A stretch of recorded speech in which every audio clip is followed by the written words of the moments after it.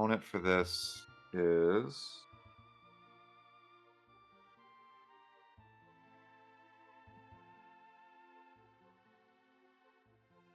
Turning commentary on and okay, she says, okay, I'm going to listen in on the live stream. Yep.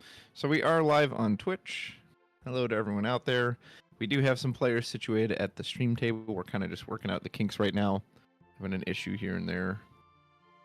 Because aren't there just always issues? But a good morning to all of you out there in the wild, wild world of Final Fantasy. Should be a lot of fun. We should have a lot of very awesome Final Fantasy TCG today for y'all. So it should be 5 rounds of Top Cut. And today is all best of 3, so it's going to be even more Final Fantasy than yesterday. But that's what we're here for. We're here because we like Final Fantasy. Right? So it's actually one of the best things about kind of the Top Cut of these tourneys is just how much more of it you end up seeing. So I am pulling up the deck list for our table A. You said this is going to be Matthew versus Harrison, correct? Yep. So this is Matthew Highline versus Harrison Rollins. This is Water Lightning, like Category 8, versus Knights. So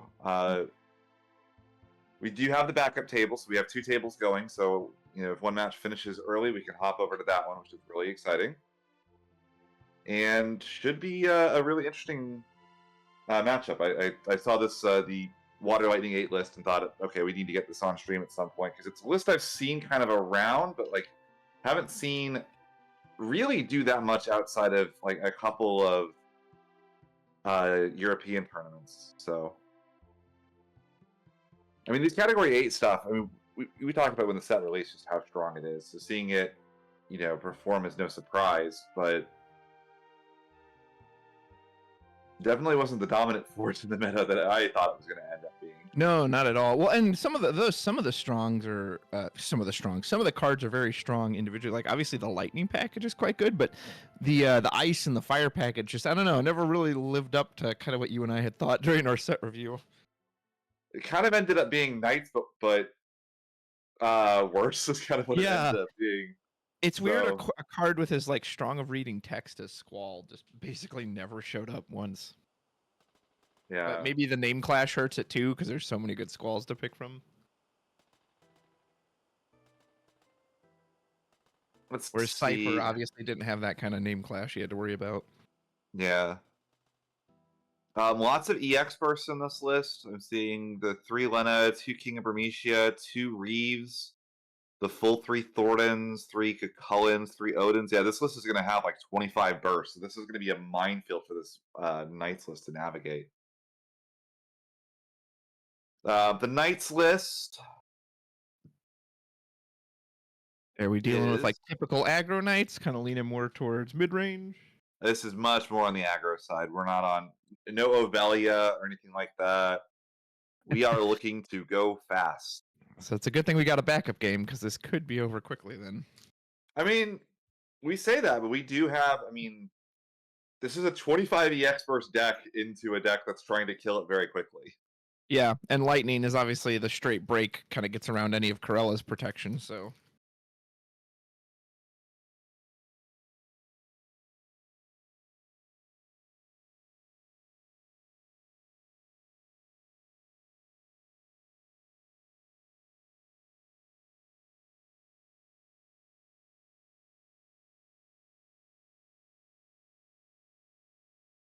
All right.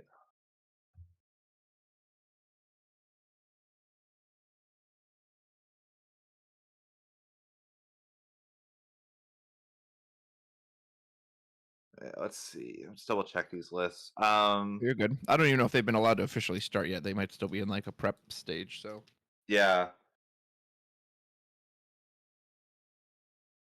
Just the one, there's a one Sid Randell in Harrison's list. I don't know how impactful that'll be.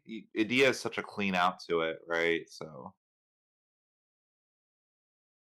I don't want, okay, how many bursts is this? Um,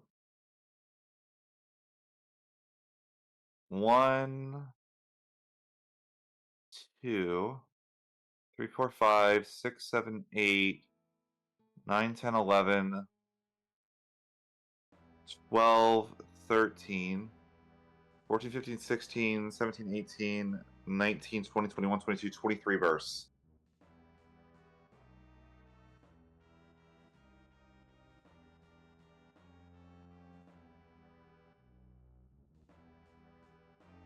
A couple interesting things. The limit break deck for the Water Lightning FF8 list is on 2 Lightnings and only 1 copy of Tidus. Actually, would have expected that to be the other way around. 2 lightnings. I don't know if I've ever even seen that cast from the limit break. Does get back Odin? I'm surprised. Usually, you only see that if there's an Ixion on the list, right? Like, you get Ixion allows you to kind of turn instead So he of has no Cloud and kill. Ixion? No Ixions. Oh, well, the Night player will be happy to see that. I mean, the Odins aren't good either, but at least those are more expensive. Yeah, we have 2 of the newly Powercraft Opus 1 Odins, so the 7 cost break anything. We have 3 of the Opus 13 rare. There's a 12, yeah, 13 rare. The 5 cost that gets reduced at damage 5. It's kind of amazing how well that card is aged. Although I think a lot of the reason it's aged so well is Man in Black, who is not in this list. It's a little bit of a Category 4 package with 2 copies of Porum, but it's 5L. It's the look at the top 3 cards of your deck and put one in your hand for them. It is not the that's 2 more bursts of mystics. Yeah, it is 25 EX bursts in this list. So we're going to be seeing a lot of bonus bursts, is what you're saying. We're going to be seeing a lot of bursts. A lot of those attacks are going to result in massive pluses, and sometimes you'll see the night stacks be on a cop, like a play set of Lena, like just to so that like the bursts aren't a free ride. But in this situation, he's going to have to kind of deal with these as fairly as possible, and I'm very curious how this is going to be taken up. Oh, 26. There's Kadaj in the list too. Oh, wow.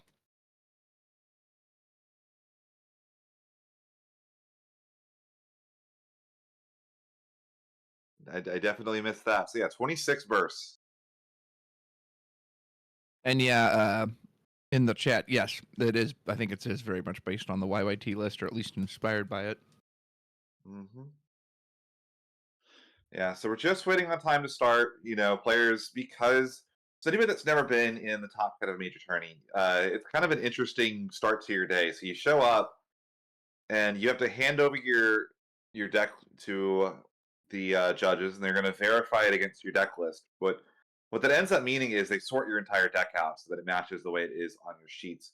So you have to give your deck a really nice shuffle, otherwise you're going to have some clumping issues.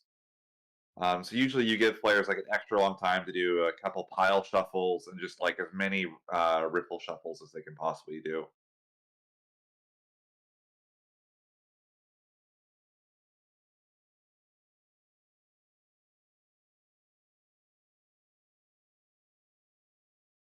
Those deck lists are going away, which means it's almost time. So in the spirit of fairness, because some players end up playing on stream in day 1, day 2 has another small difference, which is that it is open deck sheet. In essence, because say that you play on day 1, you've got a spicy deck, but you've got a really cool hidden tech. Say you're a mono wind deck, but you're running 3 Odins, so you can run Cloud. Well, you don't want it to be an actual disadvantage for people to play on stream because no one that's competitive would do it. So what we do instead is on top cut of these Materia Cups, it is open deck sheets. You're allowed to look at your opponent's deck. You can ask questions, make sure you know what every card is in the deck and what they all do. So, but once the game actually starts, you hand the deck list over to a judge. You can't like mid game does my opponent have 3 Amaterasus or 2? Or anything like that. So it's just a way of kind of evening the playing field up a little bit, making sure there's no problems there. And And we are on our way. Ladies and gentlemen, welcome to day 2 of the Texas Materia Cup 2024, presented by LoneStarPackBreaks. I am your host, Rudros. With me, my color commentator, Mr. Ghoul02. Ghoul, are you ready for some Top Cut Final Fantasy action? Oh, I've been ready for hours at this point. Let's do it. That's right. You're on the other side of the world. So this will be best of 3. And usually the higher seeding gets to go first in the Top Cut, or they get to choose whether they wish to go first. I don't know if I've seen anyone choose to go second. So I believe, is Matthew our higher seed? Or do you know Matthew is our higher seed. So he'll likely choose to go first here. Especially in this matchup. I mean, yeah. The way that I always say it is if you're against Aggro and you lose the die roll, it's like your first backup gets Hecaton cheered before you ever get a chance to play. Oh! Hey, well, you mentioned the Lena, so... Wait, is that the Knights list? He has a Leviathan No. Okay. We have our players backwards. Oh, is Matthew on the left? Matthew's on the right, Harrison's on the left. Matthew is the Water Lightning Cat 8 player. Oh, okay. No, we're good. We have the right players on both sides. Oh, yeah, you had that. Yeah, sorry. Switch that back. So we'll see a pitch of a Mirror Web for a Beatrix. It's going to reduce the cost of any knights that come in by 2. Looks like we might be going in on a Ramza, and there is a Corella in that break zone. Well, there's no Amaterasu in a Water Lightning list, so there's no Amaterasu.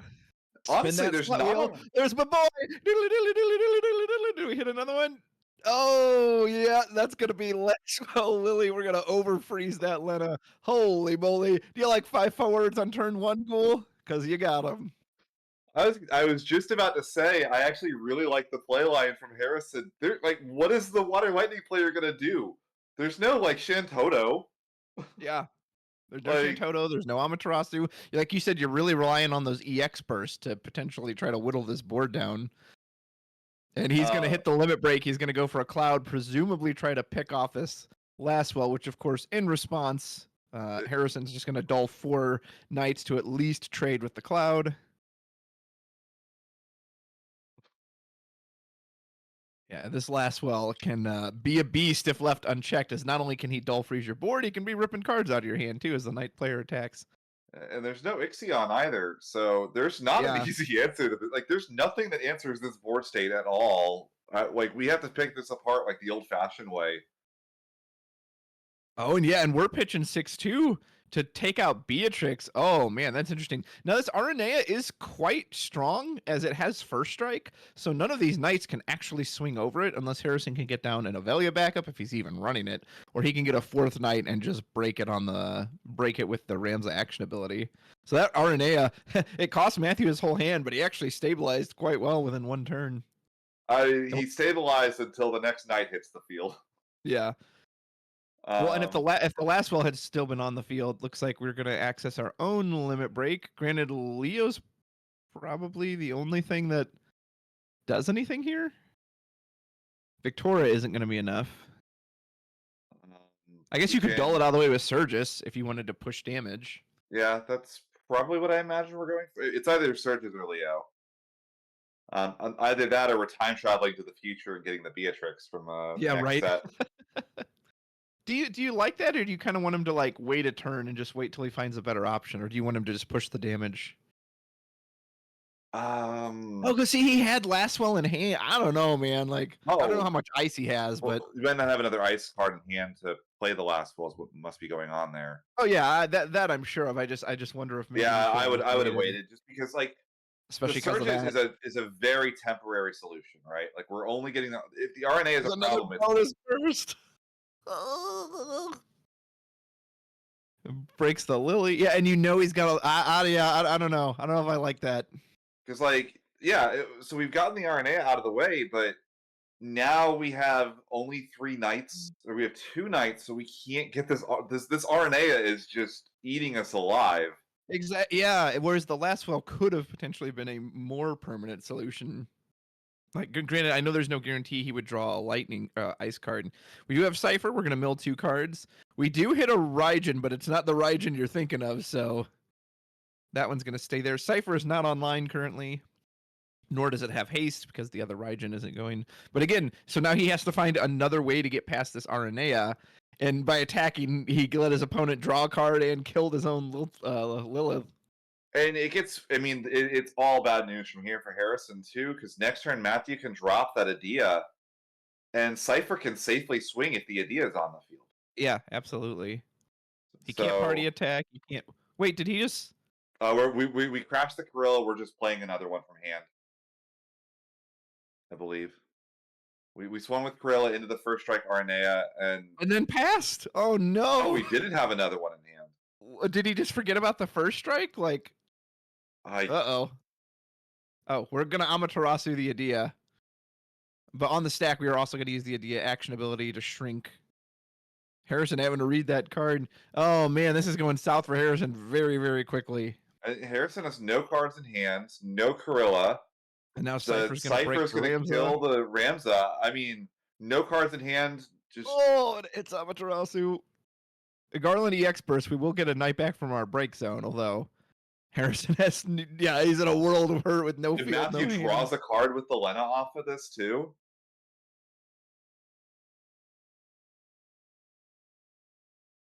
No, I think I struggle to see many situations where Harrison gets out of this. I mean, we could play the Laswell and freeze the Cipher, but again, like we're just kind of stopping the bleeding and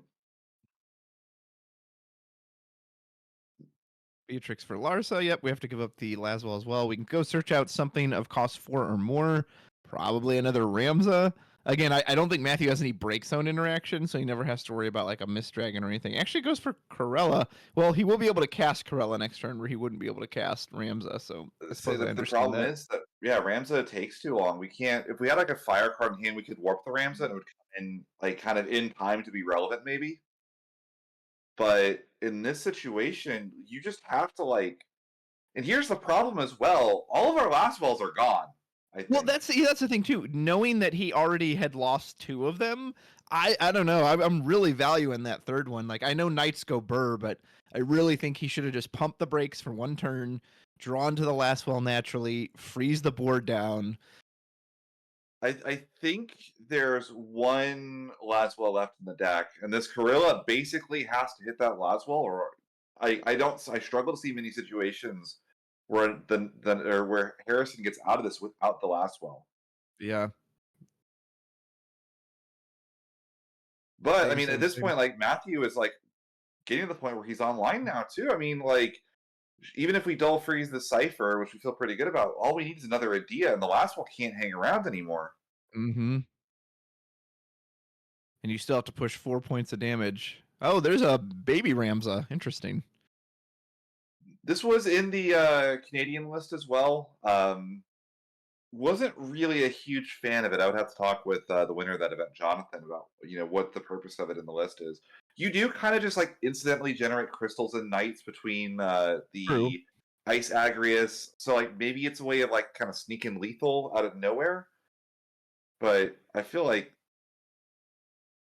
well, I mean, And Harrison's got about 5 bursts of the deck, and Matthew's found 2 yeah, of them. Garland doing everything he can to try to save this for his buddy, but he went for the Beatrix. Interesting. I wonder if you actually just grab Ramza there. I don't know. I'd have to count up what he can cast. He's just gonna pitch the Beatrix anyway for Corella. Spin the wheel, see what we get. Hey, he's rubbing his hands. All right, let's see. We got 1, 2, 3, 4, 5. Is there a Gawain? Is there a Laswell Charlotte?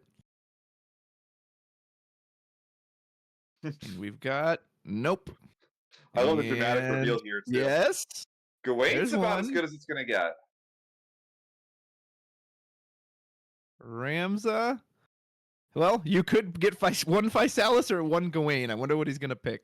So when Gawain enters the field, you get to search for 2 job knights. One of them fire, one of them water. Add them to your hand. So presumably, I mean, I don't know if it's going to help him get out of this, but who do you, I mean, I guess, what do you grab? Ramza? Do you grab Steiner? What would you grab here? I mean, the normal thing that you would see if this had come down a couple turns sooner is you could have gone for Ramza Steiner. You could warp the Ramza using the Steiner. I still imagine it's probably Ramza Steiner, and then you Oh, little Agrius. Agrius. Huh. I I mean that puts the Cipher back in hand, which buys us a turn before the Cipher it swings again. The problem is we don't want the Cipher coming back down. Because that just gets Exactly. the idea back into rotation, which is like the worst thing that can happen right now for Harrison, I feel like. Yeah. Well, like you said, he kind of is hosed. Like he very much overextended.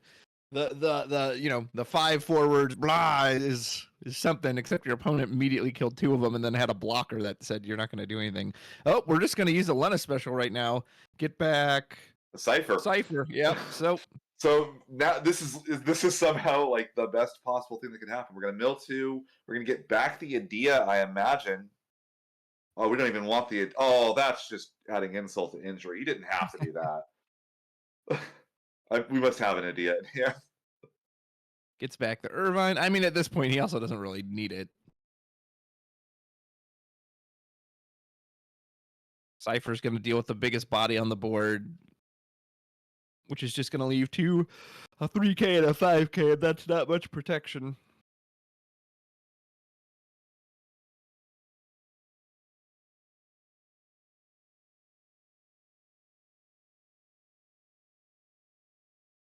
There's Irvine. When he enters the field or attacks, you can remove 2 cards from your opponent's break zone. And if they both happen to be characters, Irvine gains 2,000 power, haste, and first strike until the end of the turn. We saw Porm in hand. We're playing this from hand, or paying full cost, which is kind of surprising. He still has a Porm in hand he could play out. We saw him drop it on the table. We go ahead and remove the other 2 Corella. I don't love both Corella. I mean, the Corilla's already on field. It's in rotation. I feel like you should just start ripping Lastwell, because like the worst thing that can happen at this point is like if we get a Lastwell down somehow. Say we hit we attack, we hit the 3rd Garland as a burst, and then like gets back a Lastwell to hand. That's like the only thing that can really stabilize from the situation, right? Yeah, but I mean, I just don't even. And see like, him and you put the point. Gorilla in the break zone anyway. So like, say we hit a burst and we can cast a Ramson next turn anyway. We're in the exact same situation as we are by ripping double Gorilla. Like, you might as well like get a name out that doesn't exist otherwise. Well, to be fair, he can rip the next Corella too with the Irvine. Wait, did Cypher die? On damage 3, doesn't Agrius becomes a 7K? Yeah. Oh, does she? Okay, I don't play that card, so I forgot she even had a damage 3 effect. That's kind of funny. There's Renoa. Here comes Irvine, probably our last Corella, and we hit Rams into damage. Yeah, it's over. And the lightning just doles out the Gawain too. Well, I mean, Harrison probably had the start he was looking for with the Knights Go Burr, but Matthew was able to answer it by dumping his entire hand. So, fun fact, that RNA that basically won the game single-handedly, that's a 1-of. Oh, is it really? Well, he had some good fortune drawn into that then, didn't he? It kind of stalled things out like just enough. I really do think, I mean, Harrison, like pushing the damage there was nice, but like Knights don't have to do damage bit by bit. They can do 5 damage in a turn and feel pretty good about it. Yeah. Like all he needed was the 1 Laswell, and he had it in hand. He just had to wait until he drew an ice card, right? Mm-hmm. So, well, that's huge. Like so many of those of Matthew's stuff is on attack triggers like that. That Cypher doesn't do anything if it's stuck sideways. So yeah, you gotta play for that. Yeah. So I mean, it's a pretty easy solution for Harrison here. He just has to wait like a tiny bit, and he had the action ability to remove the Aranea. It wasn't going to pose a problem to him. He just, I don't know if he got kind of scared, if he just reads the matchup as I'm the aggro, I have to do the damage or I'm not going to win. But yeah.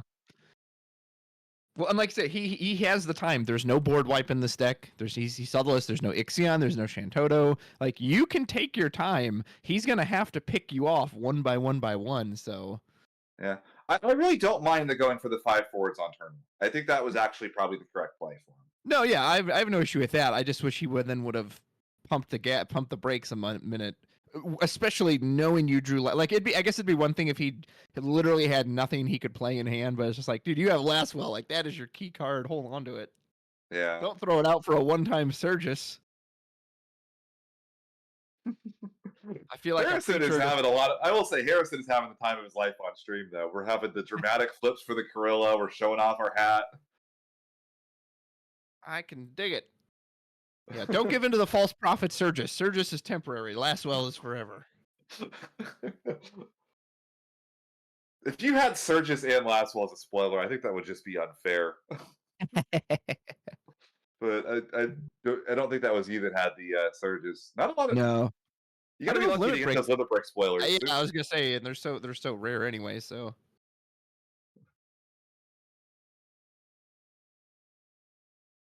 all right, as we prep here for game 2, do you want to see Harrison do anything different, or do you think, just try the same plan, just maybe and just hope it goes better? No, I think that all you do is you do the same thing. You might start with a backup as opposed to going right in. And the real reason isn't because you need the backup, it's because you want Matthew to have something on the field before last one. Exactly, yeah. So Plus, you I want do the, like the idea of playing Corella and Ramza like on curve, like not having to pitch an extra card for them is pretty big. yeah. So I mean, really, we're just looking for the Larsa here. Any kind of backup that represents either the Ramza or the Corella.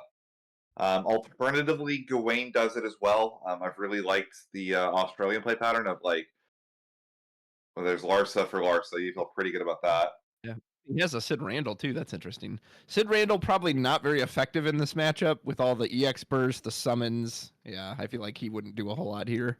Yeah, it's a Larsa target that can just win matchups on its own.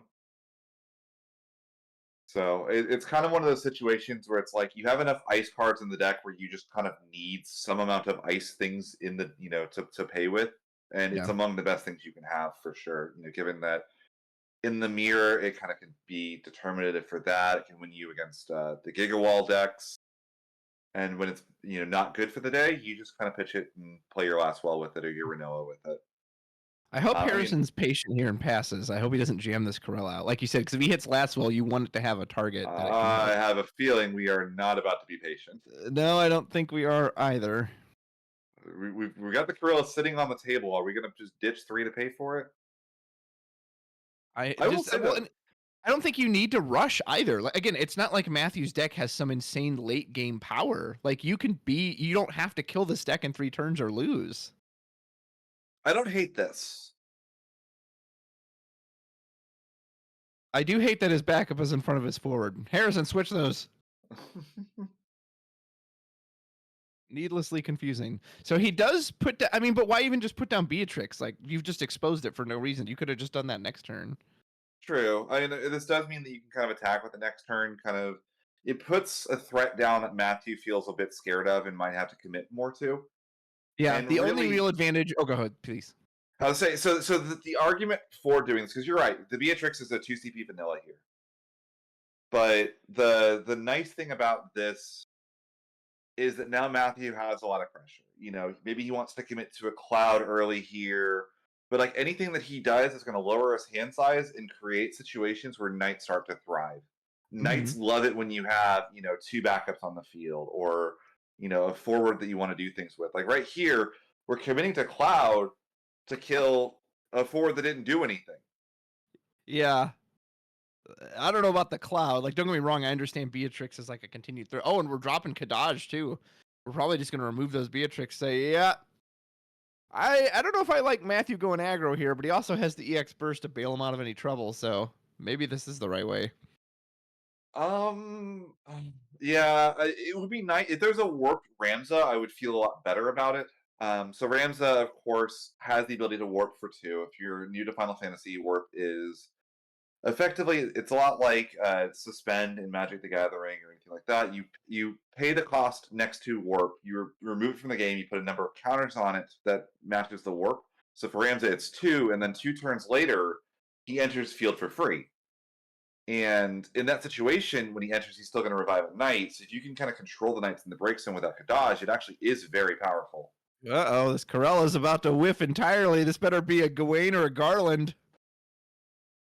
Oh, and it's a complete whiff. Wow. Am I playing this game and I didn't realize it? That looks like something that would happen to me.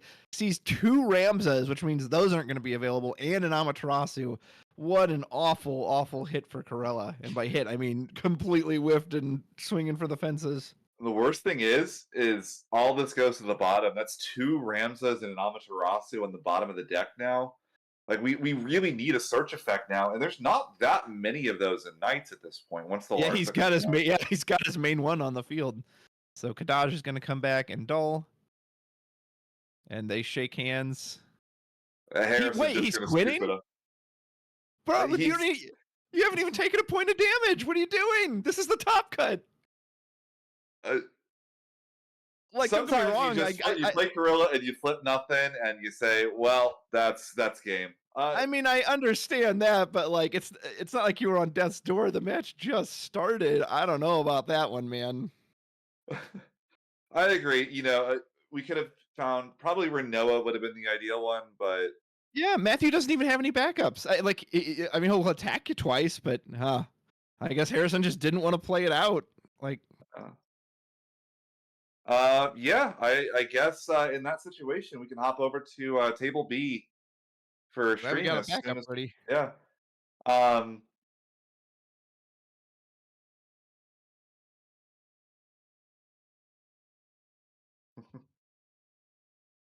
Well, Matthew got quite the smooth, easy victory there. definitely interesting to see some of that with the like I said. One of the things that I did this back with the 13 meta when 13 was really strong, where First Strike was a really good way of shutting that deck down, and it does a similar thing against Knights. It's just harder to get them into play.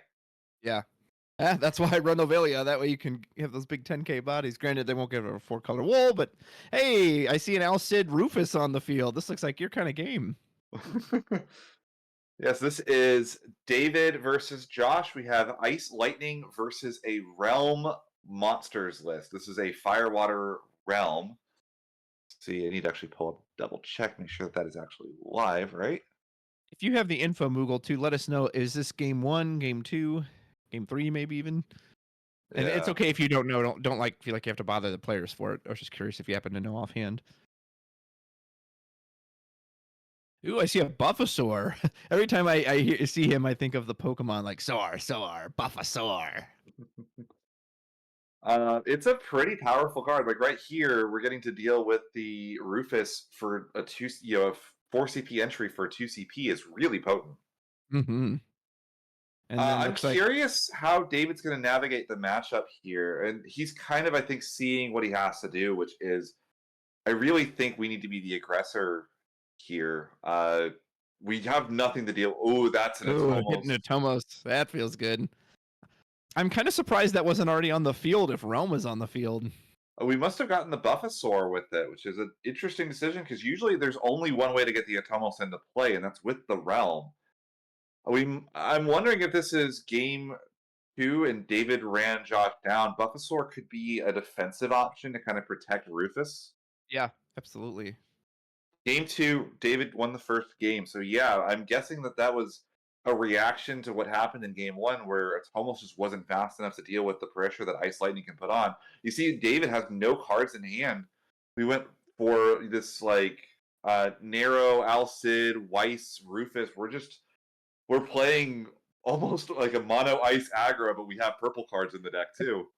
As we hit both a Loporrit and another Relm into damage, yeah, we are putting on this pressure. According to chat, David won the first game, but I don't know where they got the info if that's correct or not. Someone said get table 3 ready because these are going quick. Oh, that's Infernal Knight. That's Kendall. That's our judge. So. Oh, okay. Excellent. Well, then I trust Kendall complicitly. Implicitly. Complicitly? That just sounds strange. Implicitly. Now, there are a lot of good outs for Josh here. I'm assuming this is pretty similar to the Cory Kelly list. A Demon, I believe, wipes at least the one of these off the field, which would be really potent. We have...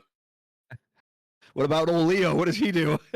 Leo gives us a card draw to try to find a better answer because we don't have one. I was saying, if you're doing Leo turn 1, usually it means you don't have an answer. I mean, he's not dead yet, unless David can present some kind of haste, so he can at least take 2 more shots before he's basically in lockdown mode.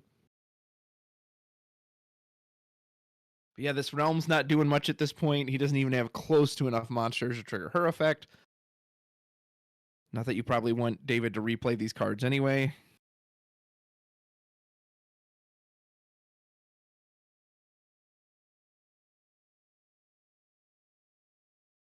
we don't have a lot of backups either on Josh's side. Okay, so he does play ward. We'll shoot, and yeah, we're gonna shoot the Vice for 7,000 damage. Use the Goblin Ping, crack it, put it in the break zone, hit it for another 3,000, so that will finish our Weiss off. Unfortunately, Al Cid does get to dull the biggest thing on the board when he attacks. So I don't know that I love going like. David is kind of licking his lips right now at the fact that he just gets to play another Weiss, force a discard, get a dull free, double like basically dull freeze because he gets the freeze off of the Al Cid. And sure, you don't want Josh, you don't want to, Josh doesn't want David playing another Al Cid. But I have to imagine that's preferable, like just because David has to find the extra colors for it, right? Like he can play a Heist almost no matter what. Kind of verifying that the Princess Goblin that we searched earlier is in the break zone. We're going to put down Restrictor? Yeah, Restrictor. And this is what I'm talking about. We're going to go Restrictor, discarding this Odin. We can go get that Weiss right back and play it. Yeah. And that's brutal. That's huge. If he does play the Weiss this turn, because Nero's on the field, when Weiss enters when a Weiss enters the field, the Nero makes your opponent discard a card, and then whenever Weiss sees a discard, it chooses a character to dull freeze. Plus, since an Ice Ward is entering the field, Al Cid will get to freeze something, probably the ward, which he'll then dull. Yep, and we are going to play that Weiss. We actually gave up X-Death and Al Cid for it, so 2 useful cards, but like you said, this is going to be a brutal turn for it. So there's the discard. We're going to... He should freeze with the Al Cid trigger the ward, because we're going to dull it when we attack. And then Weiss should dull freeze, probably the Relm or the backup. Yeah. And Josh is very low on hand here, too. I don't know how many answers we're really going to have with no backup, 1 card in hand. We will block with the Leo, so we're protecting our damage. The only good news for Josh is David did use his whole hand for that, so he'll be in top deck mode. But like you said, Josh doesn't have a lot of resources to work with either, and he doesn't have that backup. And David's set up to play. I mean, we've got the... Like, what more do you need? You have an Ice backup and a Lightning backup. Anything he top decks, he can probably play. And this deck is very big on its 4 costs, so Lightning, Weiss, Al Cid, X-Death, like, he's going to have a lot of playable targets off the top. I mean, Sephiroth even. Like we talked about Sephiroth, we can go to combat, back attack it in, kill this ward, dull freeze the Relm, and I mean that's it's not lethal, but oh, and yeah, Josh just has to pass. Oh man, he has nothing. If he draws that Lightning, this could just be game because that has haste. Yeah, Lightning. Lightning does represent game. Irvine, if he's got that. I mean, the other one you're probably looking at is Rufus. We're just going to go to combat. Al Cid will dull the Relm, hits a Trost into damage. Some very valuable monsters going to the damage zone. There goes a Mog. And now it's do or die for Josh. He can outdone. Oh, it's Rufus. Ghoul's favorite card. So we're going to presumably trigger. Yeah, make him discard. That'll trigger the Weiss dull freeze. And then Al Cid will keep the ward down. I'm assuming we're hitting the backup with the Weiss effect too. Oh my goodness. Al Cid is putting in so much work here. Well, like you said earlier, I really wish he'd hit the Al Cid over the Weiss. I think that was the right call. I mean, it's do or die for Josh. Like, I don't even know how you would answer that unless he's got Shantoto in that list, which I don't think he does. Like I said, the demon would be your normal way of dealing with a board state like this, but I don't think we have the cards in hand to play it. Even if we did, I mean, what do? You call Fates? Yeah. Typhus, okay. But again, a removal spell that we can get with Typhus is this ward, and he's stuck on the field, dull frozen. Yeah. It's not amazing, but it's something. Oh, well, yeah, he can search it, he just can't play it. David maybe reminded him of that. David, Furion's okay. I don't hate nice Furion. Guy David letting that card hit the plate, man. You could almost make him take that if he wanted to, I think. But he still had his deck in his hand. I would still consider that he's in the process of searching. I don't hate the Furion. Not only will it draw us a card, it can reactivate itself. So you can't necessarily and if he, depending on what he has to discard for it. I mean, but the problem is that the Rufus blocks it. Well, yeah, he's gonna basically have to give up that 1 card in hand. But I don't think David even bothers to block it. I think he just lets it go through for damage because you just don't want to risk trading with the Rufus. I mean, the other nice thing is Furion does just let you discard unconditionally. Right. So this Weiss will not be able to trigger off of a Rufus here. Josh needs a like a Yuzuki in hand off of that. He needs it to be both fire and water for Furion's effect. Or we're just going to play this Ramu and just go ahead and zap something into oblivion. Well, can Furion survive this? Probably not, unless that's a fire water card. It is water. It is not. Discarding with the ability so we can't get the card ripped out of hand with the Rufus. Dull freeze. This is going to be game. Yep. And Josh doesn't even bother to block.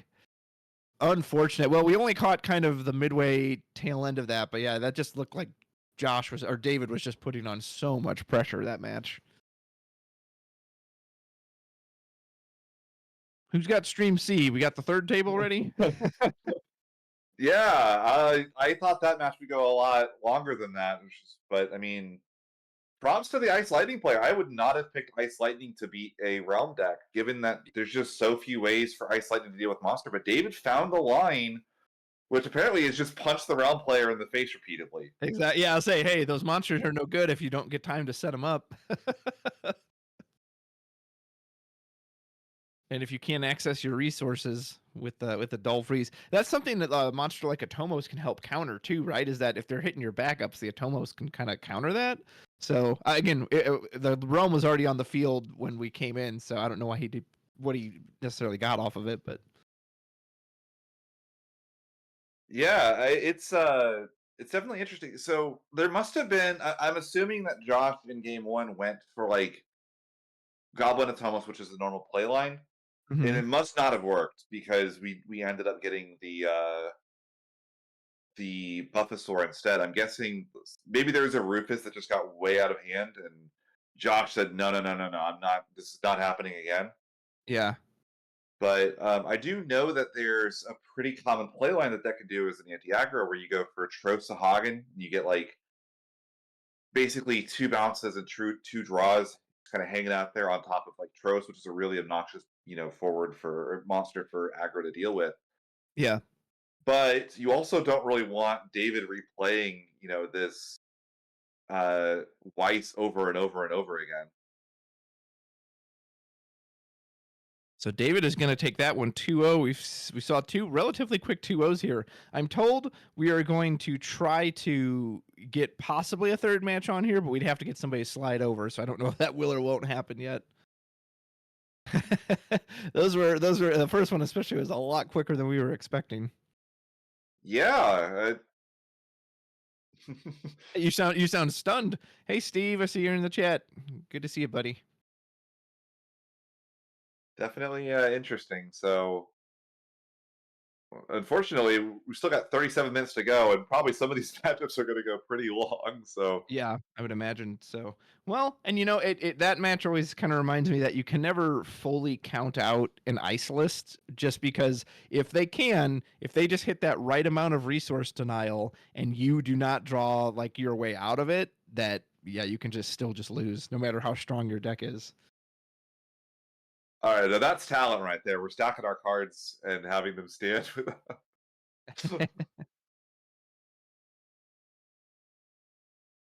The house, a literal house of cards. Beautiful. No one will be able to get through this. Someone's gonna come by and move him over. Be like, get out of the way. Oh no! Oh, looks like somebody shook the table. Oh, I guess they were trying to move someone over, but they're like, David's stalling on the camera by building the house of cards. Get you trying to relax it a little bit after a win. Yeah, that'll be the new LB deck, J Duff. You actually have to construct it in like a House of Cards format, and then you have to Jenga style pull out the LB you want. You can cast it for free as long as you don't shake the tower while you're doing it. If the tower collapses, then you got to pay double the price for it. Also, see if we can get any reports for the other matches as well. So, see if we can get some news.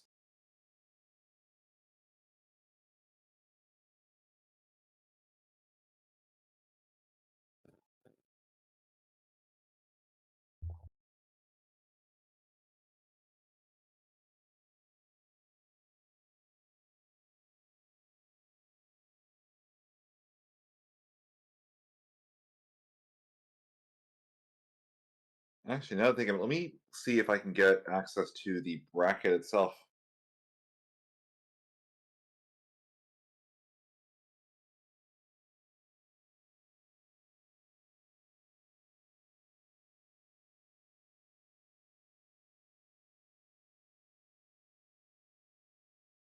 So, but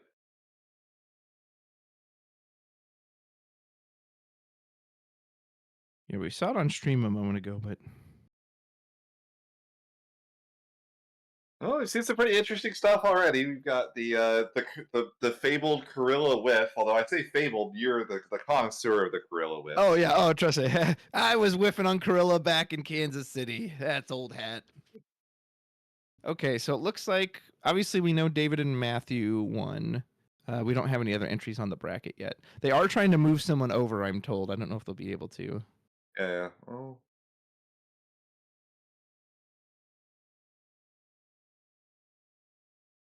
So, fun fact: I couldn't have done this if I tried.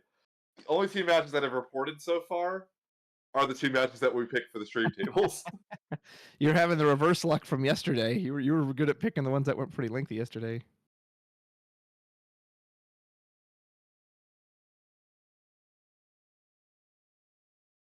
Hey Moogle, while we're waiting, can we show the bracket on screen?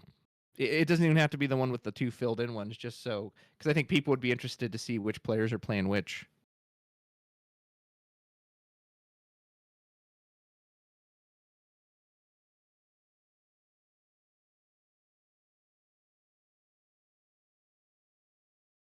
There we go. Awesome.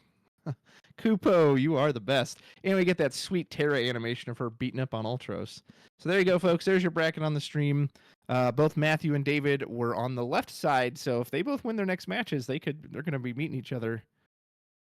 So I guess in the meantime, we could do a little bit of a breakdown of kind of at least towards the top of Swiss. So Key was our first after Swiss, playing a monster list, a fire, water, realm monsters.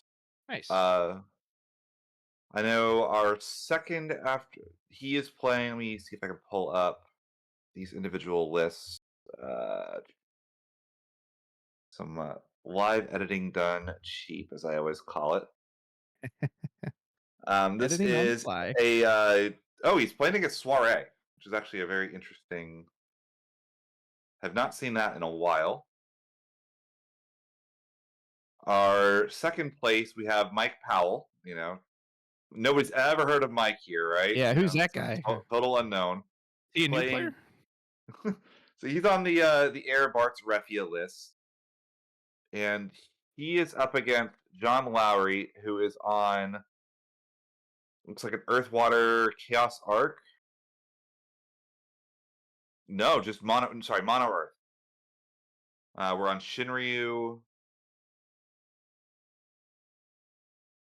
So, and the like, trying to Thetis Warrior of Light, but not on the Chaos Arc package as most are. Third after Swiss, we have the Darling of the Tourney and Noah Goldstein with Black Mages. Yeah, boy, we saw that on stream yesterday. It was great. I'm telling you, if you put a list of like 30 rogue decks to be doing that well, I never would have picked that one. No shot would I have said Black Waltzes would have topped or done this well.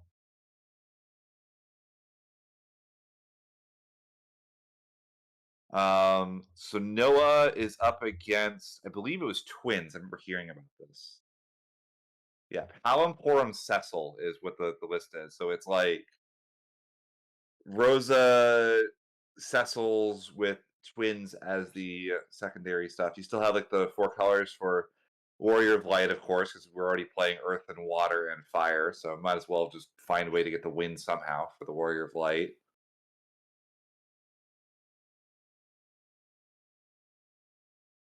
Now, interestingly, let me see. We're on 3. We have one of the Crystal Cecils. That can be actually really annoying for the Waltzes to deal with if they can't ever actually target things with abilities. Yeah, although they have pretty good ability to stack, so it's possible they might be able to outstack that. Just go again. Say, okay, I'll trade your crystal for a second card in my hand. Yeah. And going down from there, our fourth after Swiss was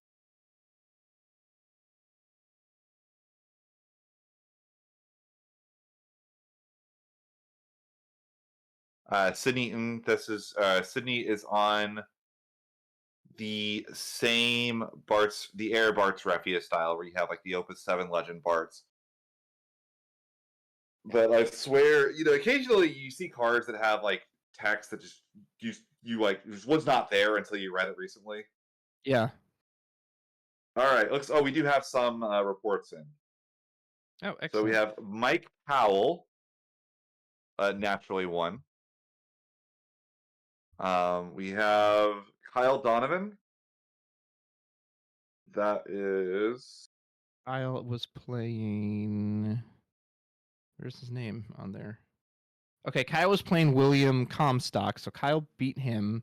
Mike was playing John Lowry, so Mike beat him. Yeah, Hunter Nance won his. So Hunter was playing Tyler, so Hunter won against Tyler.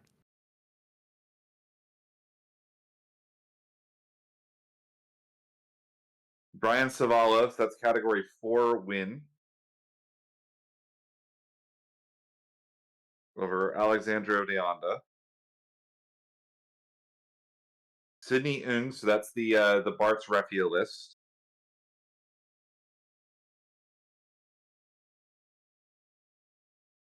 Sydney beating Adam West.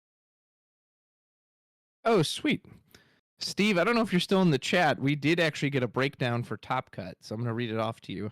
Water, Fire, Monsters, there's 2 decks. Refia, 6 decks. Black Mage, 1. Wool, 7, 2 decks. Cat 4, 2 decks. Mono Wind, 1 deck. Water Lightning, 1 deck. Ice Earth, Chaos Arc, 2 decks. Ice Lightning, Fire, 1 deck. Magissa, 1 deck. Earth, Water, Chaos Arc, 2 decks. Ice Lightning, 1. Knights, 4 decks. Mono Water, I'm assuming that's Monsters, 1 deck. 4 color Good Stuff, 3 decks. And then 1 Mono Earth and 1 Soiree. Pretty all over the place, honestly. Yeah, I'm surprised there's that little Wool 7. I wonder if people just didn't bring it to this event or just didn't convert well today, or... You're welcome, Steve. I got you, baby. Yeah.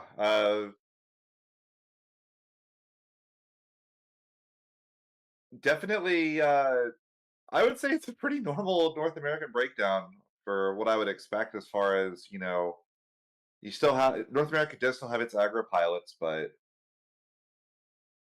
I really think a lot of the better players in North America tend to favor slower control decks, the Chaos Arcs, the Refias. So I'd consider Monsters control too. It's not like they're an aggro deck that they rush you down. And their whole point is that they're basically untargetable and hard to deal with.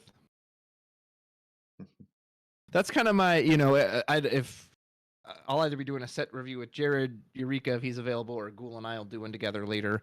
But you were talking about Monsters earlier because that Gizmo got spoiled today, and that's kind of my initial hesitation with these cycles, is that one of the big strengths of Monsters is that they're untargetable until you decide they're not. So I don't know how good Monsters are that are always targetable, available to forward removal.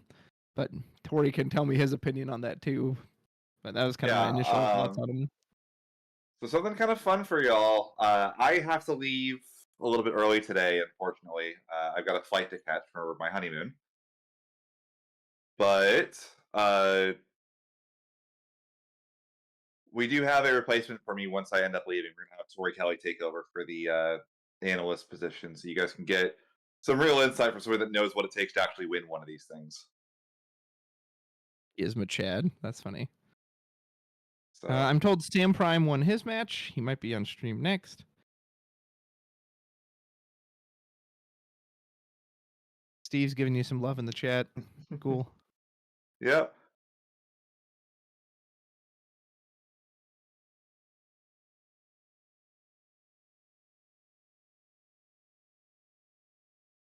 Oh, nice. There's a bit of an updated bracket.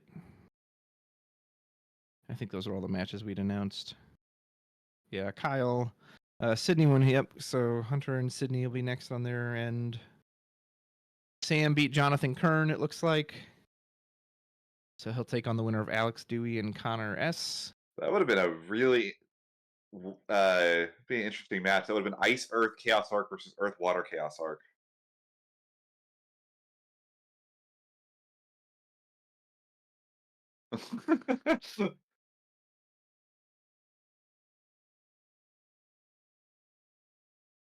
Yeah, this was I did a lot luckier yesterday picking matches than today. I kind of assumed that the monster deck would be able to stabilize against the Ice Lightning a little bit better, and those matches would go a bit deeper, but was not to be. Was not to be. Unfortunately.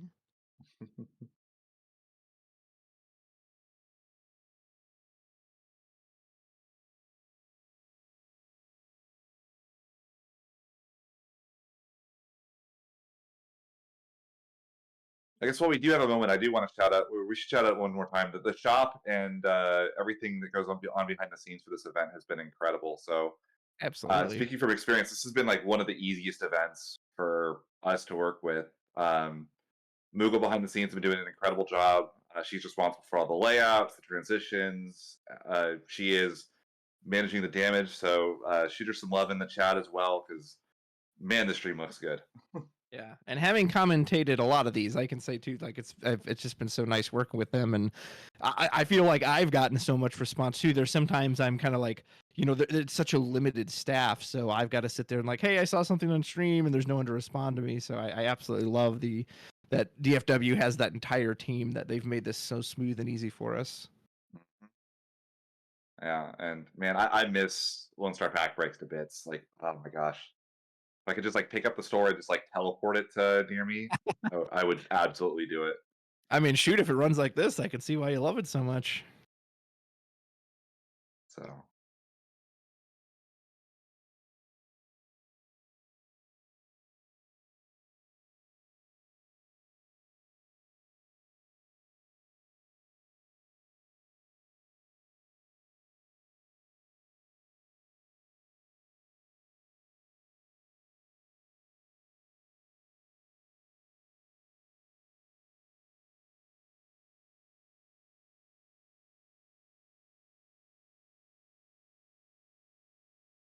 yeah, definitely cannot recommend enough if you're in the DFW area.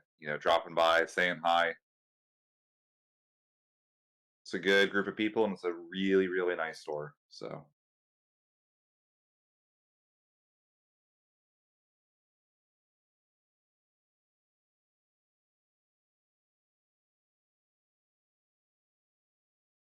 Maybe I'll get to see. I don't know if I'll get to see it next weekend, but I will be in the Dallas, Fort Worth, Texas area. So if I have to happen to be by it, I'll be like, oh, that's Lone Star. We gotta dash in there. Gotta buy some booster packs.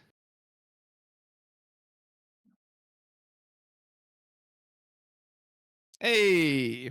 Oh, okay. I thought this match was over. It looks like Sam and Jonathan are still playing. So we can get some card energy for you. So it looks like we've got Sam P versus Jonathan K on the left. Man, Jonathan playing just as fast as he was playing yesterday. Looks like Echidna just. Oh, and we're gonna a Sephiroth special. Oh, this is exhibition. Okay. Yeah, this is just to get something for the stream, apparently. Gotcha. Okay, so this doesn't officially count for anything. Nonetheless, Sam. Oh my God. Okay, I kind of hope Sam's on stream now because I love this list. It's Ice Earth. Always been had a Ice soft Earth, spot Chaos for that one. Arc. I will say there's a lot of cool stuff in here. The Jesse is a highlight for me in particular. This is one of those cards that like always has had the potential to show up again. It's a 3 CP backup that searches Category 7 forwards, and they'll never print any more of those Category 7 ones. No, never. No one even knows what that game is. So that's not the cost reduction, Jesse. Which one does that? What does that one do? It's the searcher. She searches the Cat 7 forward. Oh, okay, it's just your generic category searcher. So yeah, searches for Rufus or Sephiroth. Yeah. We did the Sephiroth action ability there, by the way. Not something that you see that often these days, I feel like. That's how we took out the Echidna. So presumably Sephiroth's going to come down, rip a card out of our opponent's hand. I think Jonathan does need to discard to that Scale Toad still if he didn't do it already. Or no, I think he pitched the Garnet for it. Yeah. I'm not gonna lie, Scale Toad might be one of my least favorite cards in the entire freaking game. I know it is. Uh, Or no, oh, it's still Jonathan's turn? Or did we no, pass we just back on passed. We Sam's? just passed Oh, to okay. Sam. I saw the Sephiroth go away, so I was like, He moved the Sephiroth away because he's passing turn and not casting it. So it is kind of cool though. She kind of searches a summon in a way with that Sephiroth too. yeah, that's true. So you kind of have the option of either searching like, yeah, Shiva or like two of the best forwards in the deck between Rufus and Vincent.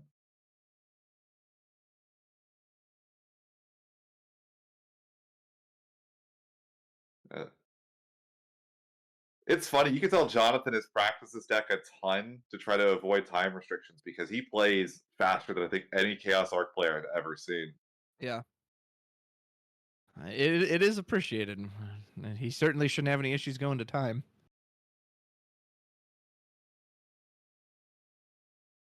All right, so we have apparently a note: Jason R. win. If anybody's keeping track at home, so Jason Richardson should be over Kevin Fig. So we'll try to get you the news on who's got wins as they happen.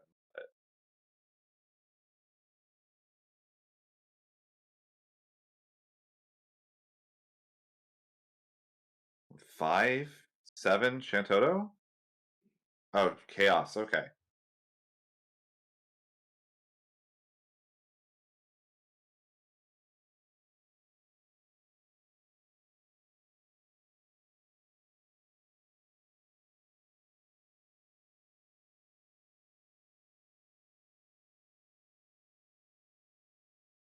I do like me some Scale Toad.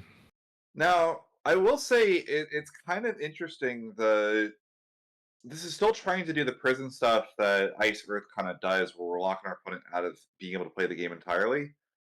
I'm not sure how well Chaos Arc fits in that. I'll have to. Hopefully, we can get a game of Sam or Mohammed on stream so we can kind of see this in action. But the downside, I mean, the upside of the Scale Toad is that your opponent's never going to go above 2 cards, so the Arc is always going to wipe their hand if you have access to it.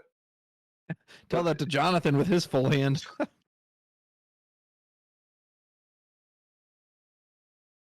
We have mutually assured destruction on stream. Every arc possible.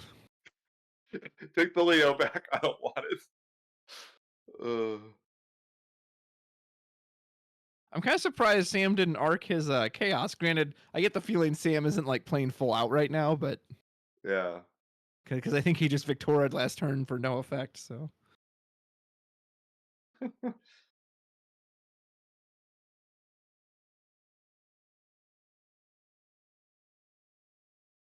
Art going in for a point of damage, smacking old Une there. Ooh, Kolka. This is a fun card. You use this in your retainer list. Polka the Chaos to kill a Chaos. Yeah. Does Kolka check for power or cost? Power. He's Is there one that checks cost? I feel like there is. Is that Cisne? Cisne, yeah. Cisne, that's what I'm thinking of. Okay. Yeah, Kolka just throws the forward at them. Kolka, yeah, he grabs them by their britches and the scruff of the neck says, and stay out. And they, just tumble into him. I'm not much of a Crystal Chronicles lore expert, but I don't know what the lore is on Kolka apparently both searching for anybody that he wants to, or he throws things at people. Clearly, they didn't get his job correct. He should be the Mad King, not just King. But they wanted him to be searchable by Sarah, so they couldn't call him that. There's old Unileska. Dude, Chaos, normally you don't see Chaos attack a whole lot. This Chaos is going in for some damage. We ping pong the Leo back over, so Sam doesn't have a target for the action ability. There's the third Chaos. Jonathan got off the Chaos Arc lines here. If we can like kill the Chaos and then go for a Mist Dragon, make all those arcs into much worse cards. Steve, that's amazing. I never actually noticed that. He's called Scale Toad. Job, he's a frog.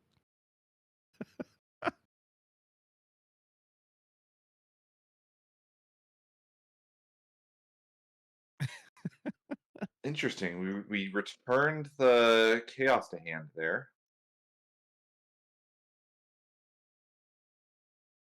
He's like, I dare you to pay 7 for this and steal my Une.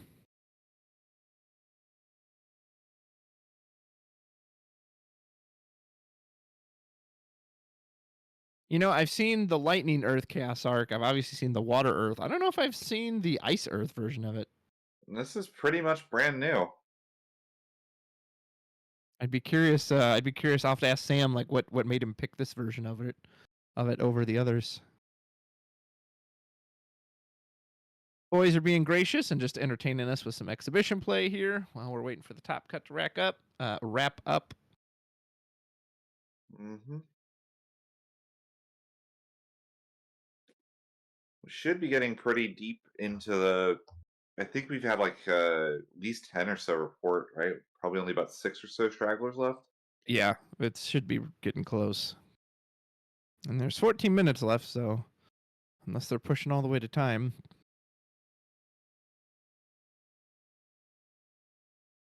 Yeah, so next round will 100% be my last one, unfortunately. I will miss having you here, but I'll be excited to do it with Tori as well. Mm-hmm.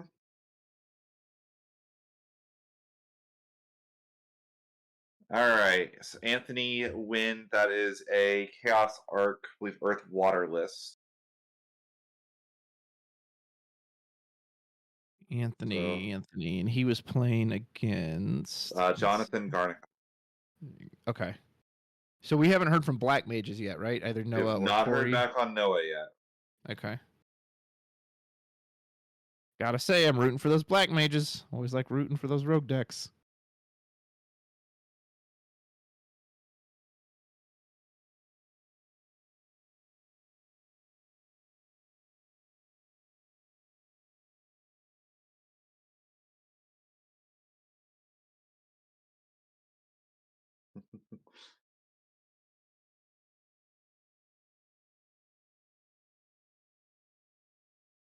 Ooh, Kate Sith turn 1. That's always fun. Double Une. Look at that. Double Une, double Mist Dragon, and a single Rydia. Do you even rip at that point? All we're doing is drawing Jonathan into action potentially here. I mean, like, I guess getting the Une out of the game is nice. I mean, I would say, I don't know, one less Une to worry about is... I'm okay with that. Perhaps if it was a tournament game, maybe he wouldn't have, but he also doesn't... It's not like there's anything to lose here, so...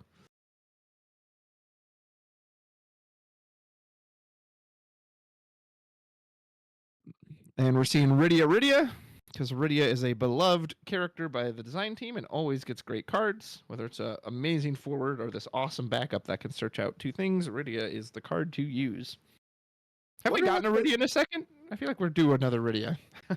I say this is the most recent one we've gotten, I'm pretty sure. Trying to think who has on average the best cards. Like, Rydia's got to be up there. Zidane, naturally. Rydia, Zidane... This is surprisingly not lightning. Like, for as many cards as she gets, there's a lot of them that are really duds. I'll say the same for Cloud. Yeah, Cloud gets quite a few good ones. But I don't think Cloud's not on the level of Zidane and even Rydia. No. But his are always usually like decent at the worst. Like, I don't know if Cloud's ever gotten an outright like just wretched card. Lena's up there. Lena, absolutely. Sephiroth tends to get pretty useful cards. Yeah. Oh yeah, Sephiroth. Like what's the worst Sephiroth recently? Like the back attack backup. The backup, yeah, the backup one. Which I still think is like not that far off being playable. Yeah, Warrior of Light himself or Wool. He usually gets pretty decent stuff. Ishtola has had a lot of good cards over the years. Yeah, Ishtola gets really good stuff.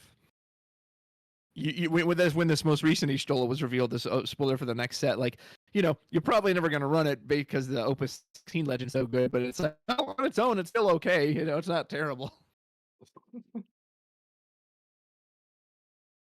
Alice seems to get pretty decent cards too. She seems to always get better ones than Alphino, like when it comes to the Scions. Yeah. Lena doesn't have as many cards, but I don't think there's a Lena that's been printed that isn't playable. Yeah, no, they love Lena. I feel like Ferris's are kind of hit and miss. She has some really good ones. She has some weaker ones. Bart seems to always get something at least worth looking at. Like there's very few Bart's is like the jank king usually. Like yeah, right. It's usually not amazing until this set, but it's always something. I actually, so because my spoiler was Golbez, Golbez always gets a different card. Like all the Golbezes do very different things. Whereas something like Gladiolus, like all the Gladiolus kind of do a very similar effect. For whatever reason, Golbez is always like, nope, this Golbez is completely its own thing. You've got the water one, you've got the wind lightning search one, you've got the play the 2 forwards, the 2 cost forwards one. Like Golbez gets a lot of different effects. Man, we got the upset. Ashcan over Kihei, our #1 seed after Swiss, lost. Oh no, the curse of the #1. It continues. Soiree beating the monsters. It was Soiree. Wow. Oh, so we might have Soiree versus Ice Lightning. That'll be interesting.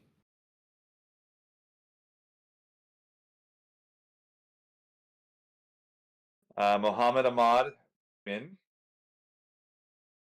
So this Ice Earth Chaos arc now has 2 representatives in top 16 still. Connor S won his. Over Stephen Krell. Still haven't heard from the Black Mage.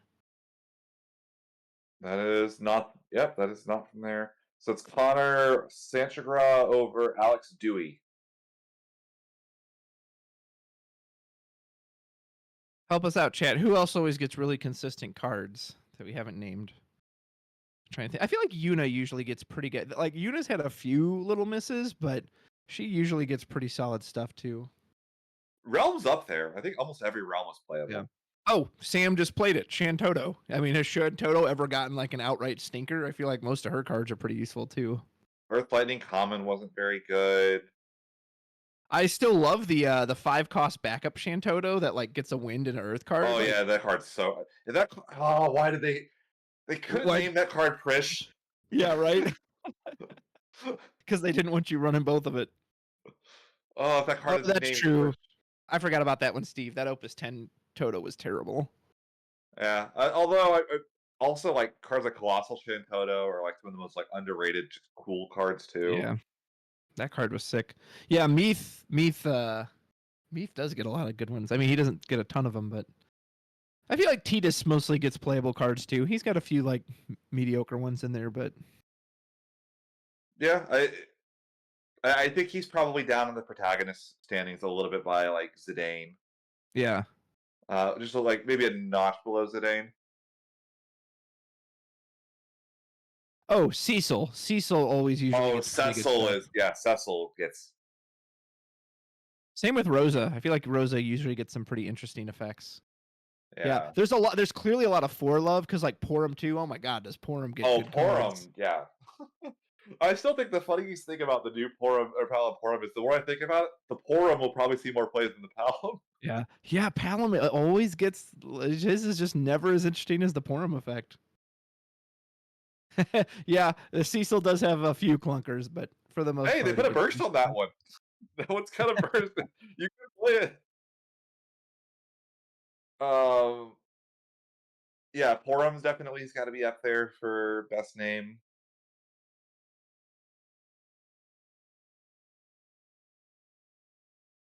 Not Kane though. Kane always struggles.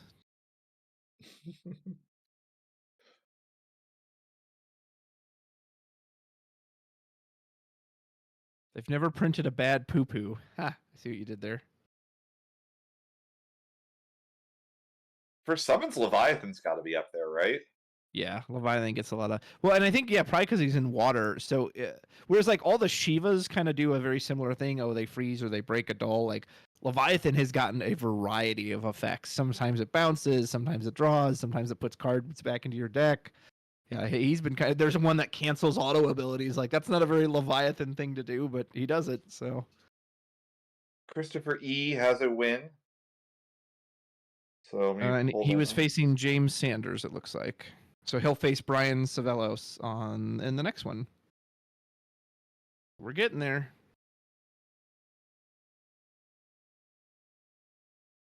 Cory G got a win. Oh no, that means he beat Black Mages. Congrats to Cory. No, not down on you, but damn, I wanted to see Black Mages go farther. So that might be the end of the bracket. We got to be getting towards the end of it for sure. I'm looking over it.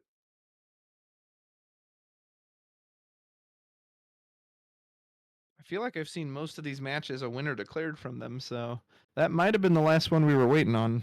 One more match, apparently. One more, okay.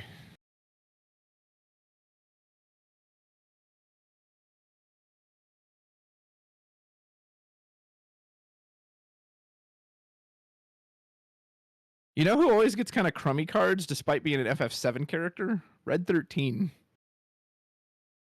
There's never been a Red 13 that you're like, wow, what a great Red 13. But Yuffie does. I don't know. The first time I played 7, like Red 13 stuck with me more as a character than Yuffie ever did. So He's got two. He's got two okay backups. No. Yeah, his backups are okay. He's never had a great the 17 and the 14 one are both like decentish. The 7 character that has not had a good card until now is Sid. Yeah, poor Sid Highwind. And I love that character in the original game, man. You know who's never gotten a bad card? Stern Leonis and Mashri. I wonder if those names are like just soft, like they just won't print them. There's like new art they could use for Stern and Mashri in the future. Yeah.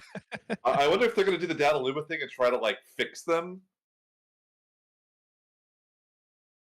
Oh, so you said Dataluma, that made me think of 6. Locke. Locke always gets really good cards for some reason. Locke is always like the poster boy for 6, which is weird because I never saw Locke that way in the original. Like Terra is technically the main character if there is one in that game, but Terra always gets like vastly inferior cards to Locke. Yeah, no, yeah, Locke is definitely.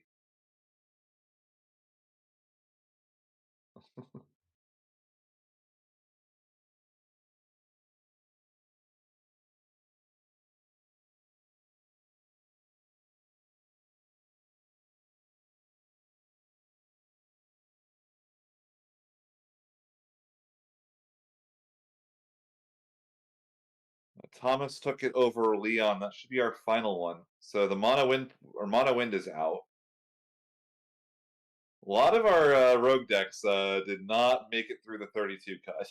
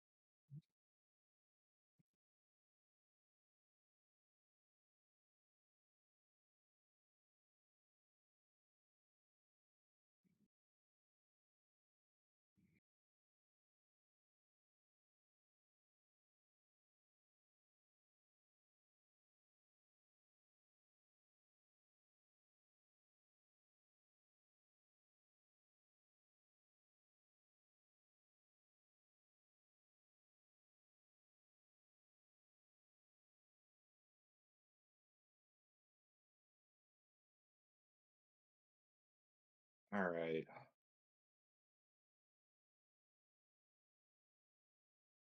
I believe that was the last one. So, yep, top 32 is finished. We'll be moving on to top 30. We're just going to move on to top 31. Only one player is eliminated. We're moving on to top 16 shortly.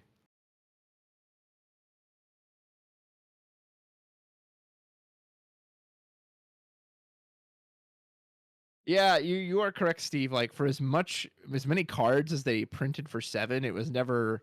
You never really knew anything for like a 7 deck. I remember back in Opus 8 when I started, it had gotten a lot of love, that set, and it had some cool cards. Like I really like that Tifa. I thought the Barret was really cool. The Barret with the EX burst, and you would reveal 7 cards. But yeah, Avalanche is really the only like super breakout deck they've ever had.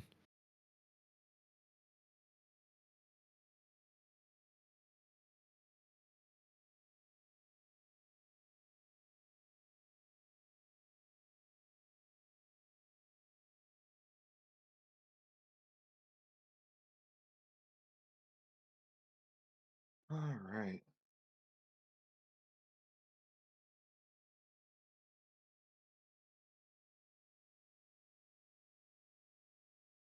I wonder why Leo gets so many cards. I've only played like one of the Crystal Chronicle games. We're on screen now too, by the way, just so you know. And I'm like way off. Center me. I'm like off center. There we go. I'm like trying to move with the camera. But yeah, Leo tends to get pretty good cards too.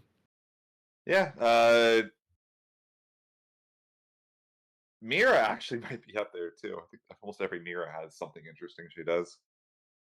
So Yeah, she the must be very duo of popular. My Life as a Blank Crystal Chronicles games, apparently. My life is a king. My life is a dark lord. My life is a dark lord.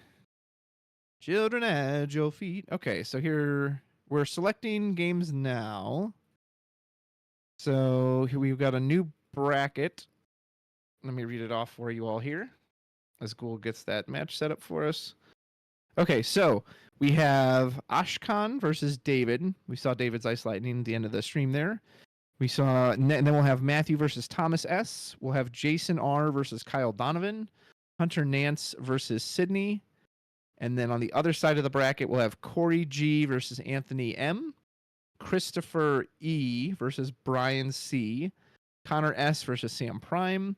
And Mohammed versus Mike Powell. And it looks like we'll probably have Mike and Mohammed as the B stream, the backup. We're going to try and get Cory and Anthony on A. I don't think we've seen either of their decks yet on stream, so should be some fresh deck content coming for you. Yeah, don't worry about it, Moogle. I just read it off, so don't feel like you have to visibly show it. As long as they know what it is. That's what I'm pushing for. So that'll be, like I said, that should be Earth, Water, Chaos, Arc versus Category 4. The Cecil Palamporum is what Oh, nice. Cory Yeah, I would love does. to see the 4 stuff.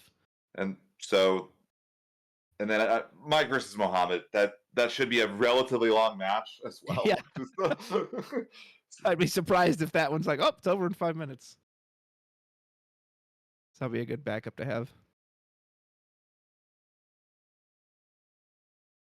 And I would imagine they're all getting set up now, so this shouldn't be too long. So we're just going to stay with all of you. And I hope you're all having a wonderful Sunday as we're almost halfway through July. Man, this year's gone quick.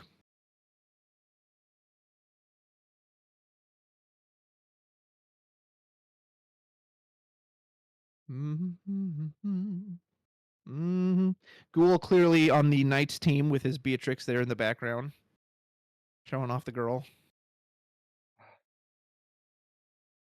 Look what they've done to my girl. Yeah, what have they done to her? What do you think of that new Beatrix spoiler we saw? I mean, I've said it to a bunch of other people, but like, thank goodness that card is named Beatrix and not named anything else. Like, if that was named Agrius, it would be so obnoxious for Knights to be able to like play like Corilla, hit Beatrix, not hit an Agrius, and go, well, I guess I'll pitch a water card and play an Agrius for free. So I think that was like one of the only 2 names they could give that card successfully. To answer your question in the chat, X Factor, I don't know if we're going to be able to show that on stream. They're having a few difficulties, but I did read them off just a moment ago. Looks like we have a short intermission. Yeah. Room to flow. Okay. Oh, they're doing another deck check? Yeah. Well, usually you do a couple of them over the course of it, I guess. Wait, so. Really? I assumed you always just did the first one. Huh, that's new.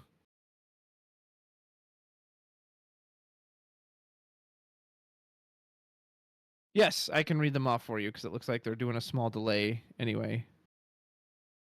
Can you explain to chat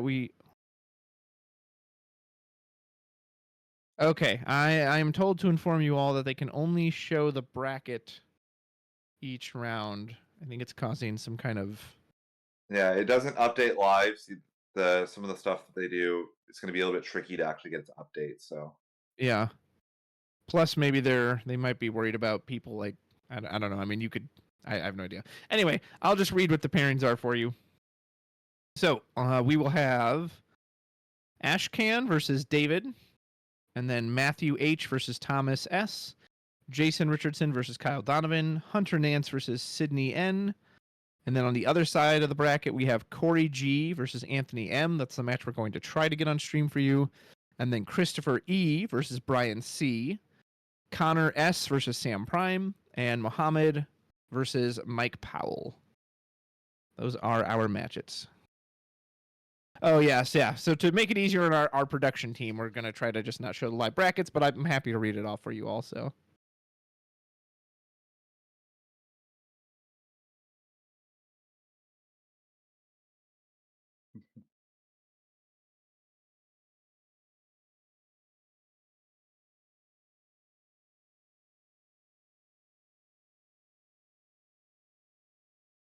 Hey, happy to help. Hope you're enjoying watching the stream.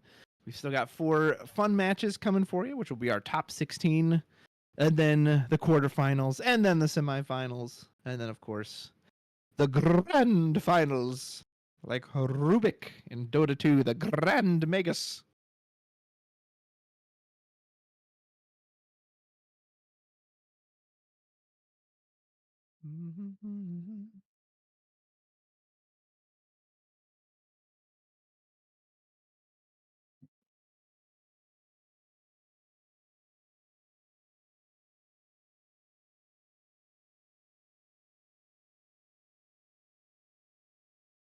All right, folks, spoiler season is here. It's actually getting ready to wrap up, and so we will be getting a full set release relatively soon. Any cards that have really stood out to you? We're still missing the Earth Legend Limit Break, right? We've seen Ice, that's the Kate Sith, and we saw Lightning, that's Edge, but I don't think we've seen the Earth one yet, correct? We've not seen the Earth Limit Break Legend. We haven't seen the Wind Hero. Haven't seen the Light Hero.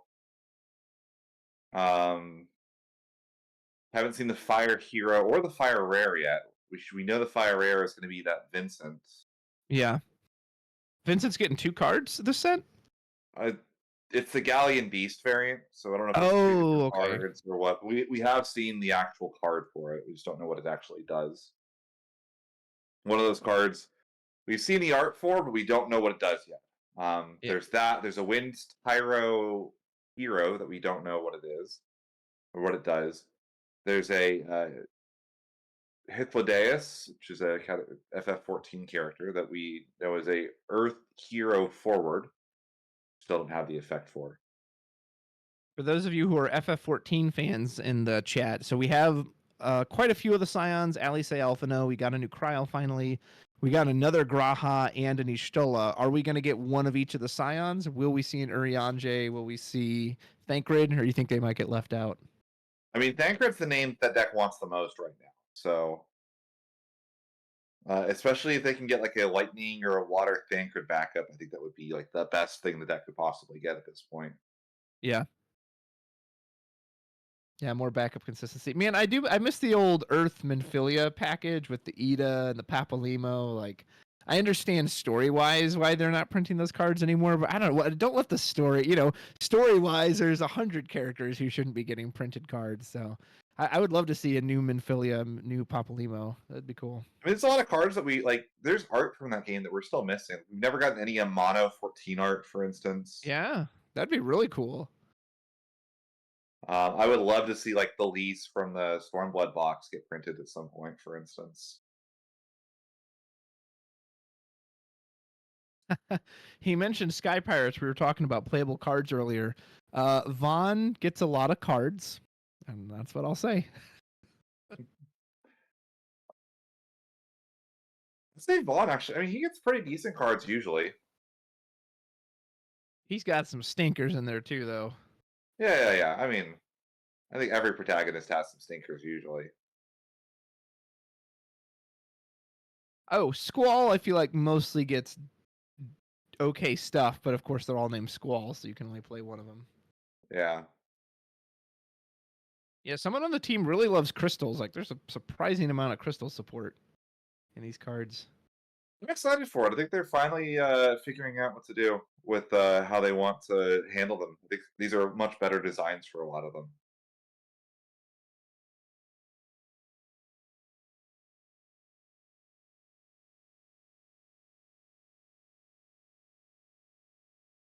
All right, who's going to try the Earth Ice Lady Lilith Lael Crystal deck? We'll get Robel Akbel in there. He's one of the best suspenders.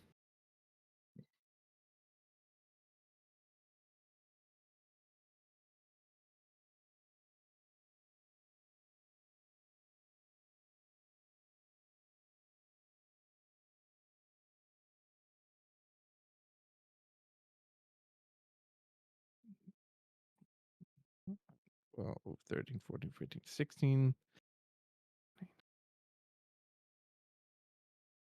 Lightning has 21 cards currently. 22 if you count the Snow Lightning hybrid.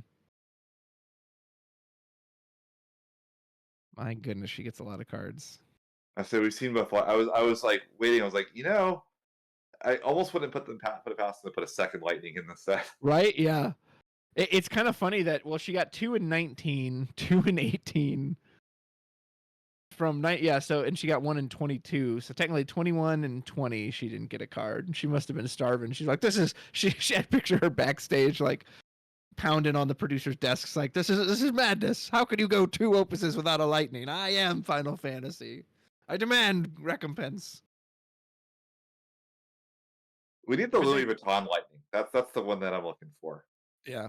Could they print Warrior of Darkness backups? Yeah, man, dude, I wish they would combine the 14 and the FFL Legend ones. And I know they never will because, well, they're from different games. But they're all Warrior of Darkness. It would be cool to fit a full theme. And then this Noct, how much stronger would this Noct get when he has new targets to hit? Was it you? I think you said it yesterday when we saw that Noct that could. And you're just like, this is basically the strongest he's going to get, right? Or maybe you said it in one of your videos, he's not going to get stronger until they print the next set of Warrior Darkness, which means they'll have a new Noct to go with it. And I mean, we're still waiting on new Archfiends is the bigger one. yeah. So that old, what was it, Opus 17 Golbez? 19. It was 19. Okay, so it wasn't that old, but still, he's waiting. What was weird too about that Noct, like, it's very strange to me that the other 3 Warriors of Darkness would all get a full art, and then he didn't get one. Yeah, I felt bad for him. He'll get a legacy full art at some point, I imagine. That art's too cool for them to not want to use it for a legacy.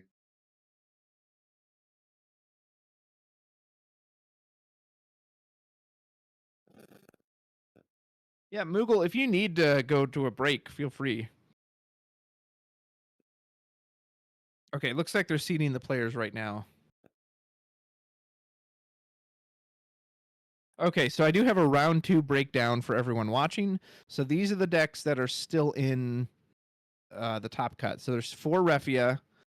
There is 1 Wall 7, 1 Cat 4, 1 Water Lightning, 2 Ice Earth Chaos Arc, 1 Ice Lightning Fire, 1 Magissa, 1 Earth Water Chaos Arc, 1 Mono Water Monsters, 2 4-color Good Stuff, and 1 Morze's Soiree. Oh, never mind. Sorry. The Ice Lightning Fire lost, so scratch that one off.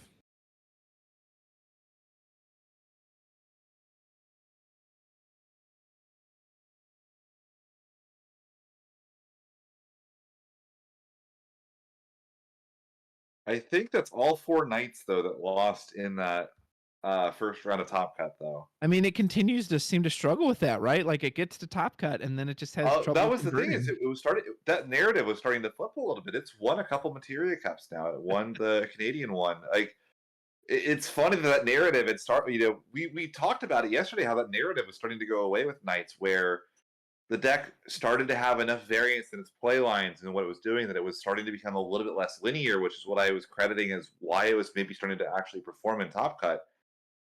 And I guess it did not happen this time.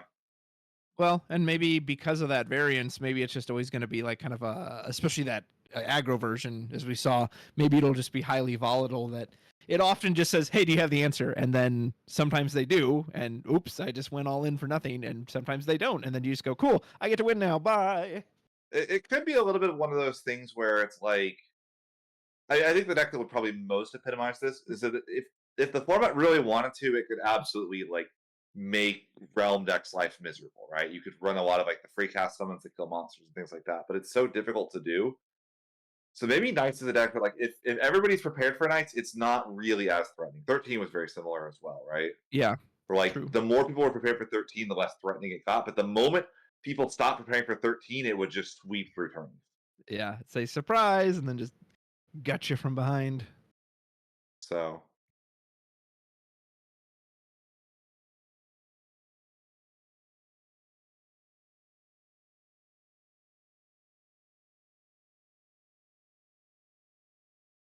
Too many Knights players don't know how to play any other way than all in, they say in the chat. Yeah, I can definitely see that logic.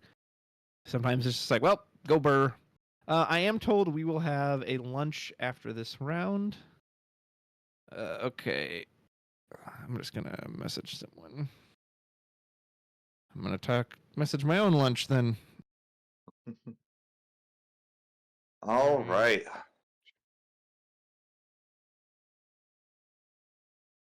So we have Anthony versus Cory G. Let me go pull these deck lists up on the side. So Cory is on that Cecil list that I was talking about. The his own terms was Cecil Palimporum.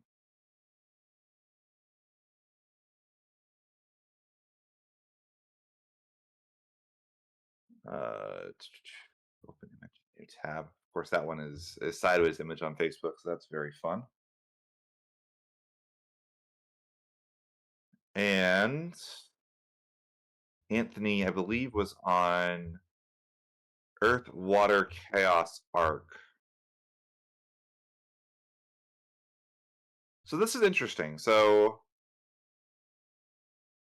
one of the big power plays that the Cecil deck can end up doing is the Rosa Cecil into like a Palomar Porum. But that's not going to do very much into the Chaos Arc. Chaos Arc should be built to stop the aggression if you go for an aggressive line. So this deck is going to have to find a mid-range line that isn't going to lose to Chaos Arc. And there's Anthony's list. I have this open, so let's go ahead and get that ready to go.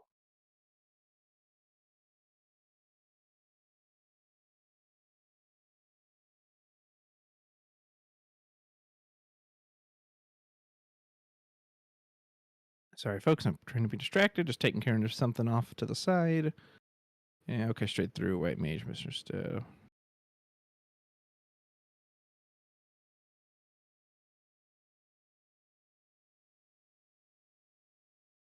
I am told as a commentary note to add that Cory is actually a new player. He's only been playing for about 2 months. I'd say he's doing damn well so far, then make it to top 16. Yeah, especially playing what seems like a bit of a personal brew as well. Anthony is a DFW native as well. I think one of the last ones still in the tourney. Last round was not very kind to DFW, unfortunately.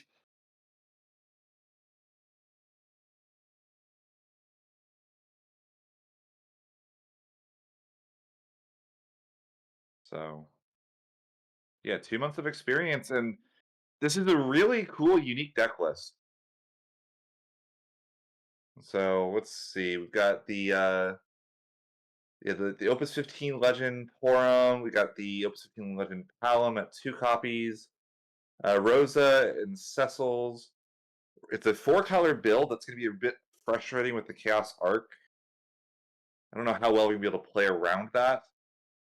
Looks like we're on a King engine for our backup. We've got the Claris, the King Tycoon, Lena, with Edgar's and Tyros. So lots of EX bursts.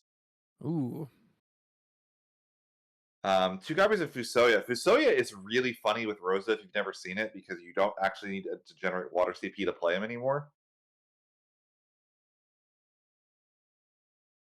We have the Demon. We have 2 copies of Opus 20 Shinryu. Amaterasu. So yeah, it's like a 4-color good stuff deck with a Final Fantasy IV slant, essentially. And then Anthony is on pretty much a standard Chaos Arc list. A couple of the more surprising things in here. We've got 1 copy of the Opus 15 Porum. It's pretty non-standard. We are on 3 full copies of Anima, by the way. Ooh. So we're definitely trying to get that instant interaction on our opponent's turn. Yeah, no copies. You'll see sometimes, don't take the slot something you would see like a Mind Flayer a lot of the time in some lists, but Anthony valuing the removal. And I mean, it's a bit of a cost with the Anima because your opponent does draw, but they're never getting the card back if that resolves. So that is Yeah.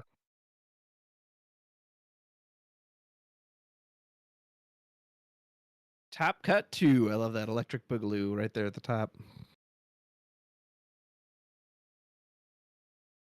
Dude, Anthony, I wonder if he's playing crystal cards. He's got like crystals on his arm there. What's that, crystals? Match begin, and this is round 2. Thanks again to LoneStarPackBreaks for allowing myself and Ghoul the host.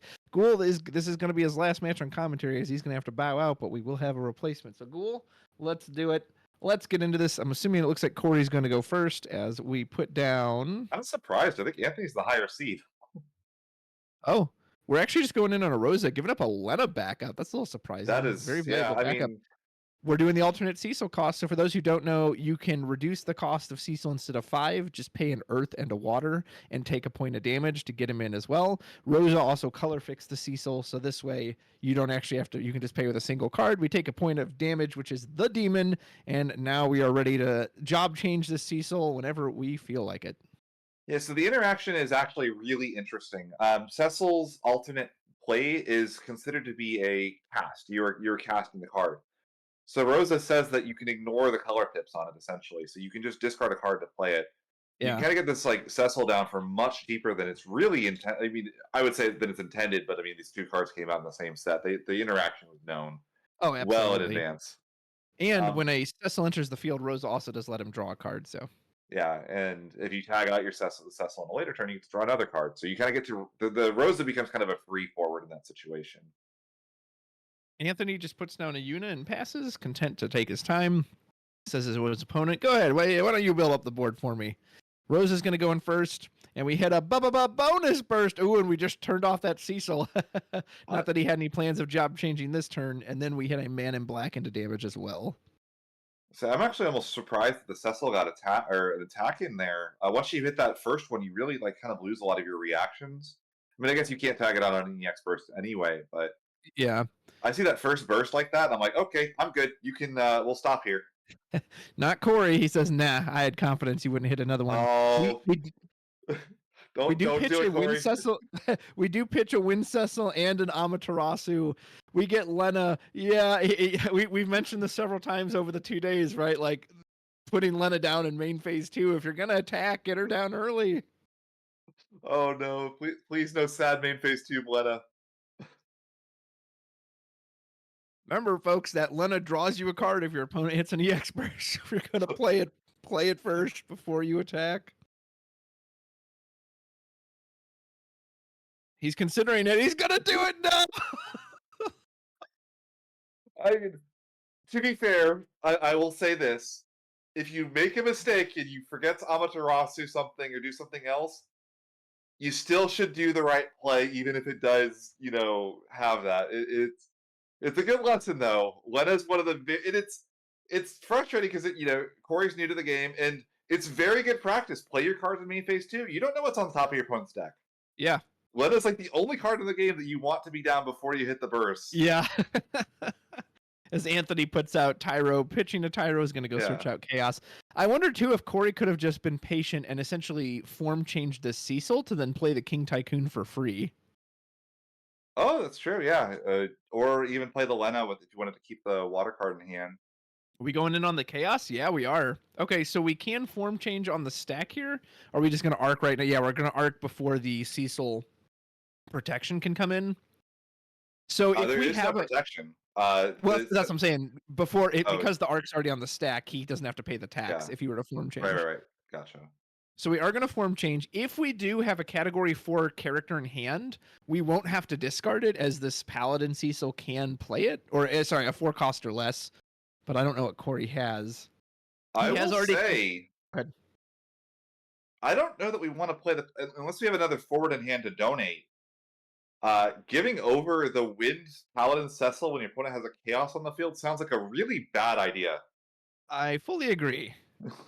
So I really hope we have, like, I don't know what forward we have in hand. Oh, okay. That's a little bit interesting. That's interesting. So he'll generate a crystal, and it can be used to protect a forward from an opponent's abilities. It does not work on summons, though, correct? It does not work on summons. This is only protection from abilities. So we will get to draw off the Rosa, and we will get a crystal. So now what we have in hand kind of doesn't matter unless we have a Cecil special, which we do. Okay. Oh, we're going to Cecil special away the Rosa so it doesn't get... We don't have to discard from the arc. But you still have to give him the Cecil, right? Yeah, but we get to keep a card in hand that way. Didn't we just empty our whole hand though? No, we Yeah, he doesn't have a hand. we should have drawn off of the Rosa there. Yeah. Did he not draw? I don't Make think sure we they did. catch that. Because yeah, he should have drawn. Because now he just passed. Whereas if he'd actually drawn, he might have had something he could do that to. Yeah, hold on. They're catching it. Thank you, Judge. I need like a little whistle. Judge call. Woo! There we go. Okay. Yeah. Yeah, so we had to reverse the game state there. So I don't know how the judgment should rule this. Technically, you could argue it's still Cory's turn because they did miss that mandatory trigger, but he might still pass anyway. I don't know. I mean, like, yeah, I don't know. That was just kind of weird. So here's Ico. We're probably gonna go fetch out another potentially arc from the. I mean, you've already got an arc in the break zone. I actually think you want to leave your arcs in the deck at this point. You might just dump like the Hecaton Chair at this point. I think. Yeah, we have something one. you're not valuing. Maybe like an Anima. Something that we're. Yep, Yeah. you called it. There goes Anima. You really just want to get access to this and get it kind of into rotation. Ico's kind of a very funny way of searching for a summon. She puts it into the break zone. And then she has the ability to recur it later on. You also have cards like Une. Usually there's one copy of Man in Black, although in this situation, that Man in Black is kind of hanging out in the damage zone. Yeah. Chaos or Cecil goes in for a point of damage, hits a Fusoya. The Chaos is going to stay up as Chaos does have an action ability. It can dull itself and put a character your opponent owns into the break zone, so we essentially can sacrifice that Cecil to break a forward, which means Cory has to be mindful of what he commits to the board here, as anything he puts down can immediately die. Yes. Unless it's another copy of that water Cecil, then he can. Oh, So we actually got rid of Shantoto. Huh.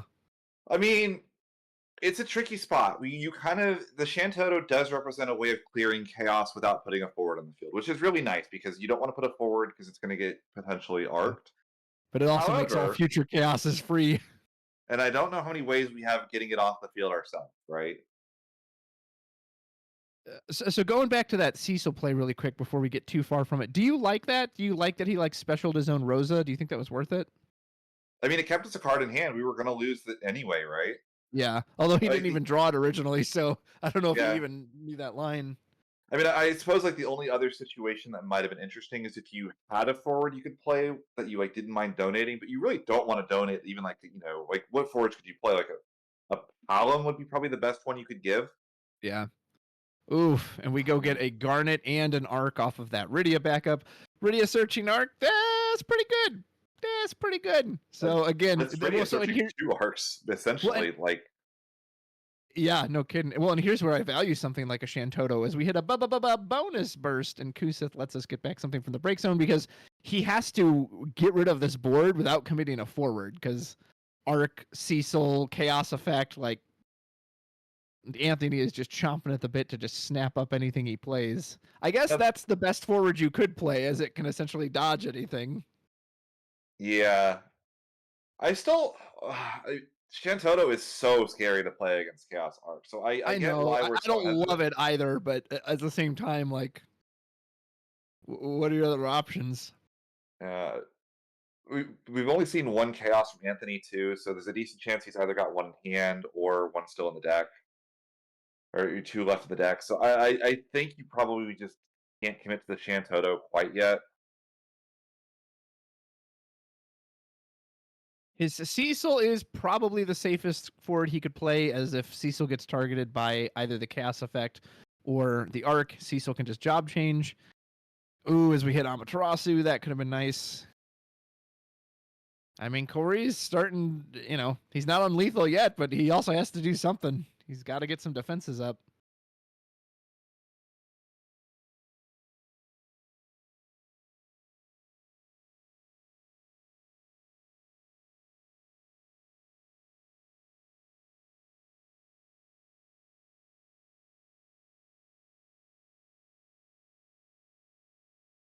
And I know the Shantoto is scary, but at least it's a clean answer. Oh, that is something. What's that? Take care of that. Anthony should have a crystal. Oh, we got it. Oh, okay. Wait, what does he get the crystal for? He played Iridia when he has a Cecil on the field. Oh, it's any 4 character. It's not Any four forward. character, yep. That's funny. Here you go, sir. Have a surprise crystal. That is very, very funny. So this is like one of the best things you could do against Chaos Arc. 6 cost Leviathan does allow you to get Chaos off the field, does not commit a forward, and we can get the Cecil back to hand if we wanted to. We can kind of Yeah. delete a forward and draw a card in response, basically. Generally, Pyro you is don't a want to pay big 6. cost, though. Yeah, as is the Edgar. Generally, you don't want to pay 6 for that outright, but when it gets you one of your own cards back, that's pretty solid. And of course, Miss Dragon cannot cancel this. And Cecil cannot protect against it, as Cecil only protects against abilities. So Chaos is going to go to the bottom. Unless we had a way to get out a haster and knock it right into the damage zone. Cecil will go back to Cory's hand. I mean, it's really good. That means that Cory now has removed the Chaos Arc threat without playing the Shantota, which we were talking about. Like maybe you have to consider Yeah. it. Oh, he had a second Tyro. Okay, so that explains the Tyrant discard earlier as well. Which this should put us on our 4 colors. So if we can get to Warrior of Light, I'm assuming he's in here. Yeah. We get rid of the Cecil and another Shantoto. So yeah, Cory not interested in the Shantoto plan at all. I definitely understand when it does make Chaos completely free. That always feels bad. And we do get Mr. Warrior of Light. Okay, pretty solid turn for Cory. Yeah, I like it. That's about as clean an answer as you could hope for. Yeah. And Anthony, even if he has a Chaos, he's sure as heck not committing it with nothing on the board. Garnet's a pretty clean answer right now. Just get you. Heck, you can even warp the Garnet if you feel like it. It's not like you're under any pressure. I actually wonder if you consider warping it. If we don't have any like direct action, it kind of like sets us up to be able to do things like really fun things in 2 turns at a very low cost. So here comes the first Garnet. Going to get back. Presumably, goes for the Anima. Actually, Anima pretty good answer to most of the stuff in Cory's deck. Again, that ability protection's nice, but it does nothing against all these summons.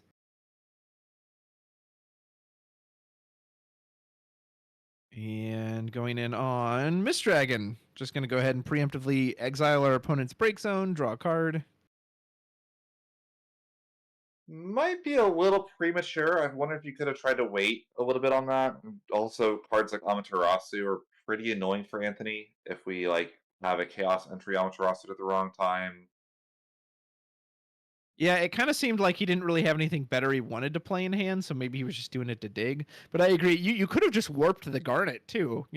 Who cares if this Garnet dies in 2 turns? Then you just have the next one that comes in. Or you hold the backups there as well, so you can threaten the Anima with the draw on your opponent's turn, and then if they don't do anything in the main phase 2, go for the Miss Dragon Rip. We're probably digging for some kind of action. We just don't really like what we have access to, I suppose. Yeah, Warrior of Light is coming down this turn. Yeah, gives a quick thumbs up. Is it good? Do I need to tap? Untap? Got a response? I mean, I guess you could hard cast Arc. Well, you could Anima too. Consider animating it. I don't really like that. We're going to be... Yeah, we are going to anima it here. That's going to give Cory the draw off of it as well, and we're still getting the entry ability, so... Essentially, this Warrior of Light is just a free cast Pot of Greed now. I do wish Cory had used the Warrior of Light exit ping before he went. Did we draw 2 for that? I don't think he did. I think he only drew 1. Yeah, he needs to draw a second one. And yeah, like I said, so if he'd have pinged with that first Warrior of Light, he could kill this Garnet right now. Okay, we got it. Okay, yep. Yeah, so for those of you who don't know, Anima, it chooses a forward, removes it from the game, but its owner draws a card. So he drew not only for the Warrior of Light original effect, but also the Anima effect, and then this Warrior of Light as well. Yeah, I wish Cory had pinged with that Warrior of Light, because then he could have finished off this Garnet right now.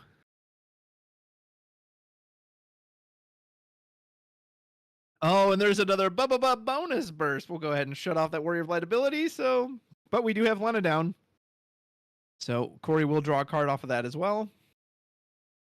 It's a shareable EX burst. Everybody gets a little something. A bit of group hug. We both draw. Hey man, you want to draw? I'll draw too. All right, so here's a little category 4 action. Here comes Porum. Always a threatening card, although at the moment. Oh, and there's Palom. We got the twins coming out. That's pretty fun. So at the end of the turn, the twins will get an experience counter for every job apprentice mage, and since they're both apprentice mages, they'll both get 2 experience counters. They both have a 0-cost action ability they can use for free. Porum makes a forward of 5 or less lose all of its effects. Palom hits something for 2,000 damage, but if they are on 3 counters or higher, which also every counter gives them 1,000 power, Palom will then shoot for 8,000 damage, and Porum will set that forward to 1,000 power in addition to making it lose its abilities. Although we did draw Shadow Lord on Anthony's side, so if he wanted to, he could just say Apprentice Mage and clean these up lickety split. And we also have the Shantota, but here's where that Mist Dragon preemptively is kind of annoying because now Cory's got, Cory drew like 4 cards last turn. Yeah, if he's got Amaterasu. Yeah, so Amaterasu is a very realistic possibility here. And I really think the Shantota is by far the cleanest answer we have. Attack with the Garnet, see if, Cory blinks, and then just Shantota the board away. Looks like he doesn't even want to wait for the attack.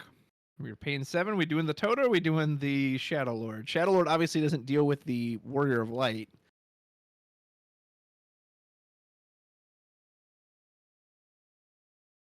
Cory reaching for the hand.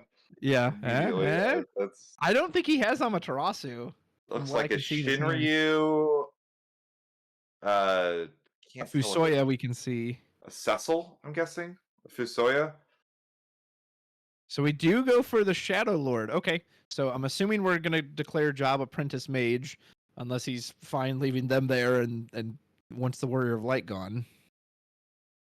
Now, one thing that is really annoying for Cory, Shadow Lord becomes a 7-cost Dark forward. Yeah, that's true. At damage 5. So this kind of becomes like a secondary Chaos Arc payload for us if we need it. Their cost producer. Shadow Lord does We're resolve. still 2 damage away from it, so Yeah. I don't think it's going to be relevant here. I'm hoping Cory has some removal before we get to that point. Anthony does have an Anima in hand, so he could just yeet this Warrior of Light too if he wants to.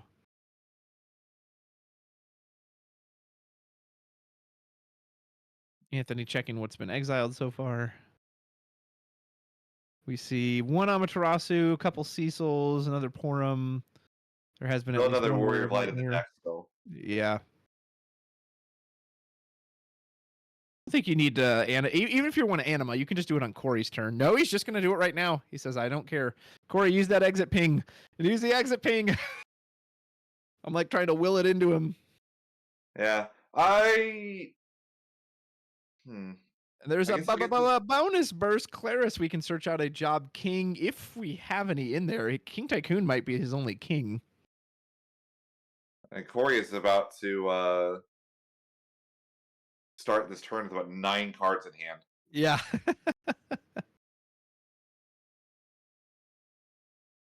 So Anthony, the only card left in his hand right now is the Arc, which we should know that that's there. I don't know if Cory's been able to keep track of it or not, and obviously with no Dark card, I don't think he's going to be paying 9 for that anytime soon. But Cory is on damage 5. He is looking at a lethal board currently, so he does have to mount some kind of defense here.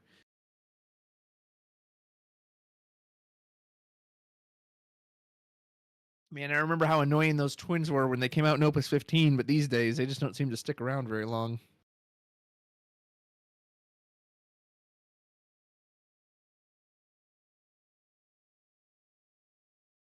Now, one thing that is happening here with all these animas, Cory's kind of like very low on deck here.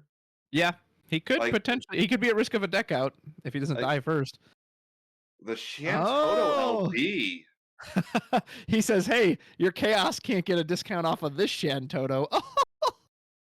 So we are going to spend 4. It's going to burn our entire Limit Break deck, and now we need to pay an additional 5 Earth, which I hope he has. So there's 1. So this is for the Toto, it looks like. Okay. Now we need 2 more Earth cards from hand. We have the Tyro. I'm assuming he has it. It would be madness to go in on this if he didn't. Yep, so Shantotto will remove all forwards/monsters other than itself from the game. I mean, it cleared the board up, which is nice, although it was it Still was have 5 costly. cards in hand, it looks like. Oh my Yeah. goodness. And Anthony is in top deck mode at the moment. You know, he only has that single arc, so he's going to need to draw some gas to... I guess he could always just Leo to dig a little deeper.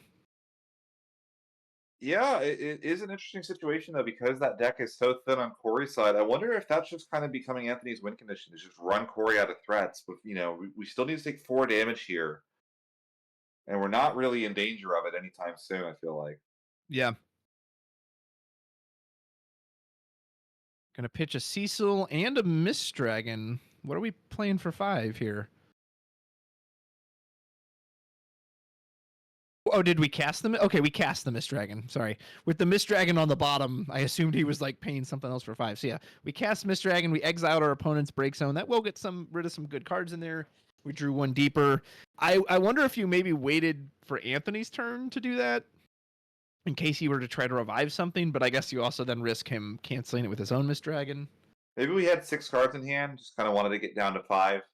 That's possible too, yeah. So we're going to play Gabranth. When Gabranth enters the field, we get to search for a forward of cost, I think it's 5 or more, add it to our hand, and we're going right for that chaos. I mean, the downside of this still, I don't know what the cost of this chaos is going to cost. 5 right now? I think we see 2 Earth, 1, 2, 3. Yeah, I think it's 5.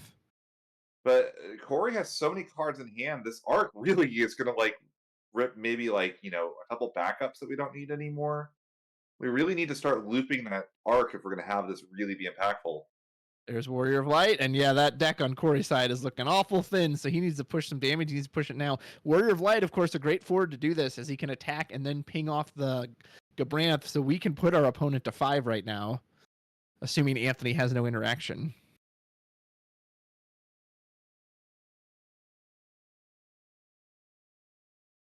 It's like Cory's mathing that out as well. So then we can turn the burner around and tell our opponent, nope, actually, you're the one who's going to be in trouble. Of course, Anthony can crack back with the Chaos Arc. So I'm assuming we attacked, cleared the damage, hits a point, and it's, oh no, it's a bonus burst. Oh, the water summons are coming to Anthony's aid. Shantotto gets yeeted into oblivion. We need to draw for Lena here as well. But that deck is so thin in that we lost the attack with the Shantotto because of it as well. I know. Like, yeah, I mean, like, but he had to attack with the Warrior of Light first to knock out the Gabranth, so I understand why he did that sequencing. Yeah, no, it was absolutely the correct sequencing, just the worst possible timing. And this is the kind of mini double-edged sword of Lena in these control matchups. Anthony has all of these bursts, and you have to draw every single time. Lena is not optional. You must draw. Yeah. Here's the twins back. One of these are going to get ripped up by Chaos Arc, that's for sure. Anyone else, when a Leviathan 6 goes into damage as a burst, they hear like Bugs Bunny voice going, ain't I a stinker? One other nice thing, at least for Cory as well, is because of the Mist Dragon last turn, Anthony did not have a water forward to get back from the breaks. True, which was very nice. So it was not a 2-for-1 at least. Ooh, Hecaton's a decent answer. So you could just Hecaton, clean up the twins. You could just drop Chaos right away and then arc one of the twins. Although, if you only arc one of them, you won't be able to guarantee steal the Warrior of Light. I like the Hecaton, honestly. Yeah, right there. You could honestly just raw play the Chaos then for 3, I think, and then just take the Warrior of Light from him. And then you're sitting on the arc as well. Yeah, but I mean, even if we leave the Warrior of Light on the field, we're not in any threat of dying here, right? Yeah. I mean, we do have a last card in hand as an arc now. We're taking the best forward left in Cory's deck. Cory, if you have Amaterasu, you need to fire it off right now. But like, even the Amaterasu here just means you're going to get arced immediately. And one downside of the Cecil package is, we're playing all these different Cecils, but we don't have a lot that we can, because we're so low on deck, if we have an Earth Cecil, he might not have a change target for him. Yeah, absolutely. I would be surprised if he did still at this point. I mean, Cory's got a lot of cards, but opponent's just sitting with an arc in hand. Here's almost where you want the backup Toto now at this point. I don't know if this is the last chaos, but we know we've seen at least one already. So this is either the last one or there's one more after this. Sorry, go ahead, Ghoul. So the dream here, I think, is like Rosa Fusoya. You could put your Warrior of Light back on top of your own deck. That would be nice. That'd be really nice. I think he's hard casting the Leviathan, so doing the same thing as last time. We're gonna put the Chaos on the bottom. So Leviathan is the 3 modes. You can spin a light or dark forward to top and bottom of the deck, add a water forward from your breaks into your hand, or you can bounce a forward. But and he left his backups open, so our Warrior of Light's still slowly killing us, unfortunately, with these draws. No, but I mean he has to push though at this point. Oh no, absolutely. It's the only play you have, but it is very funny that draw is actually a downside here. We're gonna spend 4, play Edgar for no effect. Oh my goodness. I don't actually know if that's worth it. You technically just made the next chaos cheaper. And Anthony not on 5 backups, so he can't hard cast that arc. But he'll probably just go get. He's gonna play Thornton and just go get chaos, right? And we'll be right back where we were. I think I thought I saw him draw Thornton. Yeah, I saw Thornton. We still have the arc in hand. We haven't touched our limit break deck at all, so we could just, if you want to do something a little safer, you could just go for Leo. Yeah, we definitely have Thornton, so we could pitch 3, pitch the Tyro, play Thornton, but we wouldn't be able to cast it, right? We'd be 2 CP shy, because I think the Chaos is 3 right now. The Chaos is 3, yeah. Okay, so we're going to go in on the Leo. And to be fair, this is kind of free. We could still go for the Thornton if we want to after this and really haven't lost anything. If we top deck Chaos on this, which we didn't. We got to lopper it, so Thornton, we can go in on Chaos, can't play it this turn. If Cory could get out another Haster, he could steal this game. I don't know if he even has one in his deck, but... I don't think there's another source of haste in the deck now. Both decks are so thin, though. Yeah. No surprise, Belias, nothing like that. No Furion. Cory draws 2 for turn. See if we're on Zidane, that would be one. I don't remember seeing one in the list, though. Oh, that's surprising. Yeah, you'd think there'd be a Zidane in there. He's counting his deck. Yeah, he's got like 5 or 6 cards left. And those Animas now, I almost wonder if Thornton for Anima would have been better there. You go Thornton for Anima, remove the Warrior of Light from the game, make him draw another card, just get deeper into the deck. Cory can easily get him to 6 this turn, but I don't know if we can get him past that. Sorry, I didn't mean to cut you off. No, I was going to say, that if we have another Anima left in the deck, that could have also been another option. Just run our opponent both out of cards and out of forwards, essentially. And keep in mind, folks, this is game 1, and we're coming up on the 40-minute mark. So we've still got at least one other, if not 2 more games left after this. So the players will have to be cognizant of that clock.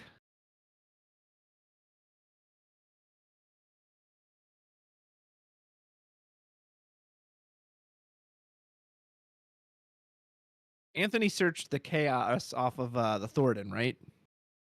Yes, we have a Chaos and an Arc in hand. Yeah, so Cory's in because he can't really commit more forwards to the board because then he's just feeding into the Chaos Arc. But I just don't know what else you do.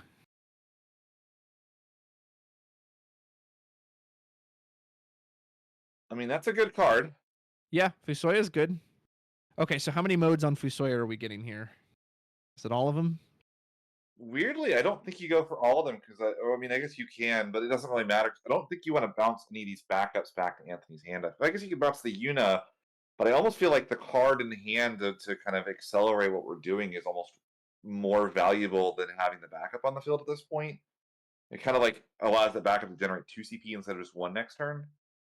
And we've only got 2 turns left in the game anyway. Yeah. So I would just try to get back and. Is there an Amaterasu in hand? That'd be huge. We also have to draw another card, which we're not super excited about as well. Because you have to choose from top to bottom. You can't decline to do the draw a card mode. Mist Dragon's a really Mist Dragon's good, but it's a little bit scary because we are going to end up, drawing a card if we have to rip the break zone with it. It's probably like get back an Amaterasu, put the Leo on top of the deck. You could put the Fusoya back on top of the deck actually and prevent the draw from decking yourself out. True. We did So he not go for that. Puts Tyro back into the hand. And we didn't have the all the modes anyway for Yes, I so think we missed the final mode. Which is that's put on top of the deck. You could have in theory put the Fusoya back on top of the deck. And he could have done it with the Tyro. He could have given it the 6 mode, hit a point of damage, and it is chaos. So that's why you know he's got one in hand, but one less chaos to worry about and pass. I mean, Anthony's actually probably pretty happy about that. Yeah, because it means he's not dead drawing Dark CP.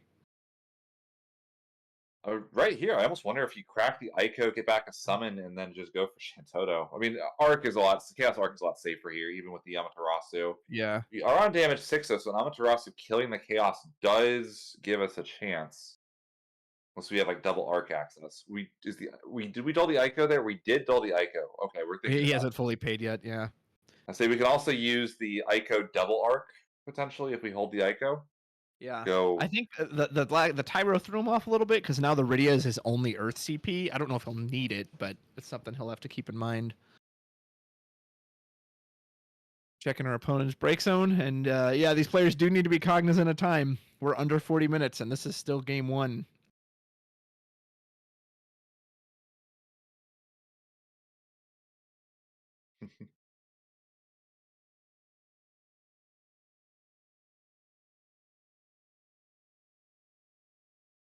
I do see a Kryl in hand. Not that that does a ton for us at this moment. So presumably it's going to be Chaos or Shantoto.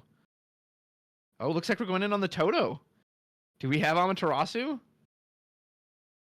Cory hasn't. I mean, there's 1 in damage. He hasn't played it once all game. Anthony just saying, all right, what you got? Is it the Amaterasu that could? No, it's not. No. Light and Fusoya. Does he run 3? I feel like we haven't seen any other than that 1 in damage. Yeah, no, he's on 3. Wow. And that's such a risky play from Anthony's side, too, because we know it's a Chaos and Arc in hand. We can't Mist Dragon and cancel an Amaterasu. Amaterasu just ends the game for us there. If we go for the Chaos Arc, you can, in theory, kill the Warrior of Light. If you can get another forward down to block the Fusoya, you're not dead on board anymore. Yeah. So if Cory has a Kusith, he can Kusith, get back the Warrior of Light, and end the game. That's his only out of this that I can see. Looks like he's got a Shinryu in hand. That's not helpful.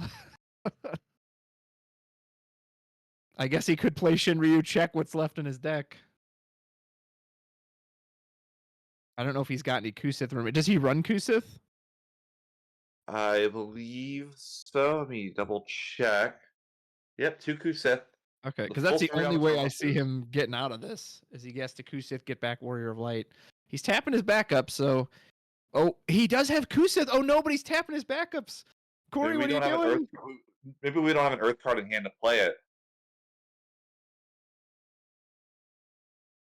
No, oh no, did he really not have an Earth card? We could have overpaid for it, potentially, if we didn't have one, but... I mean, you know he's still got Chaos Arc, like, that was your only... I can't... No, he has an Earth card, I think. I think I can see Mist Dragon on the far left. Yeah. Cory, no! Not like this! Not like this. I mean, to be fair, again, this is a very high-pressure situation. You know, Oh, absolutely. I'm not trying to knock. Yeah. I'm just... It's easy for us because we're not under the pressure. We can see the lines and we can see the hands, like... Yeah, it's, again, especially for someone that's, 2 months into the game, this is very difficult. Especially like Chaos Arc puts you in such a lose-lose situation, and Cory navigated some of these situations so well. The way that he waited for the Leviathan, for instance, was so good. Yeah, chat was saying all the wolves are actually removed from the game now. So if that's the case, then obviously that's not. Oh yeah, that's right. Yeah, the Shantoto, it was Anima, Shantoto. They're all gone, but that is true. Well, Shinryu is going to come down and let us search for any card in our deck. We have to decline the search, actually. Well, you could just look and fail to find, right? Or is that not a thing anymore? Not anymore. Oh, okay, that they was changed changed it. as of Nationals. You cannot. It says you may search for a card, but you cannot fail to find a card. So you have to find the search trigger. And that's only relevant for Shinryu and Thornton, correct? I'm technically like Charlotta. Well, basically anything that just says generic search Yeah. card. If it's like search a summon, you can play Ico and refuse to send a summon to the break zone, even if your entire deck is 30. Well, surely this will just be a Chaos Arc easy cleanup. Here comes Chaos. Oh, we do have the Amaterasu. Okay. Well, obviously Arc's going to come out too. Does this matter? Is this game? No, we have enough for the Leviathan. So Yeah, we have the Leviathan in hand, so we have Levy 6 doing work not only from the damage zone, but also from the hand.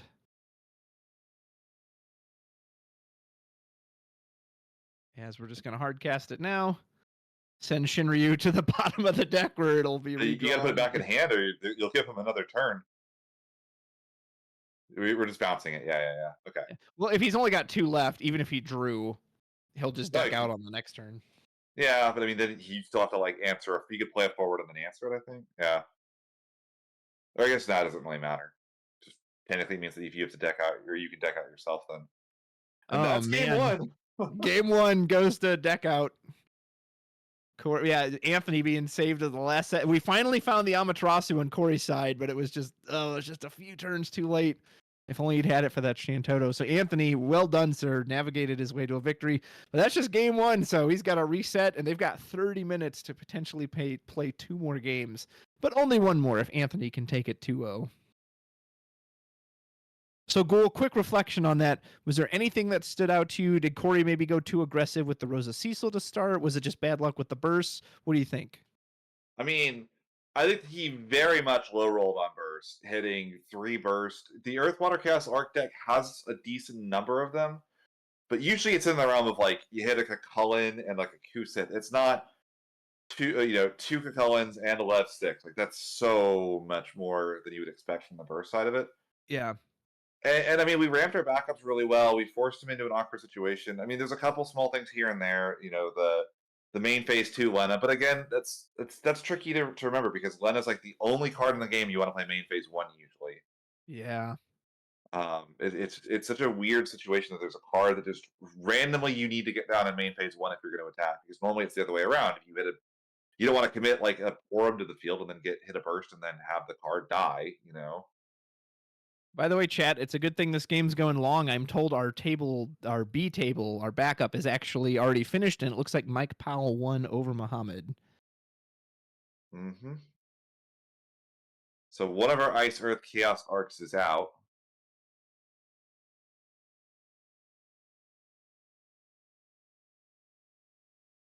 So we're going for the same play. We're going to do Rosa turn 1, and then put out Cecil for free. Or not for free, but at a much reduced cost. Take a point of damage. Oh, so we draw first, then we take a point of damage. It is a Porum.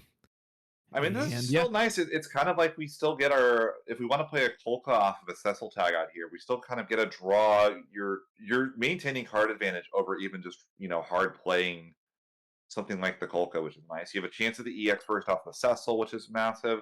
Then if Cecil hits the Kolka, the Claris, then you can go search out like the King Tycoon, play the King Tycoon off of the Cecil tag. Just a really, really strong play line. Yeah. And we're threatening 2 points of damage. It's the control that now has to, consider how to play against this. It's kind of like we have this like little mini aggro burst at the start of our match. Okay, so he just played Astrologian, which lets him stack a card on top of the deck. I'm pretty sure I saw him stack a Tyro. If you're Cory, do you even swing here? Or you just say, no, I'm not running into that burst I know you set up? He says, well, yep, I will run into that burst you set up. Yeah, there's the Tyro we saw. And Anthony can now go get any forward he so desires. Like we're eyeing the Une. Ghoul, if you had seen that, you see them stack a card on top of the deck. You've already kind of done this aggressive start. Are you attacking into it anyway, or would you hold off?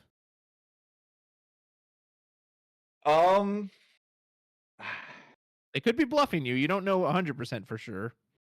Here goes Usually, I like Cecil. when you hit a first burst, having the set because the difference between your opponent having one burst and having two bursts is such a big difference sometimes. Mm-hmm.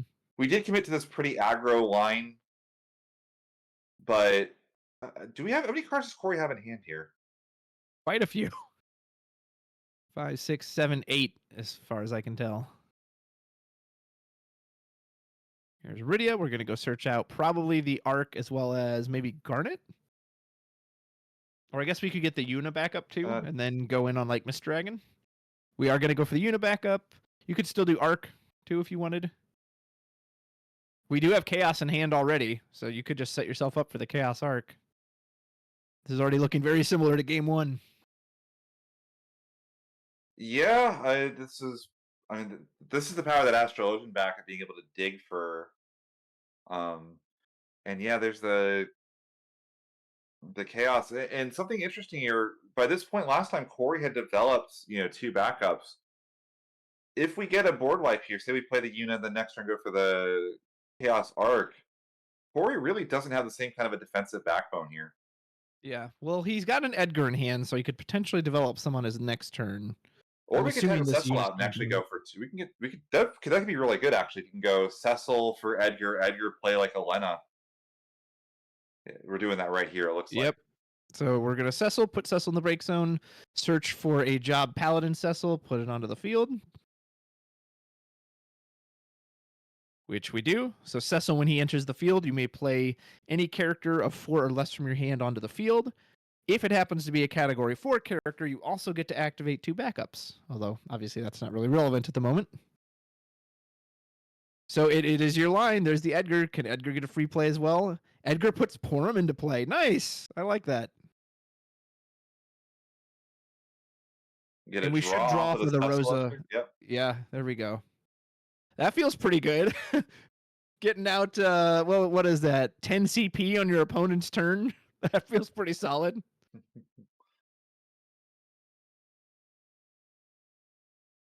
Now we're threatening to push our opponent to 5, obviously exposed to something like a Shantoto, but it is a lot, this board's a lot more resilient against anything targeted, as now the Cecil has a tax effect. Anytime our opponent targets any of our characters, we're going in for a point of damage. Hecaton Kyre, that's a good hit. Here comes the Rosa. Can he avoid another boast? No, he can't. There's a bonus burst. It is a Tyro 2.0, the Tyro Redux, the Tyro Remix, as he's going to shuffle through and find another forward of his choosing. And I have a feeling that's going to be a Garnet here. We've already got the Chaos, I think. He's looking at the Fiend. The Fiend would shut off something like an Amaterasu.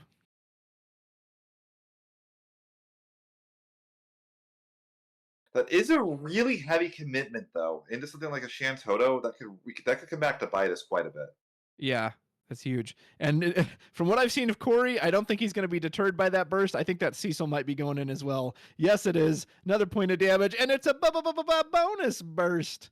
As we'll go ahead and blank something, and since EX bursts don't use the stack, technically Cecil's tax effect will go on the stack, but Anthony can avoid paying it. It looks like he blanked the Porum too, so the Porum is not going to get the trigger for its experience counter at the end of the round. We will put down a Claris by getting rid of Kusith and another copy of Cecil. Going to search out a job King, presumably King Tycoon. We could slap down King Tycoon right now. Boy, I bet we wish we had that Lena already in play. Right? We would have gotten quite a few card draws. Now, the good news for Cory here, Cory still is in a pretty good position as far. I mean, Anthony's sitting on 5 damage. Yeah, 5 is huge. That makes it a lot easier to sneak out a win with like a Warrior of Light in the future when you only have to hit him 2 more times.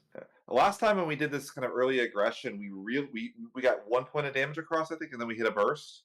Or no, we got 2 points of damage across, but like we didn't have nearly the same level of attack success pressure with this. Yeah.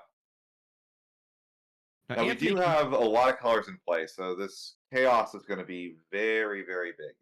Yeah, Anthony can clean this up kind of any way he wants to. He can do the Chaos Arc. He can do a Hecaton Kyre. Yeah, that'll just sweep up the entire board, even the Cecil. And doesn't target anything. What a clean answer. Hecaton just says, goodbye.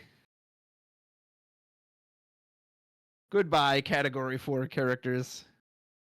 And now he can just continue to build up. Again, he knows the only form of haste in Cory's deck is the Warrior of Light. We're nowhere near being ready to put that into play. So if I'm Anthony, I would just take my time and ramp up here. Or you could maybe jam the Une out. I don't hate that either. Looks like Anthony... Oh, we're going to put the Fiend down. Interesting. So now if Cory... So for those of you who don't know, what the Fiend does, once per turn, when your opponent casts a summon, the Fiend will automatically cancel the first summon that is cast. And then I think on damage 3... Is damage 3 the ability protection effect? Where like he can't be targeted for... You're talking about abilities once per turn. And the damage 5 is Brave, does not take damage less than its power. And 1,000 power, I think. Yeah. So the Fiend is a resilient card, and Anthony's already on damage 5, so that Fiend is fully online. That is a 9k Brave Fiend that can cancel summons. And does it cancel the ability, or it just can't be targeted by it?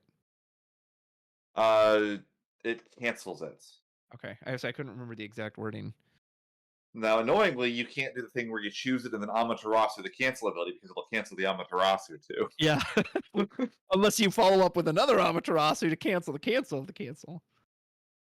Speaking of Amaterasu, we do pitch that for Tyro. Going to search out...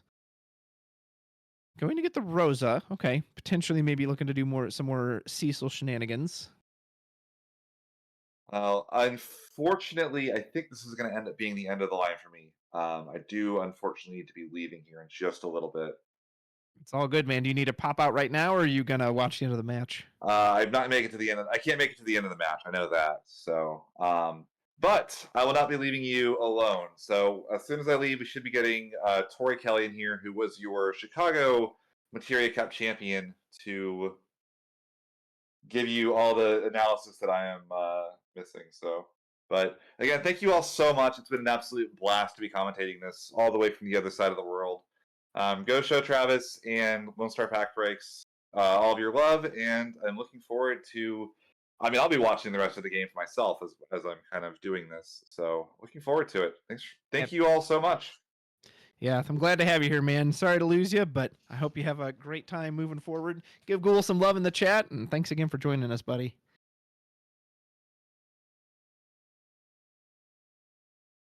All right, so carrying on in Ghoul's stead for the moment until we get a little more backup in here. Speaking of backups, Anthony's going to tap 2, put down Kryl. Kryl, when it enters the field, will allow us to pull back any summon of our choice or a category 5 forward, although it doesn't look like he's running a ton of 5 forwards, if any. Unfortunately, Ghoul had the deck list, so I cannot check on those while I'm watching the stream, but that is okay. So Kryl will get back the Anima Summon. Fiend can safely punch in. Oh, there's another Amaterasu into damage. 1 in damage, 1 in the break zone. That is just not going to be a reliable summon for Cory this game, as it was very elusive for him last game as well. If we can set up to the 4-cost Warrior of Light backup line, we can easily, well, not easily, but we at least have a chance to push in and get that 7th point of damage across the finish line. It's something they got to be mindful of, too. We're getting to the 20-minute mark. This is game 2, so if Cory does win this, they still have 1 more game they have to do. We'll tap the Tyro, produce Water CP to get out our Rosa. I'm assuming a Cecil is going to follow this up.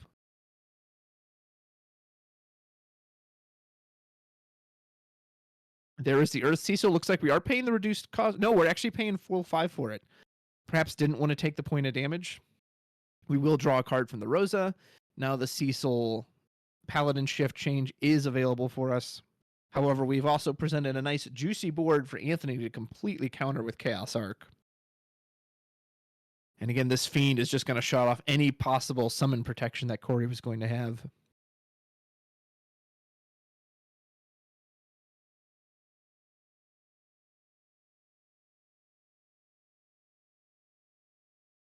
Pitching the Une, going in on Chaos. There we are. And are we just going to arc on the stack? Potentially prevent Cecil change. You could always wait for him to do it too, like when he breaks the Cecil. So Cory going to give over the Rosa. We're essentially immune from the arc, as if he tries to do it on the Cecil, he can get out of it. And I believe I've been joined by my new partner, Mr. Tori. Are you there, sir? I am here. Welcome. Welcome to the stream. I'm to get everything set up. Yep, you're good. I'll keep covering and I'm in. take your time. Excellent. Happy to have you, sir. Thank you for stepping in Ghoul's place. Oh no, it's great to be here. I was just grabbing a quick snack. I didn't realize he wanted me to jump in so soon. Yeah, well, yeah, he kind of left abruptly. He didn't give like a, oh, I'll be leaving at this precise time. So have you been watching the matches? I got most of. I watched game 1, but once game 2 started going on, I was like, "Oh God, this is gonna go to time. I'm gonna go make some food." So I missed the beginning of this game, but I can see it looks like the Cecil player is putting just some damage on the board early. Yeah, he was able to push him to 5 early, so definitely more successful aggression. I believe it's still Anthony's turn. Looks like he just passed. He put down the Chaos, stole the Rosa, and Cory has the Cecil on the board and still 3 backups, so he's still away from that 4-cost Warrior of Light kind of area he wants to be in. Yeah, this is really interesting because in theory, Cecil's a really great attacker in this matchup because he can dodge the arcs. Mm-hmm. But the Fiend's on the board now, right? At damage 5. So how big is he now? He's a 9K? He's a 9K, so I mean they would trade. Which is probably trade. better for Anthony because Cory obviously wants to be able to do the form change. Yeah. So yeah, you really don't want your Cecil trading for that. He does get to the Lena backup. I'm sure he wishes he had that on the board earlier for the 3 EX bursts, but he does get it on now by pitching a Fusoya. So Cory is fully online with his backups. Yeah, I'm surprised he pitched Fusoya there. He has all 5 different colors on backups. He could play that next turn for all the effects. Maybe he was missing water card in his hand. Yeah. Yeah. So Anthony's kind of got a smorgasbord of what he wants to do here right now. He can keep pushing the Fiend. Again, Cory doesn't really want to trade the Cecil out. So there's Anima. Okay, so we're just going to force the change out of him right now.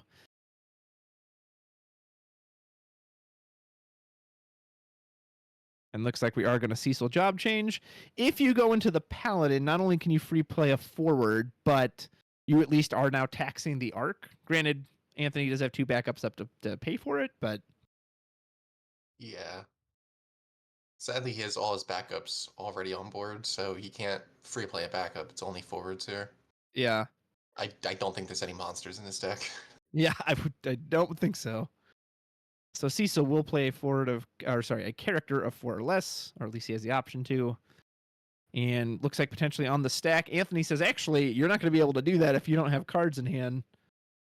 So I'm just going to go ahead and free cast this arc. And we're paying the tax from hand instead. Interesting. So arc targeting Cecil triggers the 2 CP tax, which was paid with the Gabranth. Does Cory have anything to respond with? If Cory wants to free play a character... Okay, so nope, he's getting rid of 2 cards. So what's this last thing? Is he playing it? I can't quite tell what it is at the angle he's holding it. I guess not. No, like it. Didn't have anything. Unfortunate. Go to damage. Oh, and there's another Paladin Cecil. Here comes the Fiend. And there's Palom, both twins bookending the Amaterasu and Cecil right now. Cory getting no EX burst love himself, even sending in the Chaos. There's Warrior of Light. Oh, man, and did this flip quickly. Anthony looks to be in complete control now. I wonder if you just let him just anima the Cecil there. Because if you have nothing to free play from your hand anyway, there's not really much choice to swap out, and then now you're just giving him something to arc. Yeah, no, that's a good point. You get the card draw. So he'd have 3 more cards in hand right now if he just let the Anima resolve. Cory could Shantoto here. He can break the Edgar, and then he's got an open slot for the Shantoto. Other than that, I mean, he's still got his limit break Shantoto as well, if he's got enough Earth for it. And again, Anthony, I don't think is running any kind of Amaterasu or cancel, so that should resolve. Yeah, the Shantoto wouldn't be that bad here if he has it. It would make chaos free, but at this point of the game, we're just looking to burst him down, right? Chaos is already basically free with the sport anyway. So oh no, it goes from costing 3 to costing 0. The humanity. Exactly. And it could help him get the board presence he needs to start going for game, but I don't know if he has it right now. I don't think he does either. If he had a Kusith, well, if he has to spend a Kusith, I don't think he'd have enough CP to play it. If he has the Earth, he can do the limit break version, but... Yeah, I was going to ask, has he LB'd? Have there been any LBs yet this game? Not this game. We saw him obviously use it last game. He went in on the big Shantoto, but... You must hate seeing that card wiping out all your monsters. Surprisingly, not that much. Ooh. Okay, so that's kind of like Shantoto. That's kind of like Shantoto LB. So Neo X Death will cost us 8. If this resolves, you choose 2 of your backups, and then you remove them and all forwards and monsters other than Neo X Death on your opponent's side of the field from the game. And again, Anthony shouldn't have any cancels. Now, he could still just like arc this on the stack so that Cory doesn't have a forward left, but he will still lose his entire board. Yeah, this is extremely costly though, right? Because now even if we top deck the Warrior of Light, we can't even play it. Nope, because Cory's going to lose 2 backups. They're checking something on the Neo X Death's text, possibly checking to see if he still has to sacrifice backups if he kills it. Which you do. Yeah. So he does. Looks like he's using the arc, so we'll lose the Neo X Death, and everything will get removed. As a point of note, too, the backup removal actually occurs at resolution. So if you were to cancel that somehow, then the player who played him will not have to remove their backups. Yeah, correct. Yeah, I'm surprised he got rid of the Edgar there instead of the King Tycoon, just because the Edgar like has an effect that could eventually come up. Also, he runs Palom, which has is fire CP. Yeah. I don't think he's running any win cards, right? I mean the Cecil Paladins. I guess the Cecils, yeah. But he has Tyro anyway. I don't know. So here comes this Une. Okay. We're gonna bounce something bad. This is looking really grim for Cory. Oh. Une is a must-answer threat, or we're just gonna get back as many summons as we possibly want, and we're getting even further away from that Warrior of Light by losing one of our own backups. Yeah, this might be the nail in the coffin. Putting the Lena back in the hand. Yeah, I don't think he's going to be able to kill him. No, I don't see how either. The Warrior of Light was kind of his one hope that he could get that down again, push across those last few points of damage. Ghoul is saying he's not running Zidane, so it's Warrior of Light or bust. Oof. For as far as hasted forwards. Yeah, we went from 5 backups to 2 in 1 turn cycle. You hate to see it. Yeah, it's the self Hecaton Kyre. It's like your opponent just cast that card 3 times. Yeah, we basically restarted the game, but with no resources left. Oh man. And he has to kill this Une like right here, right now, or else this is just going to snowball out of control. And from what I've seen in this list, I just don't even see how he does it. The Palom can't hit it, the Porum can't hit it. We are playing Edgar, so we will get to free play something of 2. We get the Lena. I mean, we've got our 4 colors, which is not terrible. The nice thing is, this Une, if it wants to get the summons back, it can't attack. So that will give Cory a few extra turns damage-wise. Yeah, well, I don't think Anthony really cares about attacking at this point. I think he can just deck him out. Yeah. Draws into Leo. We've got so many animas in hand. Actually, he does. He does care about attacking. There goes another Porum him to damage. Dude, that damage is loaded with twins. I guess dealing point of damage is 1 point towards deck out. But yeah, when you're at... I mean, Cory doesn't have a play. He can put down that Palom. He can't afford that Shantoto. He doesn't have the resources. Or he could like go to his limit break deck, get a Leo. Yeah, I would probably start with a Leo here.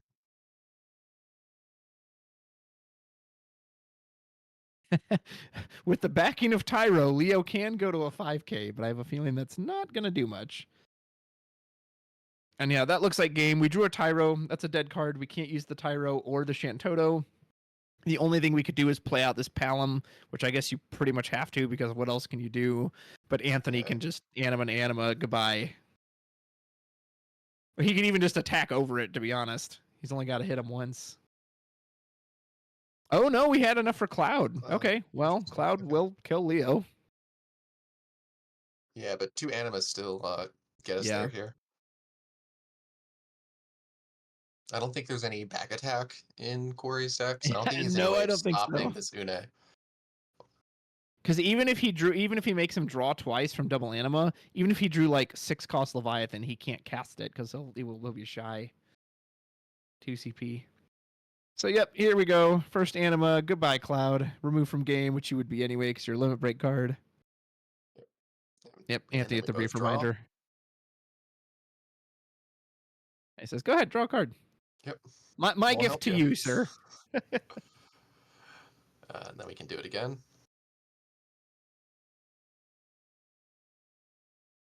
Anima 2.0. Yeah. Or Big Leviathan? Looks like Levy. Going in a Big Leviathan. So we'll get back a water forward from our break zone. We'll get the second Une. Leo will bounce to the hand, which means it goes to the limit break. Yeah, we overpaid for Levy, but I And guess it doesn't matter. Yeah, I mean, like you said, he knew the deck list. He knew there was going to be nothing that could stop him there. Anthony's going to take that one 2-0. Congratulations. Cory trying that aggressive start both times, and he got further with it the second time, but it still it was not enough to carry him across the finish line. Yeah, these Cecil decks tend to have lots of trouble with the Chaos Arc decks. They run a lot of colors, and their main form of protection often is in the Water Cecil, and it does not work on Chaos Arc at all. Doesn't help you at all. My local Brian, who is, I hopefully still in the tournament. He won his first round in Top Cut. Plays a similar list all the time, and he just has so much trouble with these Chaos Arc decks. It's a real struggle. All right, I got a few updates for you all. Looks like Hunter won his game. Looks like Sam Prime won his game. And if you like spoilers, I'm told a new Xenos from Final Fantasy XIV spoiler has come out. It's an ice card. I'll go ahead and just read it for everybody here while we're in between. Let's see. Where is Mr. Xenos here? So Xenos is a 4-cost, 7,000 power ice forward. Job Reaper, category 14. When Xenos enters the field, choose up to 2 forwards in your opponent's break zone. Remove them from the game. When a card in your opponent's break zone leaves the break zone, this is a second auto ability, your opponent discards a card. This effect only triggered once per turn. Interesting. Tori, what do you think? This card looks really good. First thoughts, obviously, there's a lot of different ways you can trigger this. Ice Lightning lists are running Irvine, which you could just slot this right in. There's the Edward backup, which is Emina searchable, which once per turn, you can dull it, remove a card from your opponent's break zone from the game.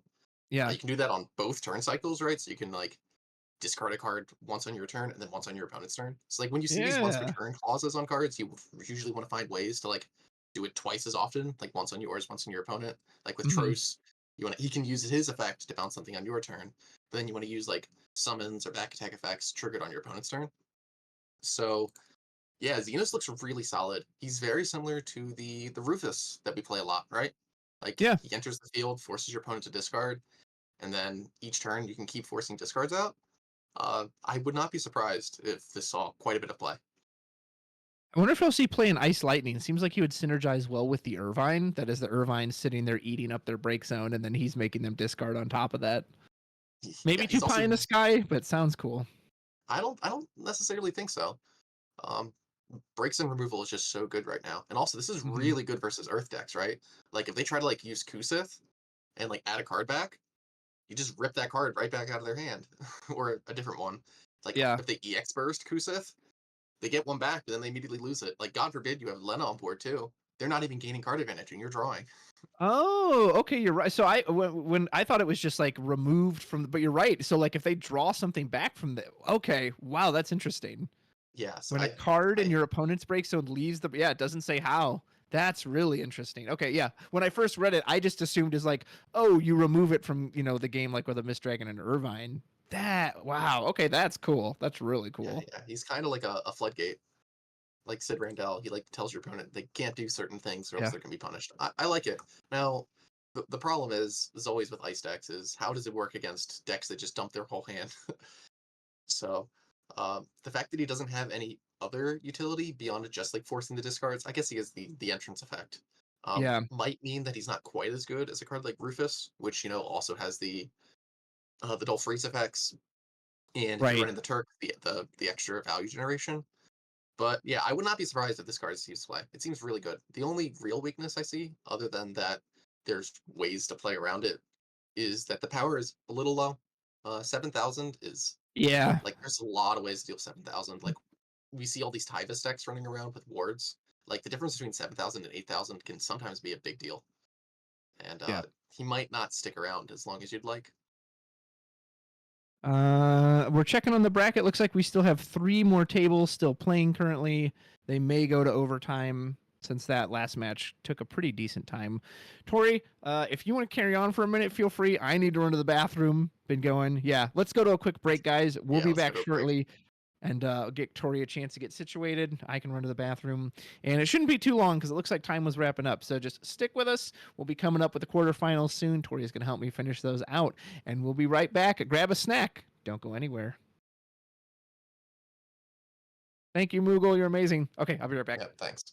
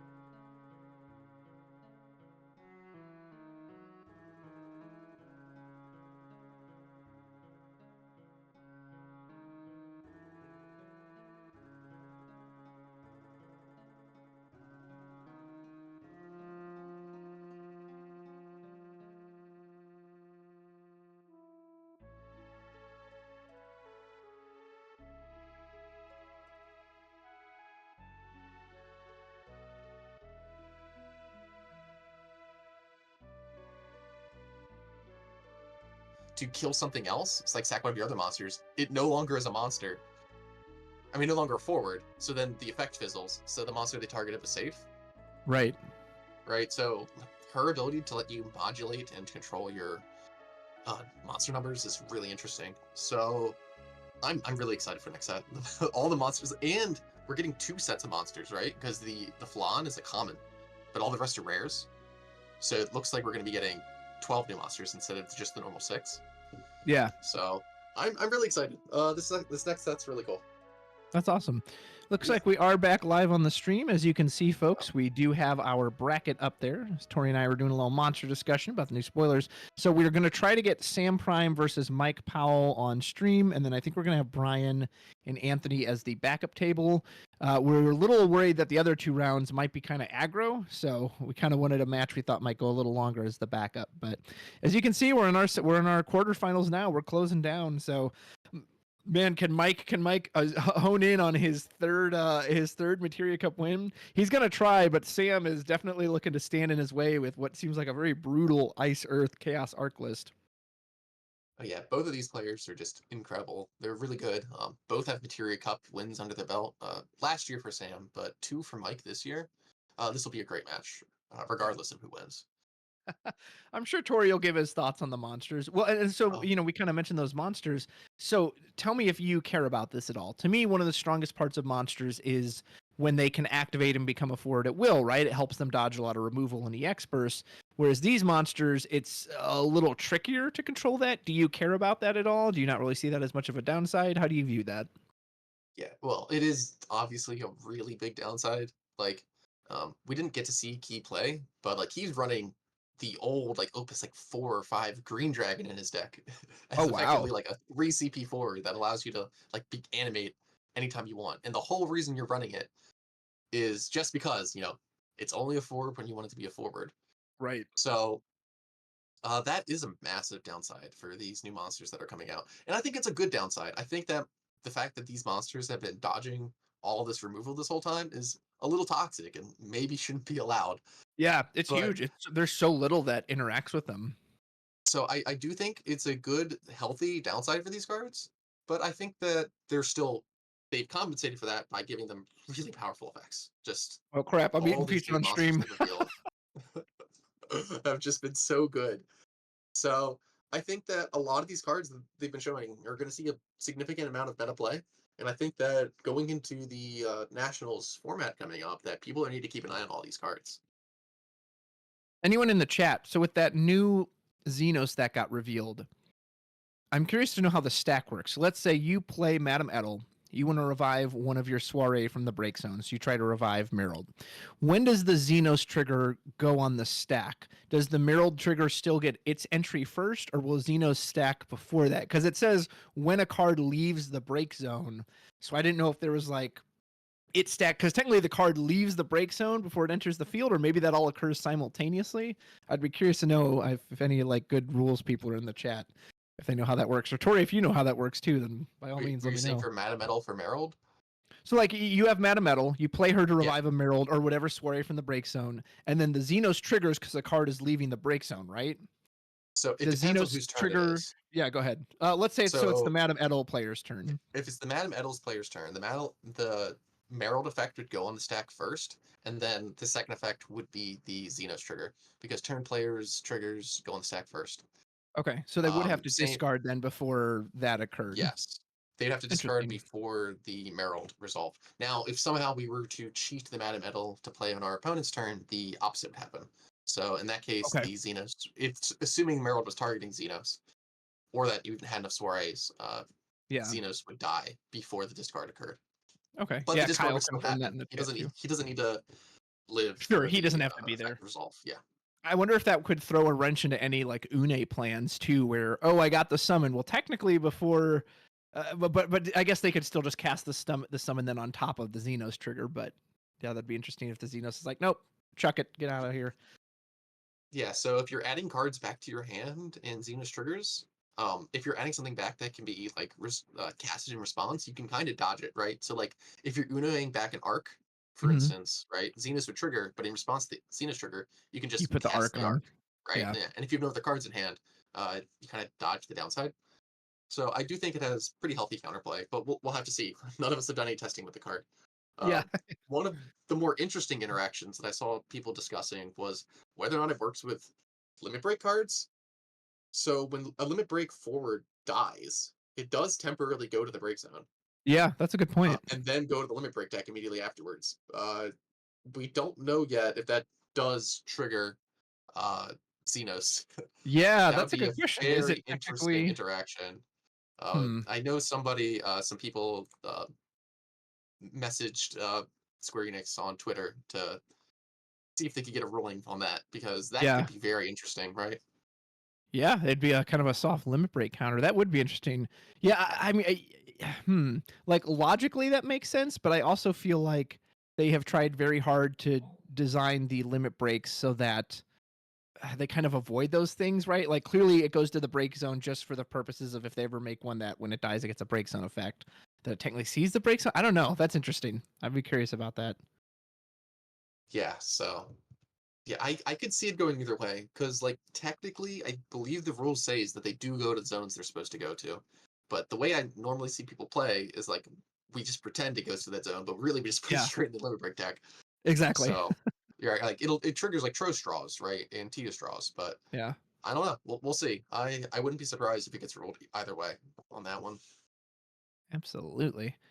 Sorry, I've got a very angry dog by my feet who wants some of this pizza that I have. So apologize if you hear any barking. I'll have to have my mute button ready. I don't know. It's all good with me. Oh, it looks like a new Tifa was revealed as well. There we go. 3 CP 7K Fire DFF 7.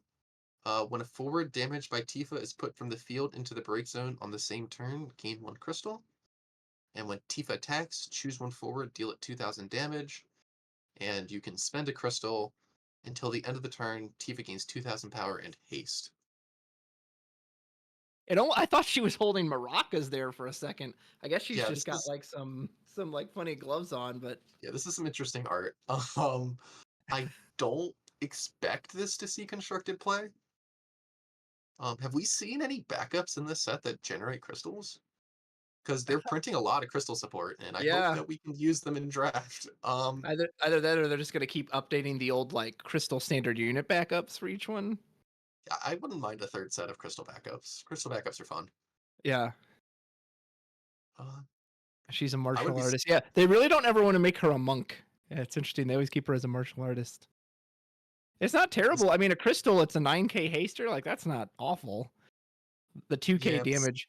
He's in my arms. Sadly, she doesn't generate the crystal until like after she's already attacked, and 2,000 is just so low. Like compare this to Fulander, which came out last set. Yeah. It was 4,000 on attack, and that only costs 1, and it's only a forward on your turn. Yeah. Yeah, I'm not feeling this one. In Yeah. constructed, in limited, this might be really good, right? Yeah. Just any kind of haste in limited is really good. Yeah, and limited, especially there was a lot of crystal generation this set. So, Mm-hmm. oh, looks like we are heading to the table. Give me one Yep. second. Let me put this dog down, and then we will get to this match between Sam and Mike.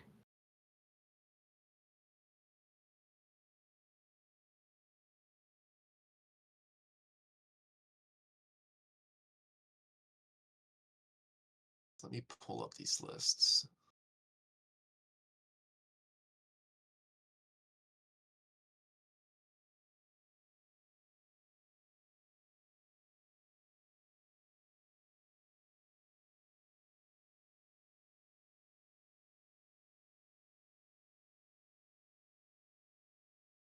Okay, sorry about that, folks. We are back, and looks like we are just waiting for the players to get settled. And we will have this match between Sam Prime and Mike Powell, two men who are no stranger to winning Materia Cups. Mike, of course, has 2 under his belt this year. Cory, very familiar with Sam, had to face him in the finals of the Chicago one, and Sam won the Kansas City one last year. And I believe it's Ice, Earth, Chaos Art Control versus Mike on his usual 4-color Warrior of Light, Refia. This time, though, including the Bart's package. It was very interesting to see him switch onto that. Yeah, I wouldn't say usual. considering Mike normally isn't on the Bartzes. But Yeah. it seems like he's adapting to what other people seem to think, which is that the Bartz variant is the way to go. That's so interesting. I didn't know if he was doing it because he got bored, because he's like, well, I've already proved I can win, with the other one, or maybe is there a new line of thinking that says Bartz is superior, and if so, why? I mean, I'm not exactly a Warrior of Light gamer, so I couldn't exactly tell you. But from what I Yeah. understand from my friends who are, is that the Bartz variant just is much quicker at just dumping your whole hand to setting up quickly. And the idea is, since the Bart, like once you have a Bartz on board, every single other Bartz in deck is whatever Warrior of Light you need, right? Which is So crazy. you can just slam your whole board, get all your colors set up real quick. And like even if you don't top deck any gas, we have the limit break deck now, right? So we can always just like play a Leo, draw a card, and set us up for like the next turn after that. So from what I understand is that in these slower, controllier games, like in the Warrior of Light versus Bart's Mirror, that the Bart's deck just sets up quicker and does everything you want to do faster. Of course, the downside is these Bartzes have to come from somewhere, so you're losing out on your bursts, which makes your aggro matchups significantly worse. Now, Sam isn't Yeah. playing aggro here today, so Mike might be in a good spot. I believe Mike also just beat Muhammad, who was on the exact same deck as Sam, so he just got some practice in versus Ice Oh, Earth. wow. So we'll see if it goes the same way or if Sam's able to reverse Muhammad's fate. Well, and Ice Earth is always known for, it can essentially get you into this lockout state where it's got Scale Toad and Unalesca, and you're just drawing 2 cards a turn. But Refia kind of counters that, right? Because it can reactivate any Frozen Warriors of Light, it can draw you a card, it's spot removal. So, and again, if you said Mike just beat it, so clearly, as good as Ice Earth may be, perhaps nothing will stand in the way of the 4-color dominance. Yeah, we'll have to see. I mean, Sam's also got the Chaos Arc package in here, right? Which can punish some of these 4-color strategies. But Mike's got the Zidanes to tear that apart and rip it up. So I think this will be I don't know. I have not seen this matchup played yet, so we'll have to see how it goes. Yeah, that's something I think we definitely felt missing from the last match we saw on stream, was that since the 4-color player wasn't running the Zidanes, that's such a key part of just taking out those combo pieces. And so without that, Anthony was basically allowed to like, oh, cool, you're not going to disrupt my hand at all. I can just keep all this in hand as I see fit. Yeah, absolutely. Now, Sam, though, it does have just a lot of disruption, and Mike has no monster removal in his main deck, I believe. I believe his only monster removal is the Shantoto LB, which Oh, is wow. pretty hard for his deck to actually cast, right? Because while he does have Earth cards, like, he doesn't have that many Earth cards. Well, and those Let me Barts check take up a what this lot of says. wind slots, right? Yeah, he's got a lot of wind. So yeah, his only monster removal in here is the Shantoto LB. So like once Scale Toad hits the board and once Biblos hit the board, those cards are sticking, and they can Those be monsters are really annoying. permanently moving in. They're gonna Yeah, take up residence. yeah. Scale Toad the immovable. Yeah, He should be a exactly. Dark Souls boss. Yeah, right, exactly. Yeah. So we'll have to see. Yeah, I don't know. I have no idea who's actually favored here. We'll have to see. Folks, get your bets in the chat now. Who do you think is going to get this? Is it going to be Ice Earth with Sam's list? Or will Mike continue his dominant streak like Thanos with the Infinity Gauntlet? He's just looking to add another Materia Cup gem to his gauntlet.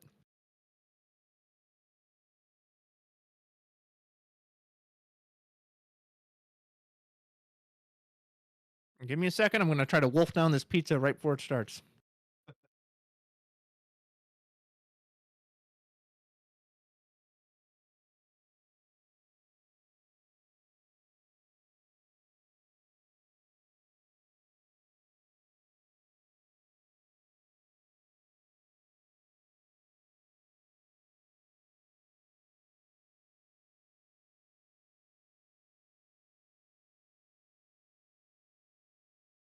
And yes, chat, Mike, obviously a man of culture with all the Gengars. One of the best Pokemon.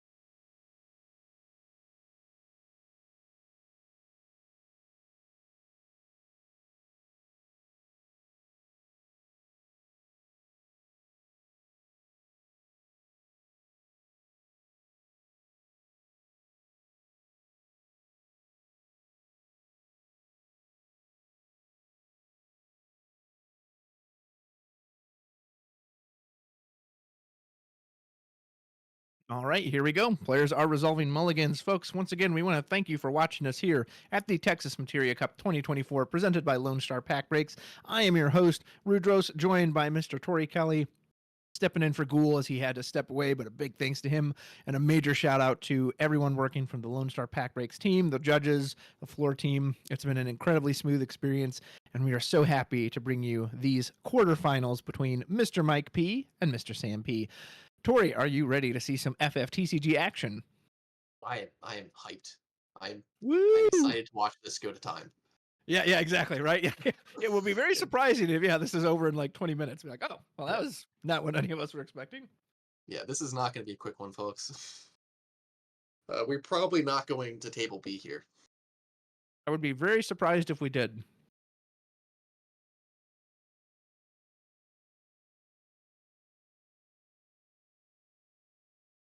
Looks like we're still just waiting for for our players to officially start. Yeah, I imagine the judges are just having a quick talk with the players.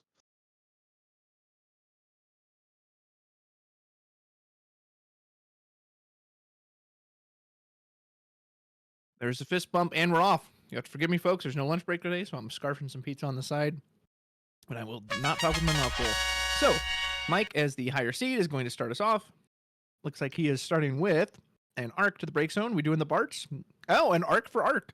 Okay, well, big arc is no longer something we're going to be concerned about as we put little arc onto the table. And we've got a nice win backup to start. I think that's one of the more like tame starts I've seen from some of these 4-color lists. Yeah, sometimes you just draw only the one backup. Mm-hmm. We do see an early Biblos in Sam's hand, so he could, like you said, these monsters are very safe against this matchup. So he could absolutely commit to those early. He also has an Edward, pitches a Unalesca as well. Kate Sith says, actually, let me take a little peek at your hand. Yeah, we do see. Ooh. Go ahead. Yeah, well, he's definitely rubbing up arts here. But like when you see him only play the one backup turn one, you got a pretty good read that hand is probably full of juicy forwards to rip out with Kate Sith. Yeah, and Mike had the Sarah and the Cryle, he just couldn't do it because of all that win CP. So we do get one instance of time magic off the field. Edward, a really great backup in these ice lists as well, as it can be dulled to choose a card in I think it's opponent's break zone and remove it from the game. So it can be used to stop revival interactions, can be just used to keep that break zone down low and healthy anyway. Sam had Biblos and Unalesca. Pretty good opening for Sam there. Yeah, that's a very nice start. Yeah, I'm not surprised that Sam discarded the Biblos there, because it doesn't look like he's going to be getting any discards too soon. Yeah. And I doubt that Mike's gonna be playing like any forwards. Like the Biblos is great at like stemming aggression, but I don't think Mike's gonna be particularly aggressive.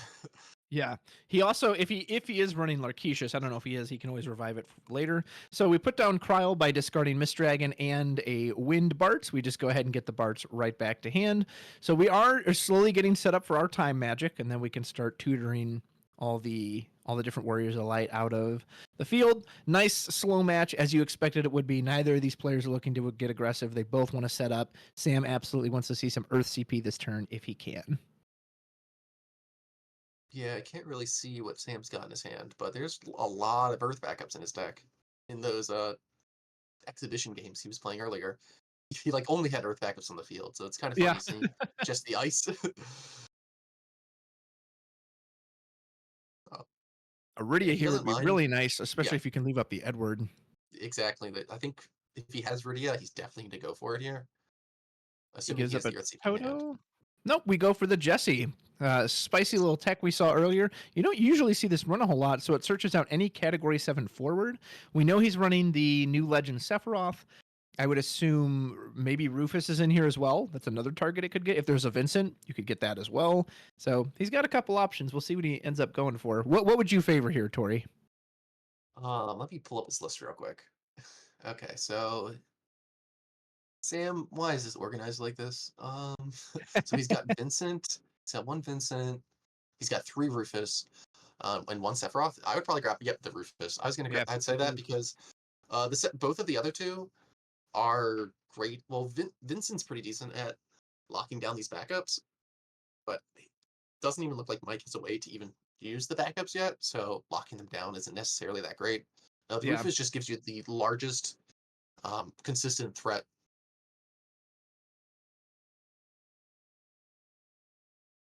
We do pitch a Refy and a King Tycoon. Are we going in on that Sarah? Yes, we are. Yep. So probably grabbing 2 Bartzes out of here. I do like grabbing the Bartzes even at this stage of the game, even though it's almost like he doesn't need the time magic at this point, as he's just naturally playing out all the Warriors of Lights anyway. But you don't, if you don't have the time magic Bartz on the field, you don't really want to like quote unquote dead draw into a bunch of Bartzes later. So Mike taking the time to set up. Yeah, this is funny. Usually in these Bartz matchups, you'll see them jam the Bartz out kind of early and then just start burning time magic to get all their characters onto the field. But right now, Mike's like, I don't know why do that. I'll just play them naturally. No big deal. Yeah. I'm surprised he didn't grab the light Bartz there. Yeah, Usually I like to see that break zone as too. soon as possible. And you don't want to potentially draw it like on a turn later where you absolutely need CP you can use. Because I believe he was running them, right? So he definitely has them in there. Yeah, he has to have at least one, I'd imagine. It looks like he has 3 copies, so he's high on the light Bartz. So we pitch and he sail back up. Are we putting out the Rufus? Yep. So finally, Sam is going to start putting on some hand pressure against Mike. As I'm assuming we're making our opponent discard 1 card from hand. Well, we can't really use either of the other 2 effects, so. I forget, does he say dull freeze forward opponent controls? I say if not, I guess he could technically dull freeze himself. I don't, even if he could dull freeze himself, I don't think Sam would. Yeah, I don't think so either. That doesn't seem like a good idea. And there's the Scale Toad. So we are setting up our discard pressure. Mike already has 2 Mist Dragons in the break zone as well. Not that Ice Earth is overly reliant on its break zone, but can be useful effects to cancel any potential summons.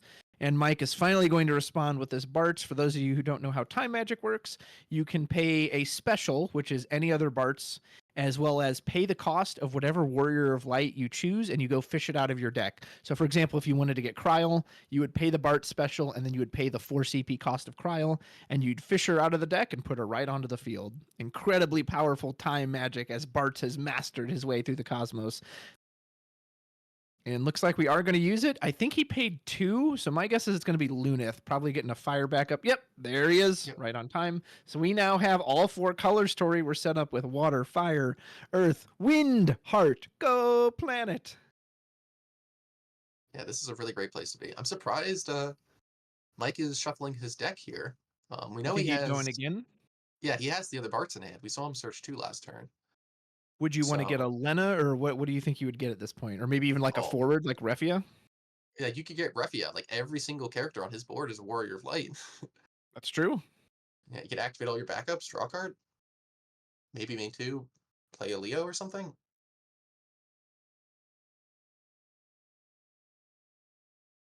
Looks like he might be considering it. Yeah, I'm not the Bartz master though, so. Well, something to keep in mind too, that Scale Toad is on the field. So Scale Toad says when your opponent goes to the end of their turn, if they have 2 or more cards in hand, they're going to have to discard 1. So ideally, Mike, he had Refy in hand. That's why he didn't do it. That'll explain it. So we're going to go to combat. Refy is going to get all those backups up for free and draw a card for our troubles. That feels pretty good. We can go ahead and spin this Rufus right now. We can also just wait till Sam's turn to do it, prevent this Rufus from attacking. Oh, and we drew Zidane. Oh, Sam says, okay, which of these Prishes would you like? Are you taking a Prish here, Tori, or are you just letting him stay? I think you take a Prish. Then again, the thing is, Refy is dead no matter what, right? But I think you take 1 just because you want to get the removal out. I mean, you can take the next one by attacking, because that Prish warp is. Combat. Oh, that's right, because he drew it off he already missed the combat. Yeah, so Sam Yeah, can warp that Prish to do 8,000 damage to a forward, so he could just bop that Refia on the nose right now. Refia, of course, can still spin something, so it's very unlikely this Rufus is going to attack. Also, Mike did end his turn with 1 card in hand, so he did not have to discard to the Scale Toad trigger. Obviously, we don't know what Sam drew. You have to get this Refia off the field. Do you just go in on the Prish warp, or what would you do? It really depends on what's in Sam's hand here. The problem is Rufus is not long for this world. Yeah. Sam would really love to rip that last card out of Mike's hand. I wouldn't be surprised if he just warped the Prish to kill Refia, and then used Edward to RFG her from the break zone. Yeah, just to I like get her out of the way. Rufus, you just won an all-expense paid trip to the bottom of your deck. Enjoy. Yeah, taken off by a train. Rufus is out of here. I'm assuming Sam said enter combat, and Mike said no. Oh, that's a clean answer. Yeah, that's much better than Prish. Yeah. That gets rid of everything. Yeah, why pay 4 for that when you can just pay 1 extra? And he gets the Unalesca backup. Now, essentially, both players are in top deck. Mike does have 1 card left in hand. He wasn't able to leave up that Edward to just exile the Refia immediately. Mike did draw into another Zidane, but Zidane doesn't seem as strong when your opponent has no cards in hand. Mike's going to put it out anyway, so we get a Lena down. Zidane is going to attack for a point of damage, and it is a Juggler. Oh, wow. Nice full art Juggler, which is a backup with back attack. Yeah, Sam really wanted to hit a burst there, because if he would force a Lena draw, which would make Mike discard her against that. Yeah, which is huge. So Sam did draw Byblos. He could put Byblos on the field. He could use Unalesca's action ability then to discard the remaining card in hand. Not only would it put Mike back into top deck mode, you would freeze the Zidane, so you know it's no longer coming in. Yeah, I think that would be a really good play from Sam here. I wouldn't be surprised if he goes for Byblos. that. You can also and you can leave the up. Edward. Yeah, that's huge. Yep. What did he have to discard? So we get rid of a King Tycoon. It was a Vincent backup. Okay, yeah, nothing amazing. Yeah, Vincent's here for the aggro matchups, not for the control ones. And that Edward just threatening if Mike were to attempt any form of recursion, just says, nah, I don't think so. Mike would have loved to have drawn a Warrior of Light here, get that free value, and just start pushing that engine. Byblos says that anytime your opponent discards a card, you get to choose one forward they control and dull it and freeze it. And at damage 3, it can become a forward of 7,000 power, and when it attacks, it automatically forces a discard. Heck of a monster. A really big punish for getting to damage 3. Yeah. All of those Opus 16 hero monsters are just crazy cards. Yeah, I think Mike's really going to have to rely on his top decks right now, because between Byblos, Scaletoad, Unalesca, he's going to have a tough time keeping cards in his hand. But maybe not with a little Leo. You know, this is the power of the limit break deck, right? You don't actually have to commit cards from hand to pull these limit break cards do like you would normal cards. So maybe this will actually let Mike able to be build up his hand a little bit. Yeah, but between Scaletoad and Unalesca, Sam can still rip 2 cards out of Mike's hand every turn. Yeah, so that's huge. His goal is just to pass, right? Like, Sam's going to rip 2 cards out, Dole freeze his whole board. Yeah. We'll just keep up. That way Sam's drawing 1 card per turn and Mike's drawing 0. So, Tori, if you're staring down a Scaletoad like Mike is, do you just play out your hand so that way it doesn't trigger at the end of the turn? Or do you just, what he just did, discard for end of turn like he just did, and then just basically try to outvalue it? How do you answer the Scaletoad? It depends on the deck, but here I think Mike needs to try to hold cards in hand, right? Yeah. I think he needs to try to build up his hand size so he can actually like do his lines. He once said do more than one thing at a turn. So that's rough. His deck isn't really perfect at playing from 0 cards. Yeah. Ooh, so we are forced to get rid of an Amaterasu. We do use the Unalesca effect. Byblos will now take out Leo as well. Did we also draw something playable? Yes, we did. It's a Shiva. Oh, okay, nice. Break a dull forward of cost 2 or less, I believe. I think it might even have a discard attached to that. Yeah, it does. Get that last card out of here. So Leo is going to be a chilly, chilly boy. And there goes Lena. Now, the nice thing for Mike is that Sam is still top decking, and without damage 3, he can't actually put on any attack pressure. So while he's controlling Mike's hand, he's also not advancing the board at all. Yeah, but like if Sam wants, right? If Mike doesn't play anything here, or even if he does, chances are Mike's gonna end this turn with maximum 1 card in hand because of Scale Toad. Sam can just like play like a Surgies next turn, doling 3 backups, and then Unalesca rip the last card out.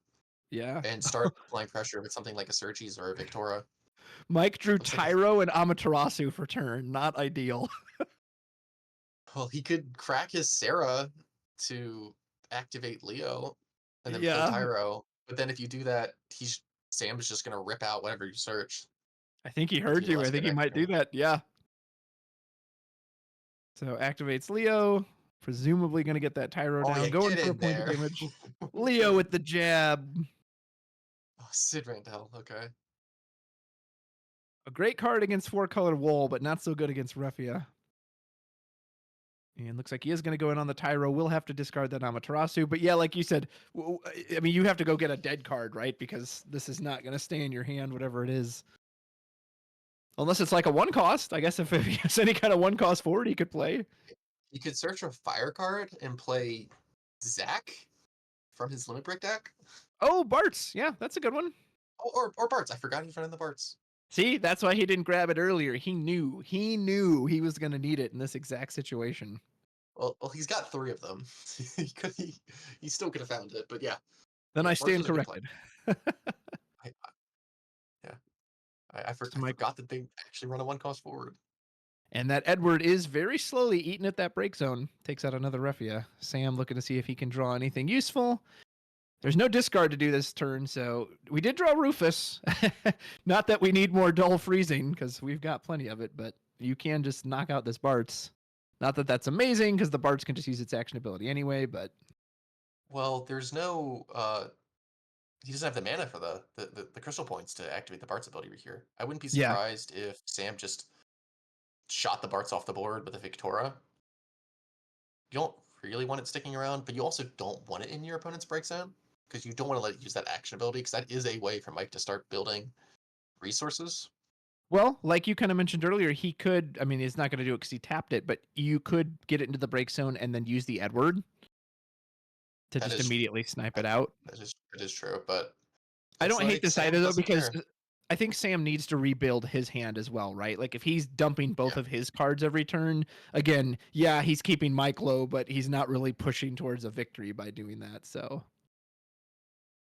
Now, it should be said, these Ice Earth matches have known to take their opponents to deck out, because almost always their opponents draw more cards than them. So sometimes they will just sit there and grind you until all 50 of your cards have been exhausted.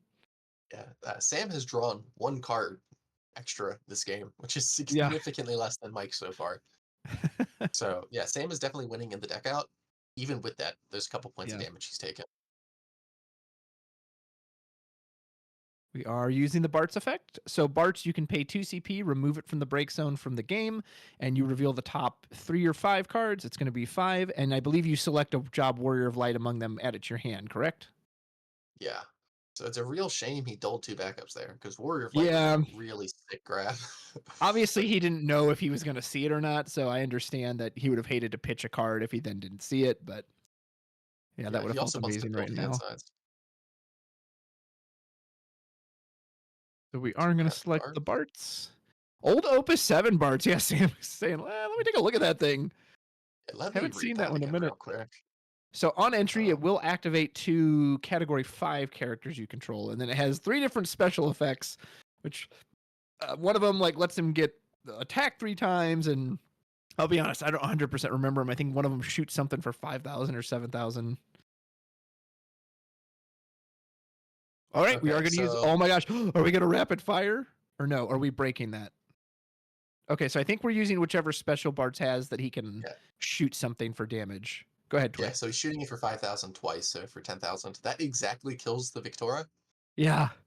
That's a bit pricey, though. 2 cards from hand. I mean, you're going to lose them anyway, so I guess use them or lose them, but... Yeah, well, he wants to go down to 0 cards anyway. He wants this Biblos to stop ripping his hand apart. Yeah. He actually is going to put Sam to damage 3. That's going to turn the Biblos on as we hit a Chaos into damage. Sam wants to double check how the arc backup works. He can dull it and pay a win CP to choose a forward Warrior of Light, and you can make it essentially untargetable by abilities for this turn, but it does require win CP, so there's no way Mike can use it currently. Yeah, so yeah, Mike is completely tapped out here. So Sam is can do finally up to pretty 4 much in whatever he hand. wants. Yeah. So Bart's is kind of in the way of Biblos attacking here, but Sam can again. First of all, he has the Rufus in hand, right? So he can just dull freeze the Barts out of the way. But also, he can just play another Victora, just kill Barts. He could warp this Prish too if he wanted to. Yeah, that's not bad either. And that would also kill the Barts.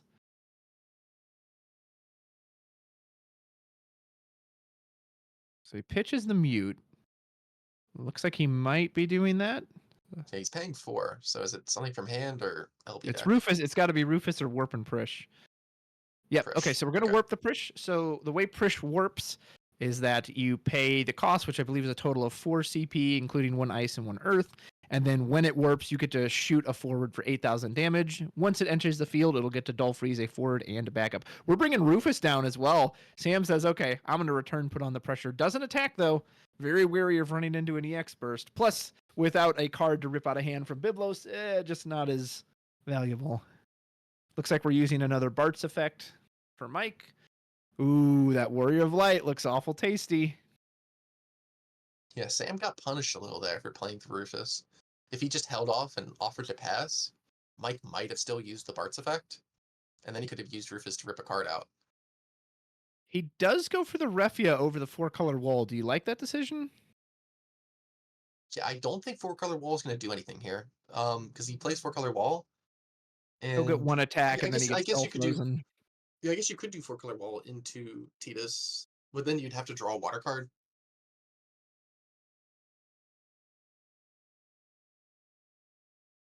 I wouldn't have hated the wall. It also, he would still then be able to use Tyro Arc to protect the wall. He could potentially keep it from getting dull frozen. That's true.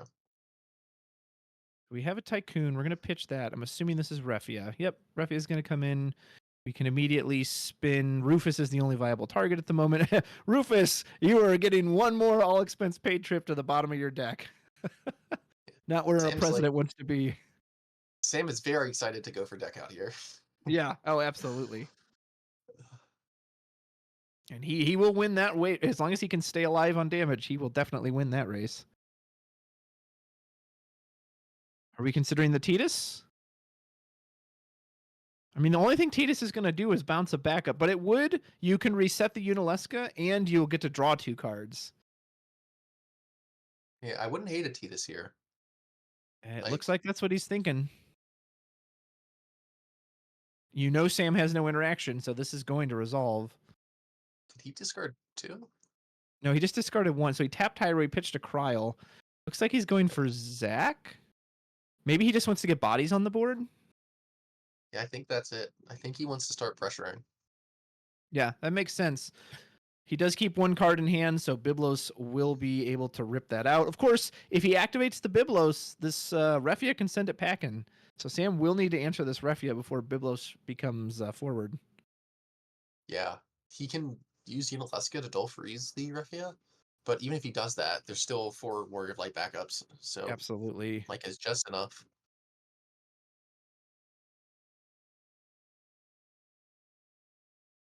Ooh, he does have Hecaton, so he could break the Kryl. You could break the Kryl and then dull freeze the Refia. But then if you do that when you attack with the Biblos, he has nothing left to discard from hand, so you don't get the dull freeze, and then it trades with Zach. Well, no, he still would, right? Because if he casts Hecaton, breaks the Kryl, you can no longer use the Refia if you follow up with Unalesca. Oh no, you're right. Because then he wouldn't have. Yeah, I don't know. He doesn't have a really clean way out of this. Except the old Limit Break deck. Yeah, you could just Victora, right? That's true. This keeps the Biblos safe. Yeah, the Refia can spin the Victoria in response, but it's still going to die. Yep, and then you can then attack with the Biblos, discard, force him to discard, Oh, or you just use Amaterasu. Oh, but Ooh. Victoria lives. Yeah, Victoria will live now. If your opponent has no cards in hand, it goes to 10,000 power. So, I mean, yeah, Biblos can't do anything now. And honestly, and Dull Freezing Refia just doesn't even do very much, right? Well, that's why you wanted to kill her. But Yeah, I know. Interesting. Yeah, good counter by Mike. And Mike's showing right now why he was able to beat Muhammad in the last round, that like these Warrior Light decks are just so resilient. So yeah, Sam could have played around that by using the Unileska effect first, but the chance of the final card in Mike's hand being Amat there Yeah. is just really slim. And there's So the question Wool. is, do you play around those 5%ers or not? Yeah, Sam just scoops it up. Yeah. Was that lethal? He would have had Wool, Refia, yeah. Gets the only forward off the board. If once Biblos animates, you can just save the Refia to just get rid of it, so. Wow, yeah. Mike showing no cards in hand, no problem. Man, the quality of this the power of the Refia and the Wool and that Sam kept him down. He kept him with so few cards, but he never got any pressure on him. He was never able to hit him for damage. He was stalling, he was holding pat, but okay, so Tori, if you're Sam, what can you do differently to try to get a different outcome this time? Oh, I'm not exactly sure. Well, one would be to draw Chaos. for one thing, I would like to see Chaos in my Chaos Arc deck eventually. That's true. Didn't see it once. Yeah, we saw no Chaoses and no Arcs against the 4-color deck, so that was a little unfortunate. Two, I would like to. Mike just played that really well last game. So even though Sam had the Biblos, there was multiple turns where Mike was just able to make it so that Biblos could not attack even after damage 3. I think that was just really well played by Mike. Gosh, do they have the same sleeves? This is. They better not get those decks confused.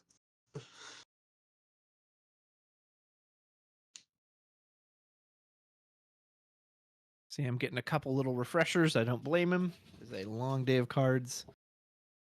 Yeah, I mean, I guess Sam can hope Mike draws more poorly. I don't know if that's really a strategy, especially in a deck with as many good cards as Refia has. Yeah, so one of the great things about the Refia decks is that, like, just all the cards in the deck are just generically just good cards, other than the backups. Mm-hmm. Yeah. So even when Sam was putting Mike on no cards in hand every turn, he was just the cards he was drawing every turn were just good. Like the deck's just full of just good cards. I see a Christian is Sid Randall and Mike in Sam's hand. I think he also had Unileska and Vincent. Sid Randall is pretty poor in this matchup. Yeah, it doesn't really do much. It turns off the Warrior of Light ETB. And that's about it. Maybe Ferris is. That's like it. And then she can still attack anyway. So we do get Unileska established right away, which is one of our best backups. Yeah, just an insane card. Especially in these slower matchups. I like your plan this time. See Arc Chaos. Yeah. Turns out when you're running Arc and Chaos, drawing Arc and Chaos is good. Yeah. Well, and this is kind of one of the downsides of these Earth Ice variants, right? Versus the Water variants, is that there's just not really any card draw in these lists. So you are reliant on what you naturally draw for your 2 a turn. Yeah, Sam's doesn't have any Thordens in here, right? To complete the combo. Exactly. Doesn't even have any Tyros to search the Chaos. He's just praying. Yep. Hope I draw it. Mike will go ahead and do the turn 1 Barts. I'm assuming we've got Time Magic ready to back that up with. I'd be a little surprised if he didn't. Granted, Earth Ice isn't known for like instantly punishing a forward like that, but yeah, the turn 1 Barts is always a little crazy to me. I mean, he's got to have Time Magic, right? There's no way he just jams that out there. Yeah, he has to. There's no way he played it without it. Yep. Well, or he pitched 6. So I'm assuming we're gonna get Sarah. Oh no, he did 4. So he did the Barts for the special.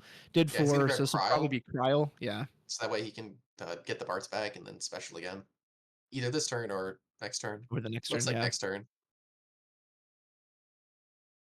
And we haven't seen the effect come up yet. But Bartz does also have an action ability. You can remove 3 Job Warrior of Lights from your break zone from the game, and then until the end of the turn, Bartz cannot be chosen by your opponent's abilities.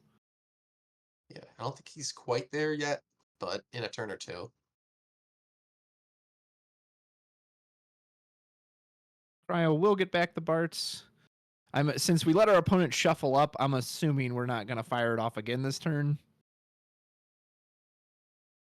If Mike does it again this turn, he's clearly trying to go to time. Yeah, right, exactly. Like, I think Sam drew Rydia. That's a pretty solid draw. Although we do already have Unilesk on the field, but still gets us our Earth CP. Lets us curve out a little more. Going to get rid of Shadow Lord. A little surprising. Oh, okay, yeah. So Vincent, when it enters the field, choose a 4, deal 5,000 damage, and Bartz did not have that protection online, like you mentioned. So that was a pretty easy cleanup. Yep. And the Bartz in the hand is now just kind of stranded. It's not really doing anything. And there's that Rydia. We're going to go and get ourselves a summoner, which I assume the Unileska is the only summoner, which means then we'll have to get just grab another copy of Rydia. Oh, oh, that's just mean. Yeah. Hackathon quite good in this matchup, as with Kryl, King Tycoon, Sarah FFL. It actually has quite a few targets it can hit. Yeah, Mike just drew Tyro. Do you think he's going to play it? Yeah, that's when your that's opponent, a little rough. When your opponent shows you they have a Hackathon in the wings waiting, you're like, I should go in on this Tyro. Mm-hmm. Hackathon Kyre, that version, of course, you choose a backup of cost 3 or more and break it. Yeah, the thing is, I don't think Mike has anything else to really play in his hand. And he needs to play a backup, or else next turn he's going to start with 0. Lena's a good choice. Lena. There we go. Okay, yeah, Lena's good. Any of those 2 costs are immune to the Hackathon, so yeah. Pretty easy turn for Mike, but I'm sure he's happy to get something out that won't just get blasted. I kind of hate to see that Shadow Lord go from Sam, just because that can technically enter an entire board of Warrior Lights later in the game, but it's also very early for it. I think Sam has some recursion in his list, right? So he can grab it back later when it's important. That's good.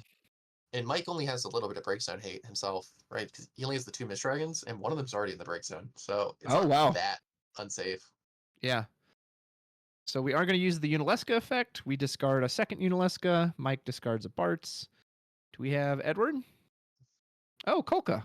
So Kolka, when it enters the field, you can discard a card from your hand, and if it's a forward, you deal damage based on its power to a forward opponent controls, but Mike does not have anything on the board, so Sam's just going to do it to curve out. Sam is very heavy on the Earth right now, and if you're going to use the Unileska action effect, it also means you can't tap it then for the Ice CP, so I think Sam would really like to get one more Ice backup down. Yeah, he definitely wants another Ice one. Probably the Edward. Break zone removal is really good against Warriors of Light. Yeah. But I don't think Sam has any way to search the Edward in his deck. So no, I don't think so either. He just has to draw it. Oh no, he's one Emuna, but that wouldn't let you play it either. So we're going in on the Sarah. Oh yeah, the Emuna. I forgot this deck got that. We haven't seen it yet.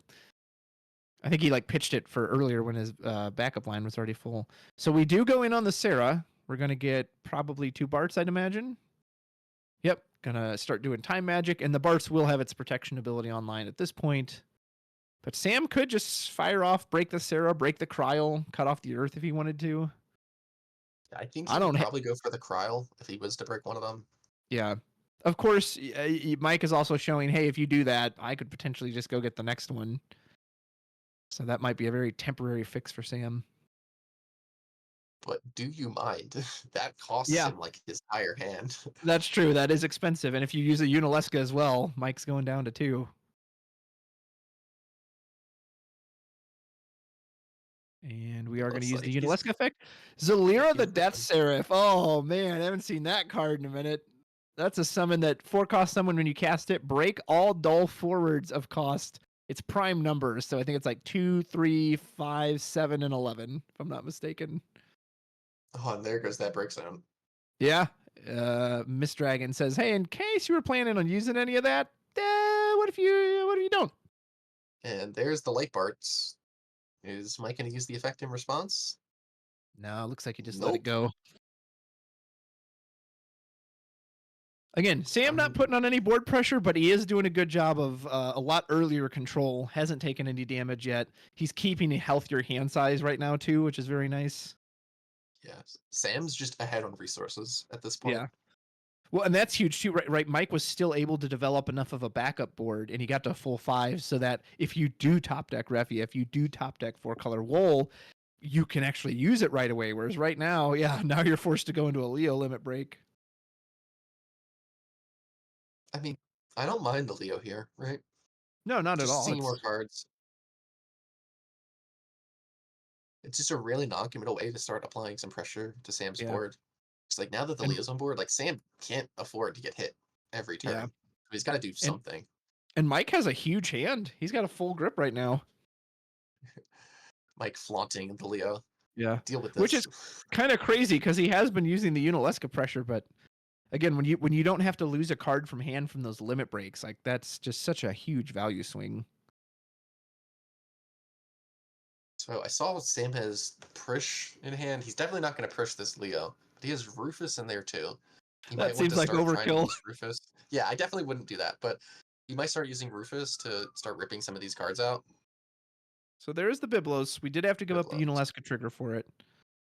But yeah, Rufus. There you go. We're going to use the Rufus, right? Yeah. So we still get the Biblos trigger, right? Because we can only get one this turn regardless, because there's only one thing you care about getting rid of. Now, last time on the Rufus files, Rufus spent most of his time entering the field and then diving back under the bottom of the deck. We'll see if he gets to stick around it all this time, or if his fate's going to be the exact same. Yeah, so one of the big weaknesses that Ice Earth has had in the past is that there's just not that many tools to interact with your opponent on their turn in the deck.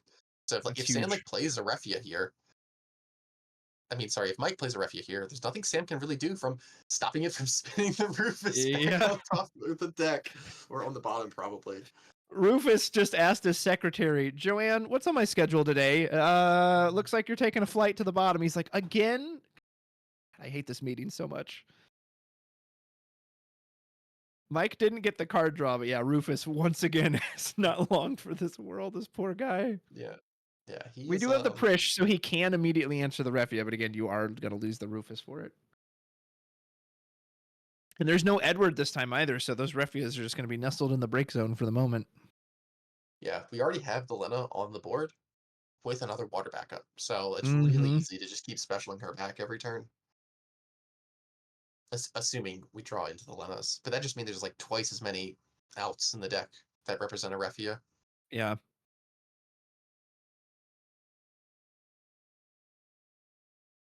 I mean, you know he doesn't have the Barts anymore. You could Hecaton the Kryl at this point. Goodbye, Rufus. We'll see you next time when you go right back to the bottom. Yeah, I'm actually surprised Sam hasn't done that yet. Like the fact that he searched this Kryl, not the Kryl, the Hecaton way back on like turn 3 or turn 2, in that the Kryl has lived this whole time, is genuinely surprising to me. I thought he'd want to put a larger strain on Mike's resources. So he plays Jesse, goes and gets the Sephiroth. He's super heavy on the Earth CP now in his backup line, which matters when a card like Sephiroth wants you to play ICP. He could fire off this Sephiroth right now and kill this Refia, or he could wait to try to do it on Mike's turn. Looks like he is going to do it. So he's using the action ability. It's just a little painful to do it right now, because like if you don't cast it right away, you can't. Which he didn't. Yeah, so that doesn't feel great. Yeah, he had to give up Krista for that too, which would have been a nice discard and another uninteractable body on the full field. Yeah, Krista's really good for helping put that pressure in that Sam just could not mount last game. Oh man! And then Cory, did you predict it or what? I've played against Bart's decks enough. I know what happens. Tori's like, I've seen this, dude. I've watched this movie 100 times. I know how it is. They always have the Refia. I've killed Refia 4 turns in a row. There's just always another Refia in that end. It is insane the amount of games I have watched where Refia comes down, does her thing on her turn, immediately dies, and immediately comes right back. And that's the game. They've got the Ferrises to search her. In the other decks, they have the Arcs to bring her back. They have 3 Lenas to special her back. They got Kusits. They've got Levy 6s to add her back. There's always a card in their hand that represents Refia. You cannot assume that it's not coming back. Not until all 3 are safely RFG'd can you take that sigh of relief. And Mike is now getting to that setup point. It was looking good for Sam earlier, but he's got his backups. He's got his Warrior of Lights. Here comes Leo. Little Leo gonna punch in for damage. It's Sid Randall. He's not much use here. And we pass. Oh boy, oh boy. I mean, Hecaton cleaned this up very nicely last game. That would look really good here. Did he just roll a Chaos? Are we actually going to see Chaos in this Chaos Art deck? The thing is, it's not even that good here, right? We just get a Leo. Okay, we're trying to remove the Refia again. She'll be back, don't worry. Yeah, I really wish Sam had one more ice backup. Like, he's essentially forced to use the Unalesca for ice CP every turn instead of the effect. And we are removing the Barch from the game. Looks like we're probably going to be grabbing that Ferris. I don't think we have much choice. I guess it's the Sarah there. Well, I was going to say, can it grab backups, or is it just Job Warrior of Light? It can grab the Sarah backup. But okay. I don't think that'd be particularly useful. Yep. There's Kusith for the Refia. Every time. Every time. It never dies.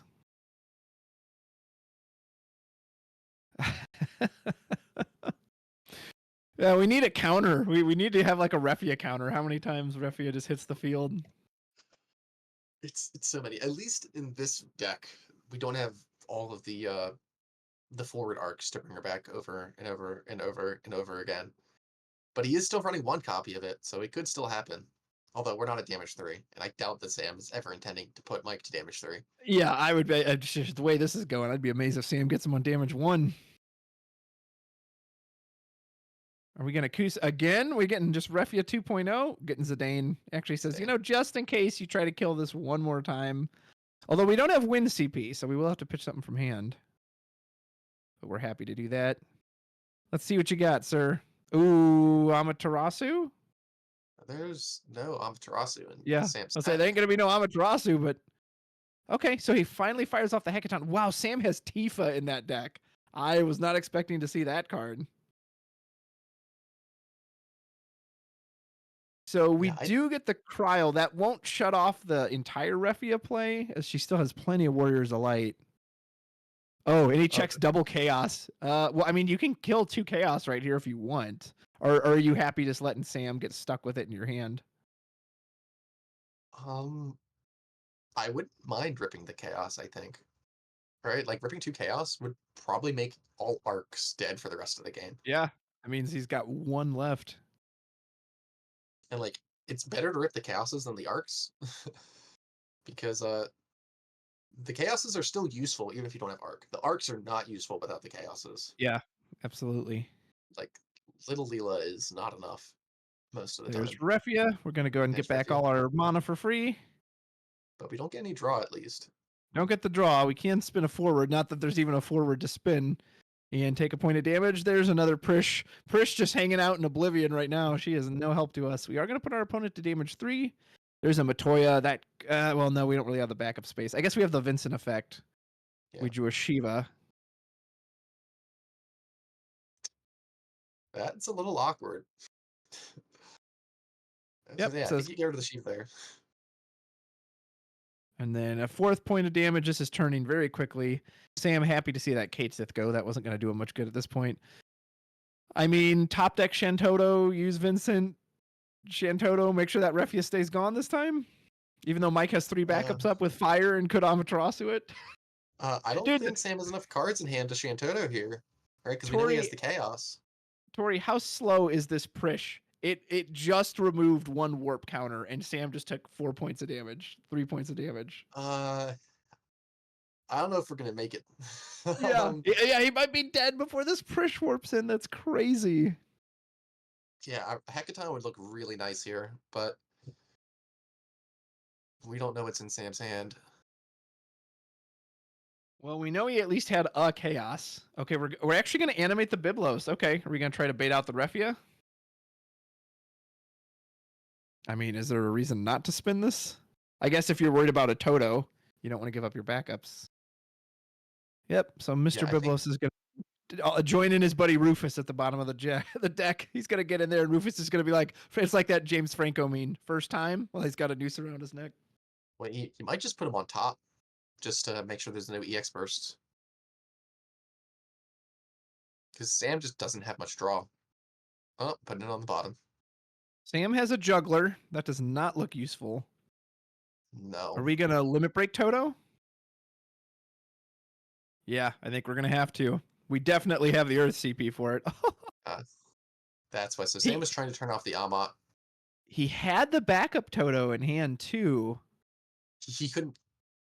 Wait. Well, he could crack the Vincent, right? Yeah, well, if he cracked the Vincent, he'd have one less. You have to pitch one more Yeah. card. So maybe it is better to do the limit break one. Yeah. And since he was going to lose the Biblos anyway, playing the Biblos, animating the Biblos there, both made it so Biblos was not removed from game and got rid of the backups for casting Amat, took Amat off the table. So that was good from Sam. Maybe he can turn this around. Maybe. I mean, Mike's only on 3 backups, and 2 of them are water, and he did just have to Leo pass, so this Prish will finally enter the field. Prish finally enters, and we get a Dull Freeze, that fire backup. I mean, actually chooses Lena. Is looking... Oh, Lena. That makes sense, too. But Mike's board is looking pretty sad, even though his hand is enormous. A point of damage, and it's a Mist Dragon. Wow. I think I might cry. I didn't think Sam was going to get to do it. Yeah, Mike's out of Mist Dragons now, so Sam's break zone is safe. God, his hand is so full, though. This is not where you want to be if you're Ice Earth. If your opponent on as many resources they could possibly hold. Yeah, well, he does have a Rufus in hand, so he can start trying to rip those cards out. Yeah. Does use the Unalesca, gets rid of a Spiridia. No Biblos to follow up with a freeze effect, although Prish already just taken out. And we did have a Mott in hand. Well, I don't know if we had it last turn, but Mike discarding the Amat there is like really interesting because that kind of tells Sam that there's probably another one in there. Yeah. Or that he has such gas he doesn't even fear it. Yeah. So the active Vincent here is very good, right? Because if Mike tries to bring in a Refia, Sam can kill it before combat, right? Yeah, which is huge. Because, I believe you can Dull Vincent, put him in the break zone, and on damage 3, he deals 7,000 damage to a forward. I think is correct. So let me bring up Vincent real quick.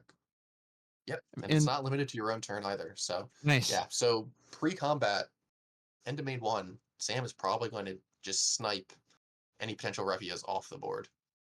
Mike discarded a 4-color wool to put down King Tycoon to search out a copy of Lena. Tori, can you guess what he wants to do with that Lena? I have an idea. Yeah, I think Mike has realized that he's never getting to 4 different colors on the board. Yeah. And that it's better to, although he is just 1 Earth backup away, it's better to just get Warriors of Light on the board for 2 full art summons into the damage zone as Amaterasu. Yeah, Mike probably going through withdrawals right now because that's 2 turns he actually didn't get to revive Refia on. That's gotta feel terrible. He's thinking, what? I can't believe it. Yeah, I thought this is Refia. This card's just permanently on the board. What do you mean I don't get to get her back immediately? So I don't think Sam's gonna attack with the Prish here. Damage 3 is a really big power spike. Wow, he used Vincent on Leo. Does he have he wants to get the Edward down. That's the guy. Yeah. Yeah, I mean, I love getting the Edward down, but man, I don't love that, especially when you know he has the Lena. Like, you know that Refia is coming back. Yeah, I mean, Sam might have a Mist Dragon in hand.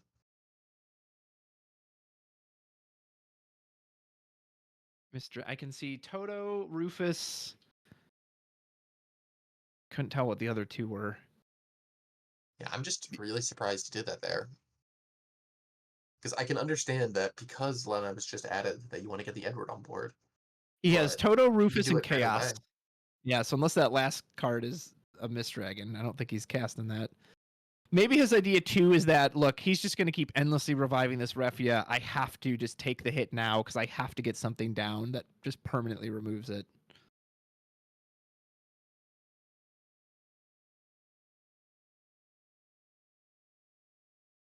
If he does go for the Lena revive, a Mist Dragon here would be very clutch. Mike has so many cards in hand. It does not look like he's playing against Ice Earth. I know, yeah.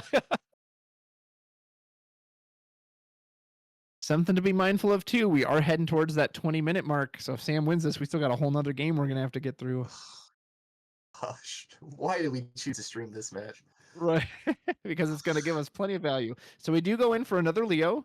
Did he just pitch 2 for that? All right, maybe he's paying for it now. Okay, there we go. That's how I paid for it. Sarah and Sarah. Makes sense. Leo draws us one deeper. Interesting that he chose to dole the water back up there. Because it makes paying for Lena special just not quite as pretty. Unless he thinks he's got another Refy in hand that's just going to bring it out anyway. He does give up another wall. Plays Bart's, so we can activate 2 Category 5 characters, which is Lena, not Sarah. Technically, King Tycoon could be activated as well. Yeah, he could have paid for this differently. Yeah, right? especially with Warrior of Light. Yeah, and it color fixes anything. So there's the Dane. We do want to scout our opponent's hand. So we did see Chaos, Double Rufus, and Shantoto. So as you pointed out, just basically 0 interaction on our opponent's turn. And maybe that's why we were trying to do the whole Art Chaos thing, because it actually gives us a chance. Was that the last Chaos? Did he pull out 2 earlier with the Zidane? No, he only put out the 1, right? Because he got rid of the Shiva, because he knew the Shiva could kill Zidane. That's right. So that was the second one. So there's 1 Chaos left in the deck. We haven't even seen an Arc. Are we sure Sam's running them? It says on his list that he's got 3 arcs.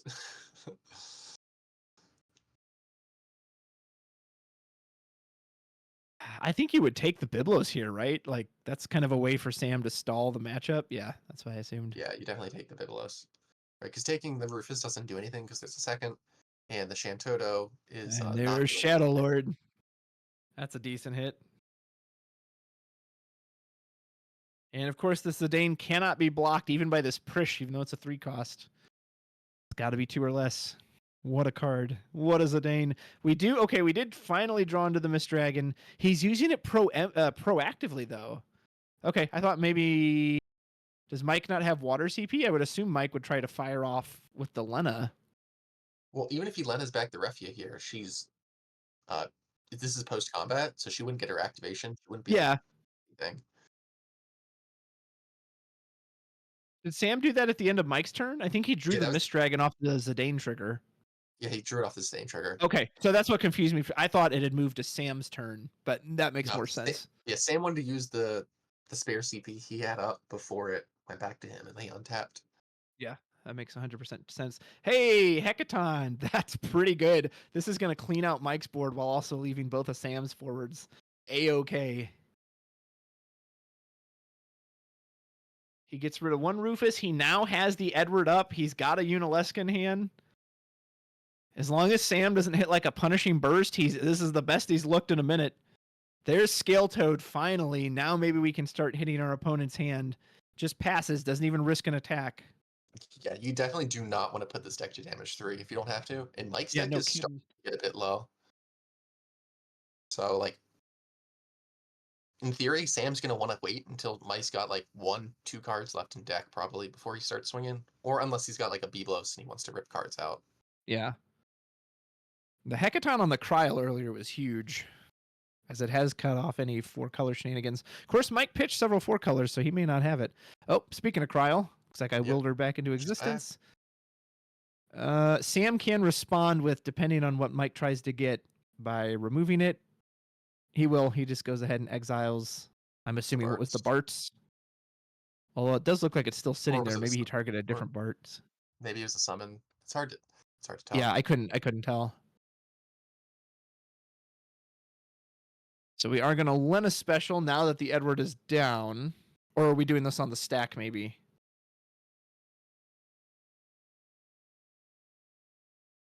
Yeah, the Bart's never left, so it might be that we tried to get the Bart's back with the Cryle. Sam responded with the Edward, and now Mike is responding with the Lena to revive it.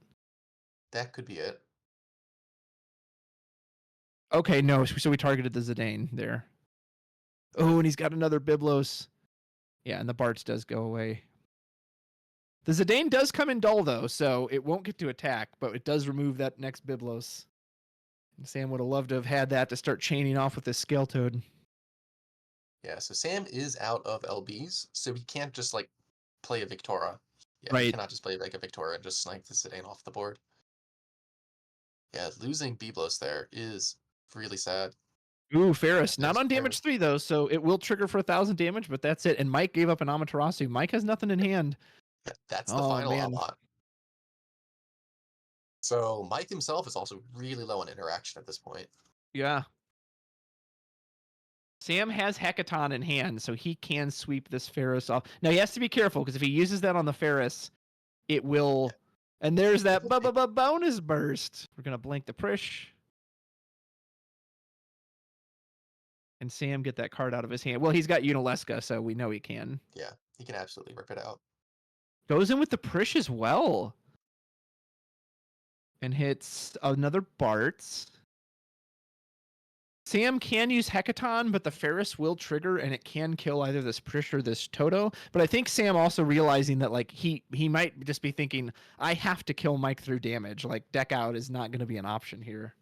Yeah, well, I think Mike's also really low on resources at this point. Although, Warrior of Light is now a potential threat, so yeah, Sam probably if there are any left. I know we saw at least 2 go earlier, so I don't know if there's a third left or not. I have not been keeping perfect track of the resources. No, nor have I. So it looks like we are using the Unileska trigger. We're going to discard the E-Sail. We will get rid of a Bart's from hand. Do you fire off the Hecaton? Yep, looks like we're going you to. have to.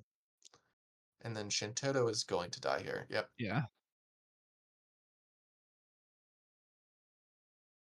And we had the only bit of interaction we have is a little break zone hate with little Edward.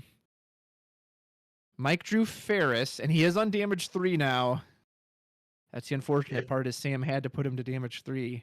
Yeah. If there's another fire card in hand, Ferris goes really hard. Yeah, with the Lunith trigger. Well, because you could search Warrior of Light if there's still one left. Oh, that's true. You could build a water back up, search it, and play it. Looks like he won't be doing that quite yet. No? Yeah, that would have been game if there is one in there still. Mike's deck is looking a bit peckish now at this point. He could also just use Leo. We are under the sub 15-minute mark. Now, granted, this is Top Cut, so this match cannot end in a draw or a double loss. There must be a winner. So if Sam can win this game, it'll basically come down to a sudden death in the last match, and that's got to favor the deck with haste. Yeah, Sam's gonna struggle to win the third game if he makes it there. There's Bart's. We can reactivate Trial and Lena. Yep, and then we what can was our play other Ferris. And then Ferris can search a Bart's to trigger a special and deal 7,000. Yeah, we could kill the Prish. So Ferris will do 1,000 to the board, will trigger twice for herself and for Bart's. So this Prish is going to take 7,000. And if we do have a special, we can finish it off with the Bart's ability. Are there no Bartz's left? That deck is looking mighty thin. Woo! It doesn't look like there was. It looks like there was no Warriors of Light left. Oh, dear. Well, I guess Prish is sticking around for a turn. Oh, no.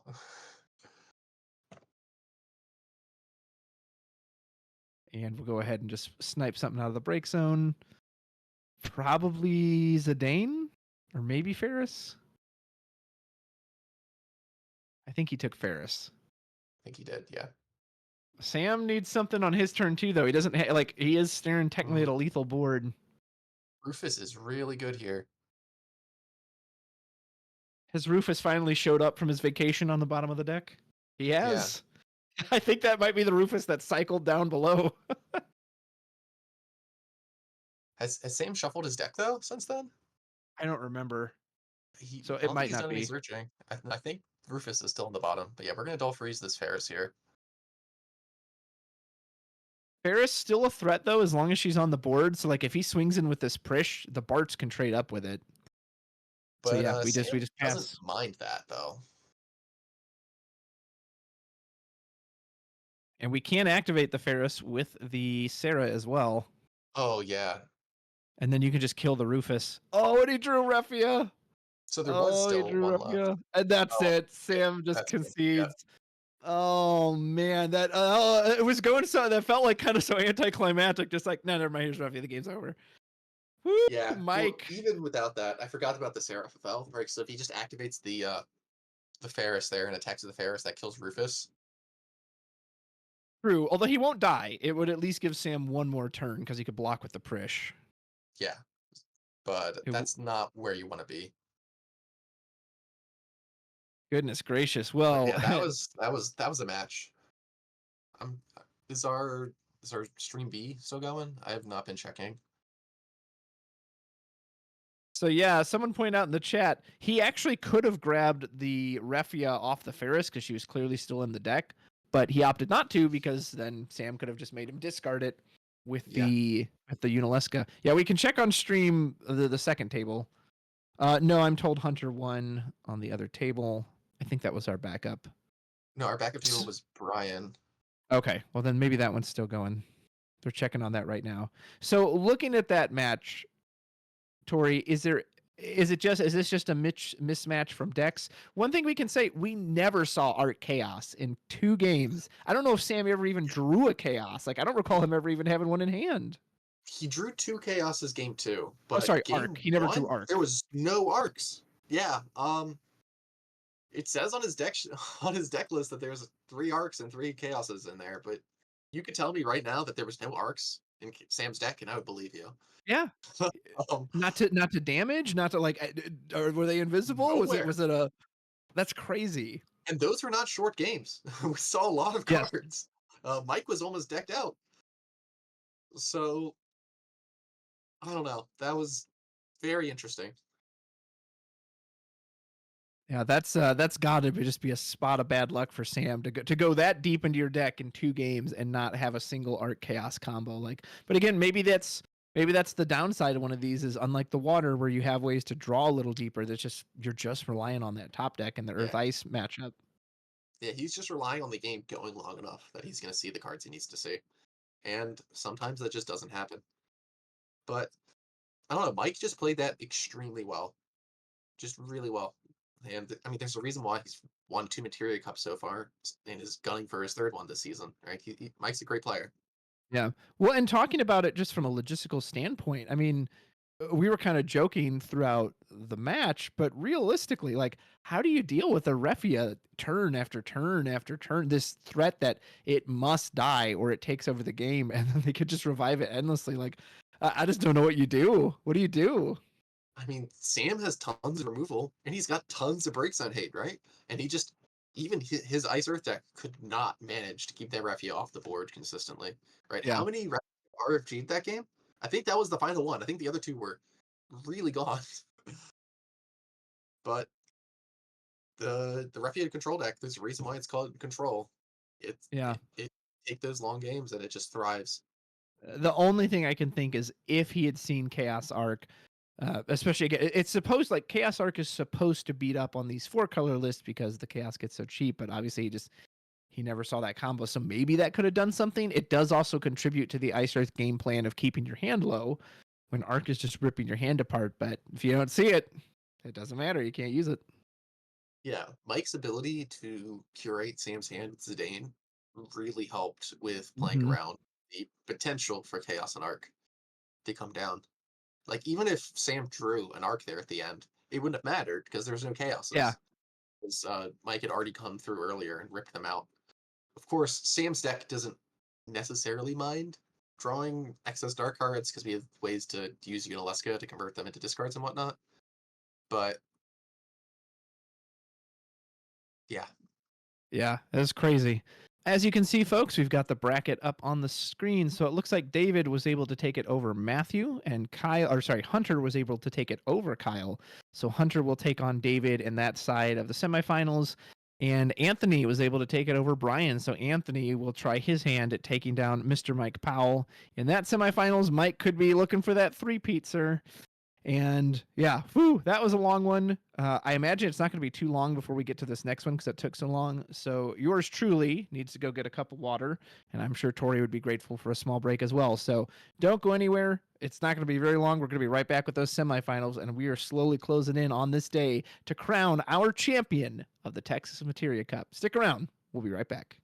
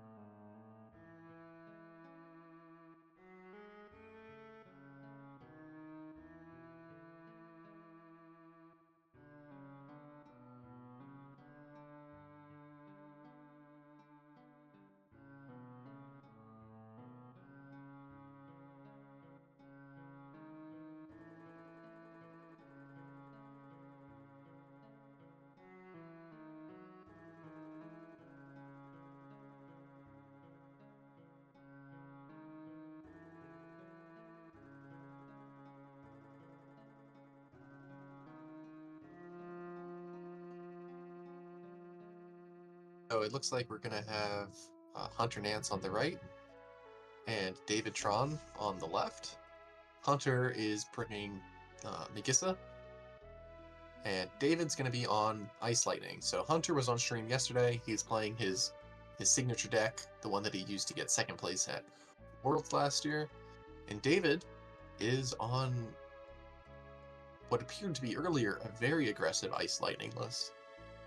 But it doesn't look that particularly aggressive.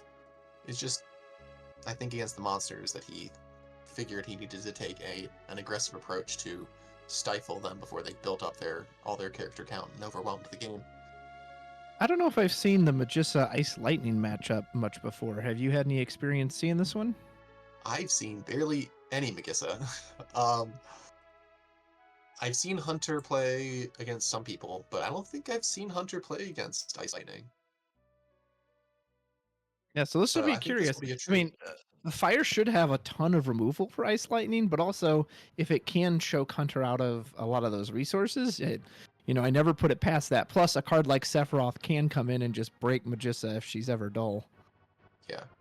Also, David's on 3 copies of the new Garuda, and you can just declare the number 3 and just 8k Hunter's entire board. Of course, Yuzuki comes in and can prevent that, but he has other ways. He's also on 2 copies of Ixion, which if you pay the kicker for, just wipes everything not named Magissa. So I could see David playing the control on this side of the matchup. Sounds like you willed Yuzuki into existence. Hunter is going to play that Meath backup, discard a multi-element card to go search out any non-backup of his choice. Actually goes for Tyvis, which lets us know he very likely has Magissa in hand, unless he's just going to go for a very different game plan. Well, Nero, we've got more Nero than we can shake a stick at, as we're going to discard the Nero, go get Weiss. In theory, you could jam Weiss out right now. I don't know if you want to be that aggressive with it. A little surprised to see David pitch that Ixion as similar to the Garuda. The Ixion lets you clean up all those 3-cost forwards that we know are going to be coming out. Yeah, he might just value something like the Garuda more, because it costs just as much and it comes with the body. But Ixion, Hunter has no way to cancel that in his deck. And yeah, whereas the Garuda can be amodded, right? Yeah, exactly. The Garuda can be amodded, so I'm surprised. We are going aggressive. We're just going right in there. Ooh, so Hunter will be forced to Odin. That's very interesting, because that Odin's really good at 2-for-1ing Magissa, right? Because if he plays Magissa and then targets it, you can kill it on the stack, and then he gets the draw, but they lose everything, right? Yeah, that's huge. I don't know if I like going this aggressive with the Weiss, because I feel like it just could very easily just die here. Especially because if we have Magissa in hand, you don't really care that your backup got cut off. I don't know. Maybe it'll be more impactful than it first looks, but I mean, Hunter might not necessarily have her. He could just be deciding that he wants to go for the Tyvis plays instead. True. And if it does force an overpay on Tyvis, then that is quite different. But yeah, so I see I saw Palom in Hunter's hand. So he has Palom Tyvis for sure. Oh, he just passes? Yeah, okay, well. Passes, yeah. Maybe it was worth it. Yeah, 1 point of damage isn't scary. Exactly. Yeah, Hunter's in no rush. Yep. And it will be a ward, and it's a bonus burst, as that Weiss will take 7,000 damage, which means Hunter, if he does have an Ifrit in hand, could follow up with to take it out. We are going to get rid of a Ramu. Restrictor is going to go search us out a Jobs Vets. We already have Neo or Weiss. Yeah. I would assume Weiss. I would assume maybe you leave the Nero EX burst in, unless he just wants to get the backup out. Yeah. Yeah, I would grab the Weiss. The only thing is now there's only 1 Weiss left in the deck, which means that even if he hits the Nero EX, he might draw the final Weiss before he even gets the EX burst. Yeah.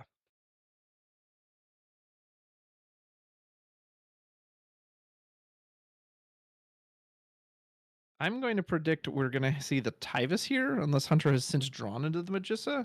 Because, like you said, if he had the Magissa, part of me feels like he might have just... Because he could have put it out with the Palom last turn.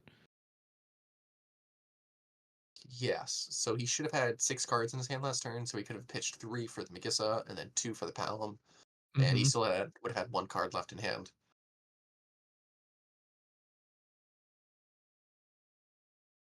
he could just be using the... Oh, so he has a Larcacus in hand. So right now... I don't think you want to burn that on a no, Weiss, never knowing he mind. has the second. Yeah, he had 5 cards in hand last turn because I forgot about the discard. Yeah, he would have So had there's a the chance discard and hand limit. he might go for Pelham plus Ward off of Tyvis to take care of this Weiss. Yeah, Hunter's holding his hand back really far. I have no idea what his options are right now. Yeah, Tyvis, Palom, Lorquicious are the only ones we know for sure. And of course, he just gets rid of 2 of them. Does he have a second Tyvis? He does. Tyvis 2.0. So it's a lot of options here. I don't know if you want to commit both Ward and Palom to just a Weiss. I mean, I guess Palom at least develops you a backup, but yeah, he goes for the Yuzuki. I don't hate that. Yeah. He probably saw that there was 3 copies of Garuda in David's list. It was like, yeah, we need this. But although you gotta be careful though, because you can just cloud it off the board. Well, that's what I was thinking. Like, it does protect against the Ishtola and the Garuda. Ooh, X-Star is pretty good, but it does not protect against all the straight break effects. So we will X-Star into Yuzuki. It is not enough to finish off Weiss, but Weiss is dull frozen, and with another copy in our opponent's hand, we also know, hey, he can't follow up with that next turn. Yeah, here's like the Ixion would have been kind of decent here. You just clean up the X-Star and the Yuzuki really quickly. Yeah, it looks like David opts Yep. Nice. I don't hate that. No. Now, this Weiss is probably not long for this world, because if Hunter gets any kind of 3-cost forward, Axstar is going to clean it off the board.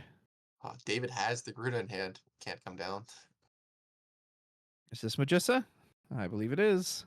I saw her in there. And we do pitch an Amaterasu for that, but I'm assuming Hunter has some kind of follow-up that he can ping the Magissa. Now, Axstar's still not online yet, so we will want this Magissa ping, assuming we're trying to finish off this Weiss. Maybe we don't care about it a whole lot, but we also have a Tyvis trigger we can use. Yeah, so if he's got any warrior in hand, he can probably get there. But, like, we don't really want to kill the Weiss, though, right? Because that just frees him up to play another one. Yeah. Like, we don't mind it just sitting on board, right? Like, we're already ahead on tempo. Yeah, you can just push past it with damage. Right, and we also don't want to commit too many 3-drops to the board, because if we do, David just does Cloud Garuda, and then we lose everything not named Tyvis or Magissa. So I could see him just holding it back, but wouldn't blame him for going in. Nice. Yes, that's great. Tyvis trigger, we're actually going to use the ward 7,000 on our own Magissa, and we know our opponent's going to have no damage to follow that up with to kill her, so...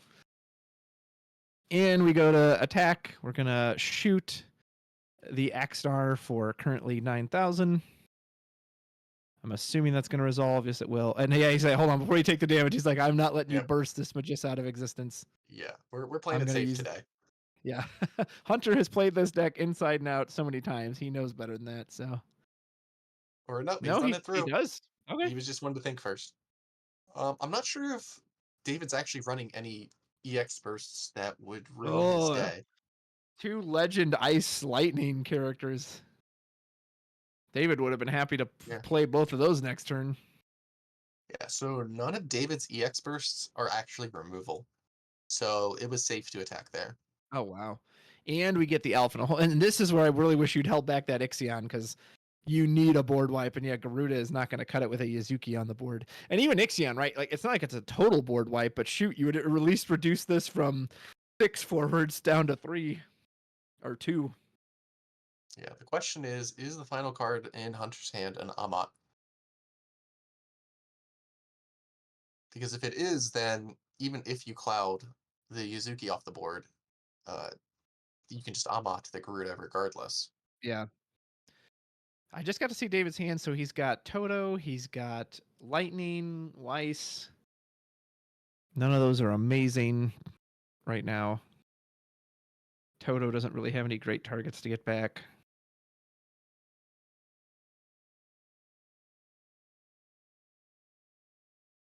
Alcid would have been nice too, as we really could have at least frozen down a bunch of these characters.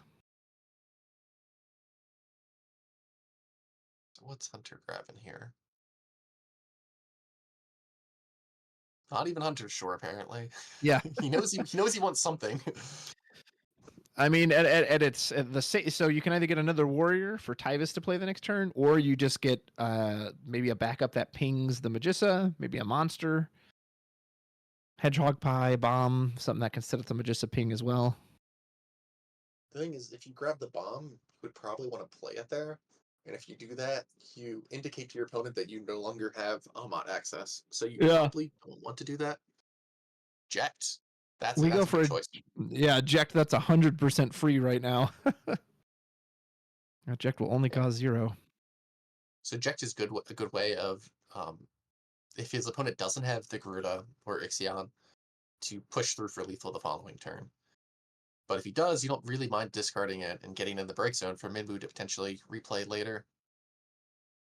I didn't see Ixion, so as far as I can tell, based off his hand, or did he draw Ixion? He did draw Ixion. Okay. Wow, that's the final copy of Ixion. Yeah. So, when you're good, you're good. When you're good, you're good. Yeah, just top deck the out. Okay. Yep. So we'll pay the kicker, and this will clean up 4 forwards off the field. Yep. I wonder if he's going to try to Shantoto. So what he could do is use the Unalesca to get Hunter down to 1 card in hand, and then play the Toto off of just the Nero backup. And then that way he could recover a body as well.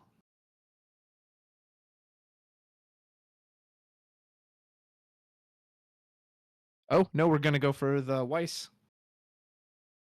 So also a way to get a card out of Hunter's hand. Oh, nope, not when we use it in response. So we're actually just going to hard cast this to shoot our own Magissa for 7,000. That's great. Now we don't get the toll freeze. Yeah, That's huge. We get a free play, a 3 cost from our deck. That's really good. Maybe another Alphino if you've got it. Nah, if you grab Alphino, he just rips the card out. Oh, that's right. You don't want to draw anything.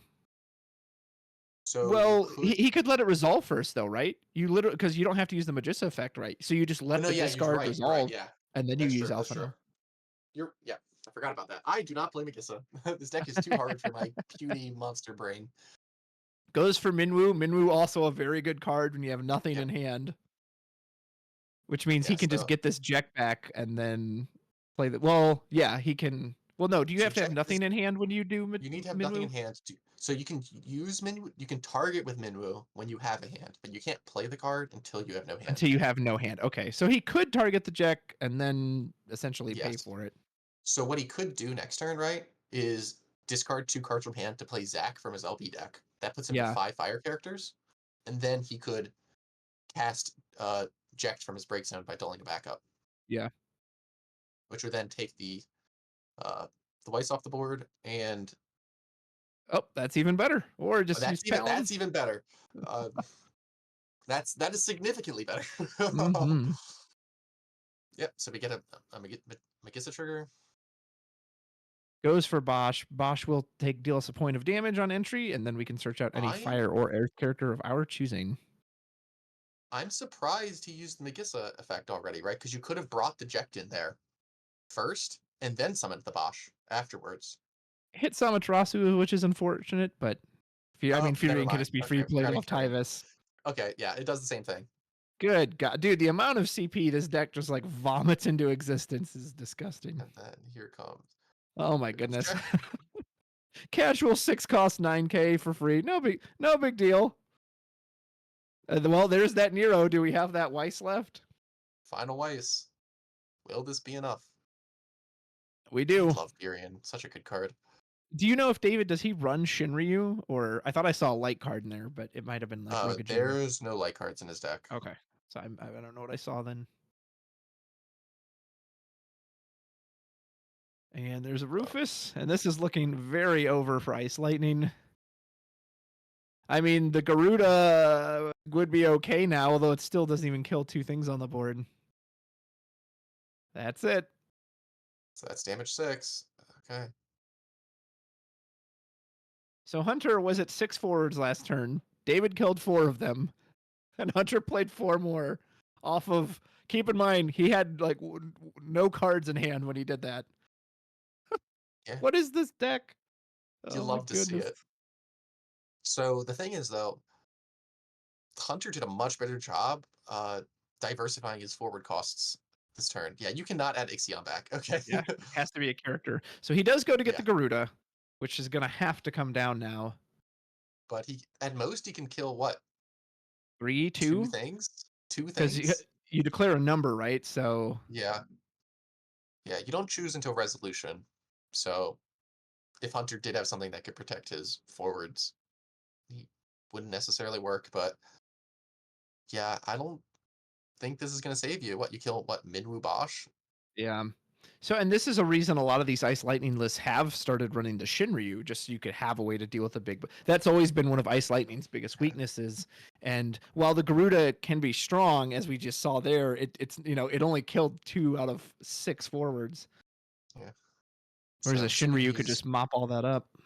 Yeah, I'm surprised he froze the Tyvis and not the Furion. Oh, well. That's a good card. He's basically saying, I'm going to discard my hand to get the other Hedgehog Pies. I can blow your board to pieces. I can I can shoot my own Magissa. Hunter's like, let's dispel this fiction. We both know that all the hedgehogs are coming out. Yeah, I'm just gonna discard exactly. everything right away. Yeah, here I'm gonna do the spell. Oh yeah, and there you go. And Ishtola alone just ends the game. So, Yep. Quick mop up by Hunter. That looked pretty one-sided. So Tori, Yep. you're facing a deck that can go from 0 to 6 forwards in one turn, and then when you kill 4 of them, vomit out another 4. What do you do about that? Well, I don't think I played the Weiss there turn 1. Yeah, I agree. I think that was a bit I too aggressive. I don't think you're gonna out aggro the Magissa list. I think he needs to be taking a control stance. And like, yeah, you made Hunter skip a turn, but like, so you want to be removing his resources and punishing him, and it just didn't do that. Because like, what did David do on the next turn? Just play a restrictor? Like Yeah. that was it. Yeah, So played a I think restrictor to get out the same character he already owned. yes, I want to see David try and mulligan to find Reeves Kate Siths for the early turns, try and rip those key combo pieces out of Hunter's hand. Yeah. Because like he does not have that many ways to search like Magissa and Tyvis, right? He runs 3 Magissa, 3 Tyvis, but Yeah. his only way to search them are Meath. And assuming you haven't already seen them, right? Because Alphino and Bosch can do it. But Sure. generally speaking, in order to play those, we need either Magissa or Tyvis already on board. So yeah, I would like to see David to try and search for his removal and just try to play a nice, slow, control-y game. Like, one of the strength of Ice Lightning is its ability to, transition from either aggression to defensive play. Yeah, absolutely. So yeah, though this hand looks beautiful. If David keep Oh, he did not. what? What did he have? I didn't see what he had. He had Unaleska Reeves. That was everything you wanted. What? You play Unaleska turn 1, pass turn 2, play Reeves, search Kate Sith, play Kate Sith, rip the Magissa that he searched off of the Meath he plays turn. What? He disagrees. He says, Am I nope, crazy? we're doing restrictor. He had a lot of backups, had both Cisne and President Shinra. Gonna go get that Nero. Maybe really, is he gonna slap down the Nero this turn? I don't know, I mean, man. if you search the Nero, I think you should slap it down here.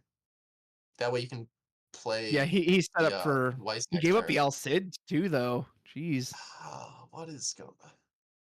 I don't know how I like this. Yeah, I'm not sure either. I hope it works out for him because I'd like to see a game 3, but yeah, I don't know. That's a lot of aggression, or that's not that's aggression because you're setting up backups, but it's you're losing a lot of cards from hand to do that. Well, the thing is, so Magissa is one of those cards that doesn't really care about dull freeze, right? She doesn't care if she's frozen; she can still use her abilities. So, I just don't know what dull freezing really does for you in this situation. Yeah, the only cards you really care about dull freezing in this deck, I mean, outside of just dull freezing them to keep yourself alive, Right. are the Furion and the Axstar. I think those are the Yeah. only attack triggers you really care about. I mean, Bosch technically has one, but that's pretty late. Yep, Eodolas, grabbing back Bosch, probably to search Magissa. Or Tyvis. Take a point of damage. It is an Ifrit.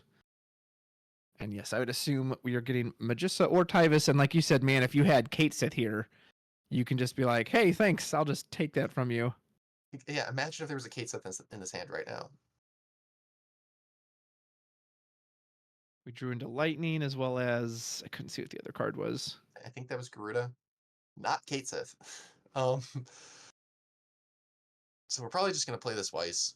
like we didn't do this line not to play the turn 2 Weiss. Right. But even that, it's like, okay, yeah, you'll get one card. You'll what? Freeze the Idolus? What is that? I don't know. It just doesn't feel super impactful. Yeah, like the Weiss by himself, he needs to be paired with other sources of discard to really be Correct. the Biblos, punishing monster you want him Unalesca, to be. something. Yeah. Yeah, but he put Unalesca on the bottom of his deck, so obviously he's not interested in that. Maybe if hopefully he draws like a Rufus or something. That way we can keep dull freezing these characters. Yeah. Like I'll he see quote this. unquote stunned Hunter for a turn. He just passed, but again, Hunter doesn't care. Like Hunter's like, no, I can just kill you out of nowhere. Put me on as much damage Hunter's as a you combo want. deck. Yeah, Hunter does not mind accruing resources.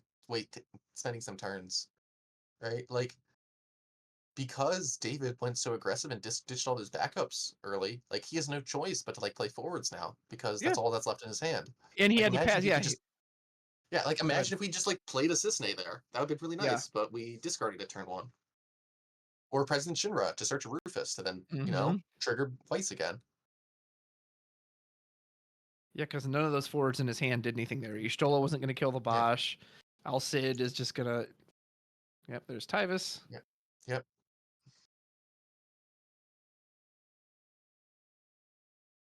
I mean, I guess if Hunter... Well, I was about to say if he goes low enough on hand size, Y'shtola can punish him, but you have Yuzuki, and Yuzuki just says, you must Ixion me.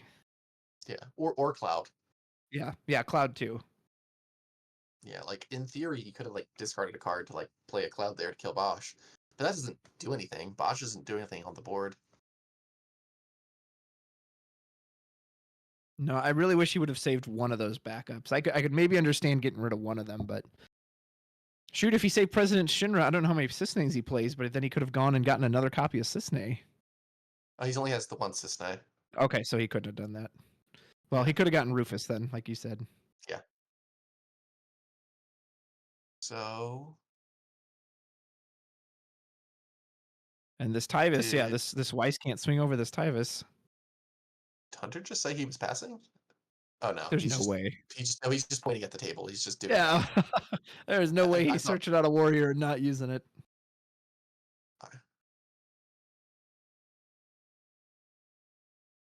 I've done it before. And again, this has got to be such a relaxed feeling for Hunter, knowing that, oh, there's no Shinryu, there's no big, Yuzuki turns off the Garuda, so it's legit Ixion or nothing. Yeah, so this Tyvis, like, what can even threaten this Tyvis? Garuda can't kill it, Ixion can't kill it. He basically has to be dull, and a Sephiroth comes in, or Hunter has to have no cards in hand, and Y'shtola comes in. I think those are his only removals, or Ramu, if he has enough lightning. Characters in his break zone, cards in his break zone. Ramu can deal 15,000.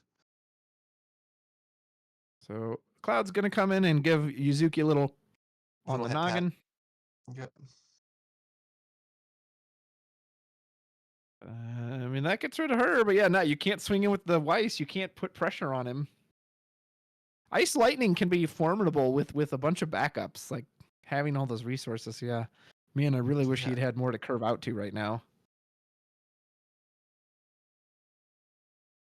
Yeah, definitely. Like the difference between 2 and 3 backups is really big when you're trying to play 5-cost cards like Ixion or Garuda. Hunter saying, wait, 4 damage. We're going to go ahead and cheat in Axstar. Oh, nice cheat in. So now while the Tyvis is frozen, the attack is already on the stack, quote unquote. We're going to attempt to target the Weiss. And if we can play a free for 3, which I'm assuming we can, Weiss is about to go the way of the dodo. Oh my goodness. Oh, it's Y'shtola. Yeah. That means Cloud's going with her. We actually hit the same Ifrit to damage, but we're going to do 4,000 to Cloud.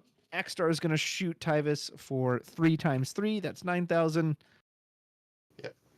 So then Tyvis is going to connect, and that will trigger Y'shtola to kill the Cloud. Which is right there. Boom, it's a Ramu. Goodbye, Mr. Cloud. Back to the limit break. And this is already looking very, very dire for David. Now we can get him with Bosch, and we can get him with Y'shtola, put him to 3 damage. Oh my goodness. And like you said, there's no removal burst. I mean, we have a Garuda in hand, but I mean, it'll take out everything but the Tyvus. But again, this Tyvus, it doesn't care if it's dull frozen. He says, yeah, I can be asleep on the couch. I'm still going to generate a ton of value for myself. Yeah. And David's not on Zeromus, so putting David to damage 3 is not scary at Hunter at all. I don't think there's any damage 3 effects in that deck.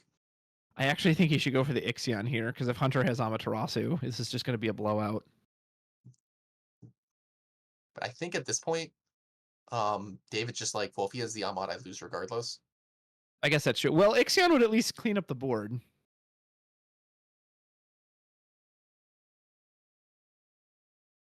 Sometimes when you're behind, Make doing him have the it. safe play is just not correct. Yeah, make him have it. I assume Hunter would have just fired it off. Yeah. If he had it. Unless he's just toying with him. Yeah, if there was an Amat in that hand, Hunter would have put it on the board by now.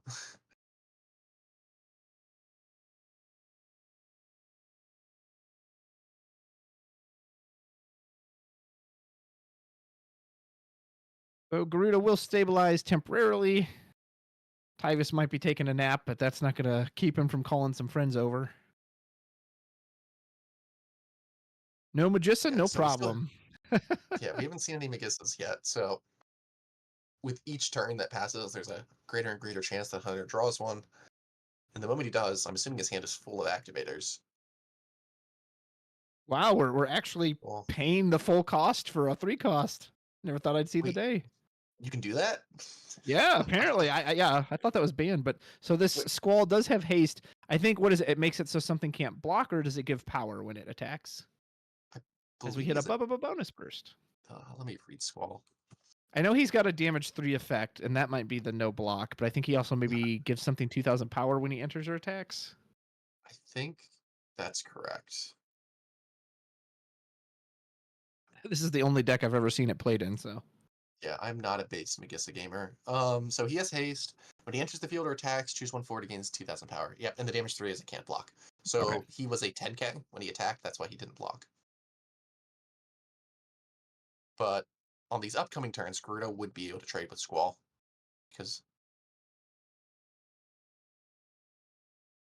so we do see Weiss. This is going to trigger a discard from Hunter's hand.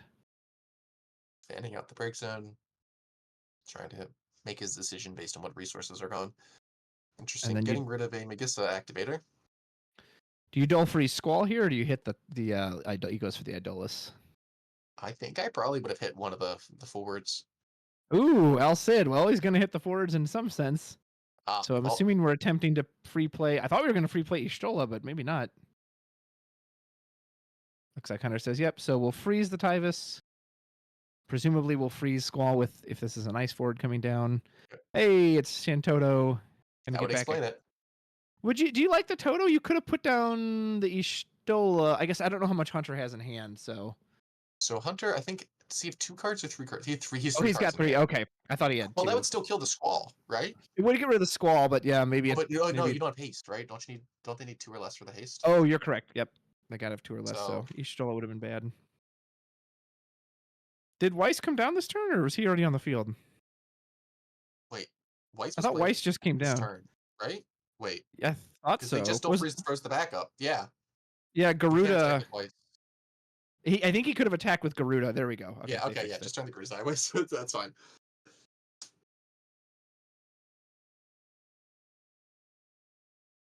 Easy fix. Just change which forward attacked. Well, this is the best David has looked so far. He's got Hunter's board fully frozen. Hunter's hand is still pretty full, but not like overflowing. There has to be something playable in there. Yeah. I mean, technically, David is threatening lethal, especially with an Al Cid that says I can just take out any blockers, so. But surely, yeah, with a Tyvus, like I would be amazed if Hunter has no options here.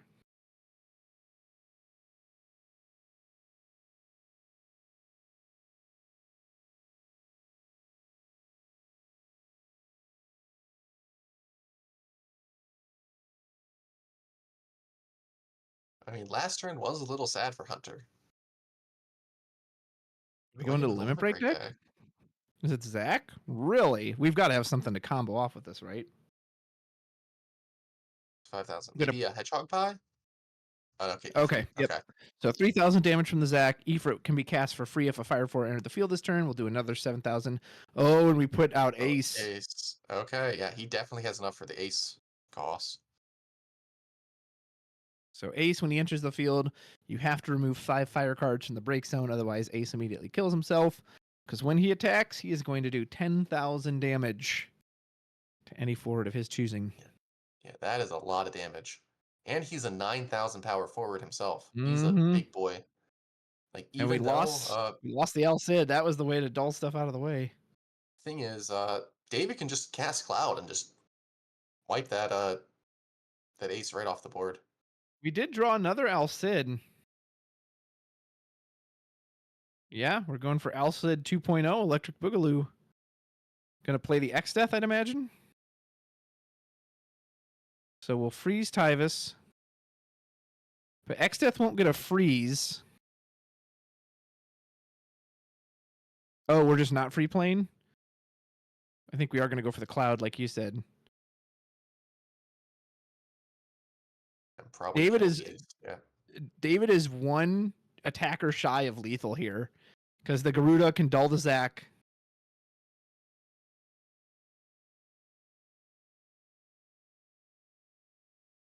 There goes Y'shtola.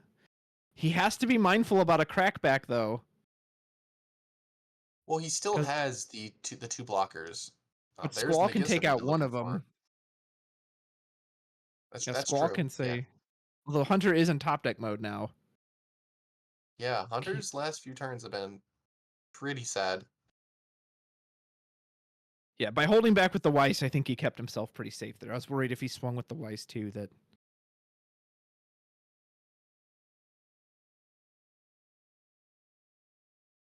So yeah, I don't think Hunter has any way to push through for game here. Oh, it's So- Axstar! Are you sure about that?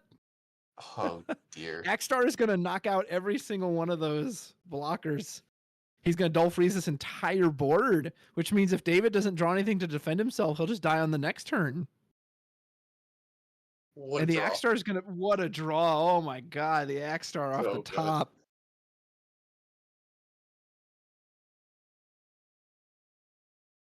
Oh, wow. Wow. And oh no, the final card And was Minwoo? Because now we have no Oh. cards in hand. We can free play a summon from the break zone or Jekt. We can play Jekt, kill something else. Oh man. Well, I was feeling good for David there for a moment, and Hunter just said, "Let me just end this." So he drew Axstar and Minwoo for turn. Good gravy. True Axstar Minwoo for turn. Yeah. That was 2 good draws. I assume that Hunter's probably gonna take out the Garuda here because that's the only thing that if he draws it, he can't play. Yeah. You definitely don't kill the Cloud. You want that on board. Pass to you. No Sephiroth. I don't even know what David could draw here to save himself. I don't think he has enough for Ixion, does he? Yeah, he doesn't have enough for the kicker. Yeah, he can only play something that costs 4 or less. Could play like a Victora. But does what? Kills Minwoo and that's it? I mean, you can play that X Death to establish dominance, but that's it. Yep, that's going to do it. Holy man, I thought David had a chance there, but... Yeah, Hunter came back from the brink. What a top deck. But like... I mean, you couldn't have... Right, and like, you can't actually even pay for that card, but Tyvis makes it free, and then Axstar makes the Minwoo free, which again, you couldn't have paid naturally because of if you're putting out the Axstar, like...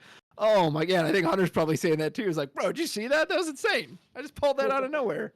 Oh, Hunter looks very hyped.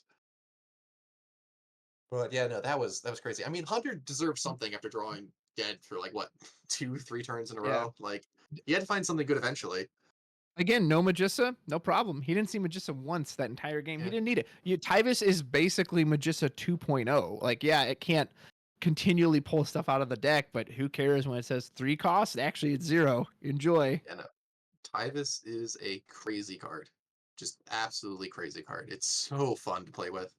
And Tyvus is making his way to a Materia Cup Finals once again. So major congrats to Hunter. Looking back on that match, Tori, is there anything David could have done differently to change the outcome? I know you were really high on his first hand before he mulliganed it away. Is that the key part you're going to focus on? Is there anything else you're thinking of? Yeah, I think that the main thing is I wanted to see Reeve for Kate Sith. Yeah. Magissa is a combo deck, and they have no ways basically to search their combo. So just getting in there early and making it so that his first few turns, like playing Nero Weiss, stunts Hunter for 1 turn. Yes. Playing Reeves for Kate Sith makes Hunter have no plays for potentially like 10 turns. Like there's a massive difference in how much that can shut down Hunter. Of course, like if you just draw perfectly, Kate Sith does nothing. But you can't assume that, right? So I think that's the main thing I would have done differently is that I don't think that there was a good chance of out aggroing the Magissa deck. Yeah. Okay. So here we go back to our favorite match, Chark versus Warriors of Light. It's a thing of beauty. This is the 3rd round in a row where we've gotten to see this to some extent. I'm checking to see if we can find out what game this is.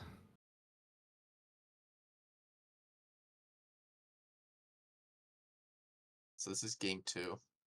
Game 2, It okay. looks like.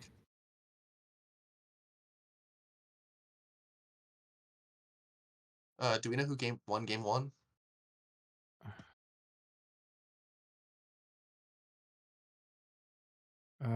Mike won game 1, looks like. Thank you, Moogle. Appreciate that. Ghoul, what are you doing in the Twitch chat? You're supposed to be out here. He did the old switcheroo. Well, this board is looking pretty... Yeah. Sorry, he's on his honeymoon and he's chilling with us in Twitch chat? Cool, what are you doing? When you got to feed the need, man. When you're addicted to cards, got to watch all the games you can. So this board state's looking very good for Mike at the moment. There is 1 Ruffian to damage. That's 1 less damage Anthony will have to worry about.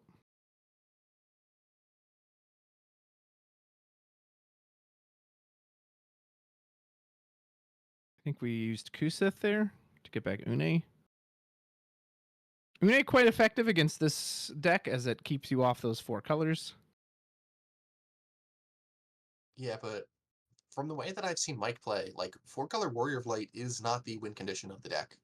Yeah, Reffia is. So like keeping them off 4 colors is annoying, but like it's not the end of the world.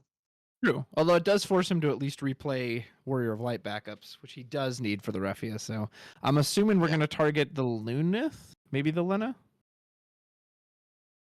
And Leo obviously just goes into the Oblivion of the Limit Break. Yeah, I think Lena is usually the most annoying backup. We do have 2 Chaos in hand, it looks like. 1, 2, 3. So Chaos would have cost us 5 right now. Although as long as Leo's on the field, I guess that doesn't matter because an opponent's just handed over Leo.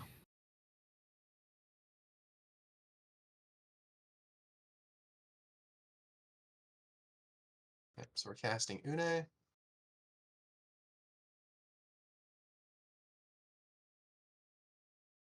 Here's Mr. Bartz. We're setting up for that time magic. 2 big Warrior Lights in the break zone, but like you said, Mike is very well versed in this deck. He knows when to just let that card go and knows that, okay, I'm not getting to that anytime soon. Sorry, I was looking at the wrong stream. I was behind. Oh, no, you're good. Yeah. So looks like we're pitching. Okay, so we're doing Bart's time magic. I think he did 4, so I'm guessing a Cryol's going to come out of here. Yes, it is. Do we have a Mist Dragon to cancel whatever's going to be revived? We do have one sitting there in the break zone, but Une cannot fetch it quite yet.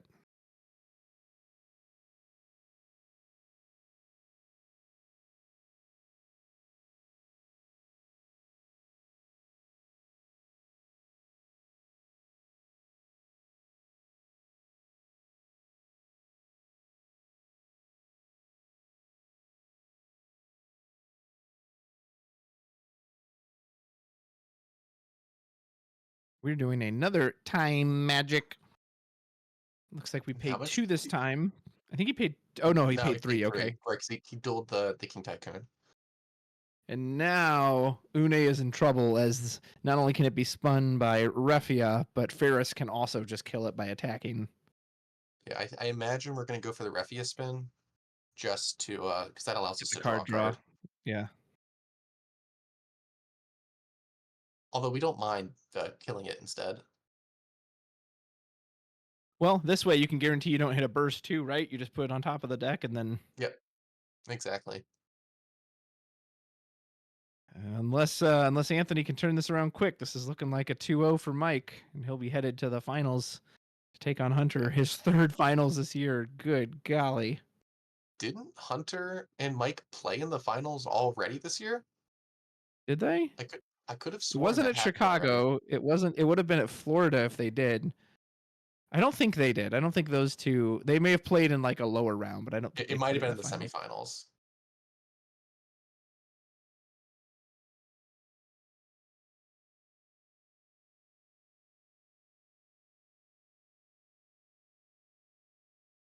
Okay, so what are we? I don't think we're outbounding this. I think we're deciding what we want to hand over. You probably just hand over Bart's at this point, right? Like your opponent can't do anything with that card. Yeah, I think Bart's would be the right choice. Unless there's more Warriors of Light you're trying to get, but Can have the bricks in. So if we were to higher damage than damage 2, like if we were at 3+, I'd say just hand over the Ferris probably. What? Why was it? I saw a judge call flash on screen, but I'm not sure. I don't know if that was an error. Okay, I think we are casting Amaterasu. Yes, we are. Okay. Yeah, that might have been an error because doesn't seem like the players are stalling over anything. Let me check. Someone said He might have Cryo added back missed. with Cryo.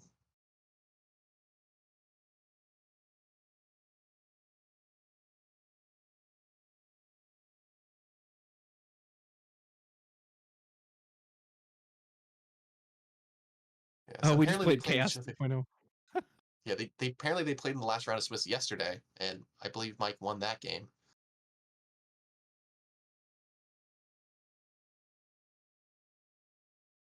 So Anthony's trying to get his win, but Mike is very good at this matchup. He's played it many times over many tournaments. Yeah, he's not worried about a little Chaos Arc. And Chaos without Arc, I have a feeling Anthony, if he'd had Arc, he would have just snapped it off there on the Refia. Yeah, I agree with There's that. another Bart's. We can do even more time magic if we wish. That looks like we're going to. Or no. Oh, we gave it haste. That's what we did. We gave it haste with the Lunith. Now we're using the Refia trigger. Then Chaos Packing. Draw a card. Here comes Ferris. Ferris is going to kill my own Bart's. I'll take that back. Is this just game? Yep, it looks like it. Here comes Bart's, unless this is a burst to stop the Refia. And that's it. Mike Powell. Oh my goodness. He is heading to his 3rd Materia Cup finals. Watch him get a 3-peat. Can Hunter Nance stand in his way with Magissa? Holy moly, dude. Yeah. Mike is just built different with these Refia decks. Yeah, dude, I need you to get on a plane quick. Fly out there, Tori, and try to stop him in the finals. We have to have Tori come in with the steel chair and just like whack him from behind. No. That match I played against Mike in Chicago was really rough. It's Mike's really good. He made me work for it. Was there any key in your matchup? Like, did the monsters kind of give you an advantage just because they were untargetable, or is there any other like specific cards you thought maybe helped you against that deck? So with the monsters versus the Refia control matchup, the thing is, like, he's playing a control deck, but I'm playing a combo deck, right? So like if things go late, I kind of have the advantage. Like my deck, the monster decks are often more similar to a deck like Mono Wind than they are to like a Mono Water or a Mono Fire deck. Mm-hmm. So like I'm just able to out resource and just like, yes, Refia is activating all their backups every turn, but Tomos is doing the same thing for me. So we're able to just churn through our deck and just out resource them in the long game. And Mike also had some trouble actually drawing his backups in a reasonable amount of time against me. in some of our games. Like I don't think he actually cast Warrior of Light once. Like he never got all 4 colors online. So it's just about putting just the right amount of pressure. It's a very tight line.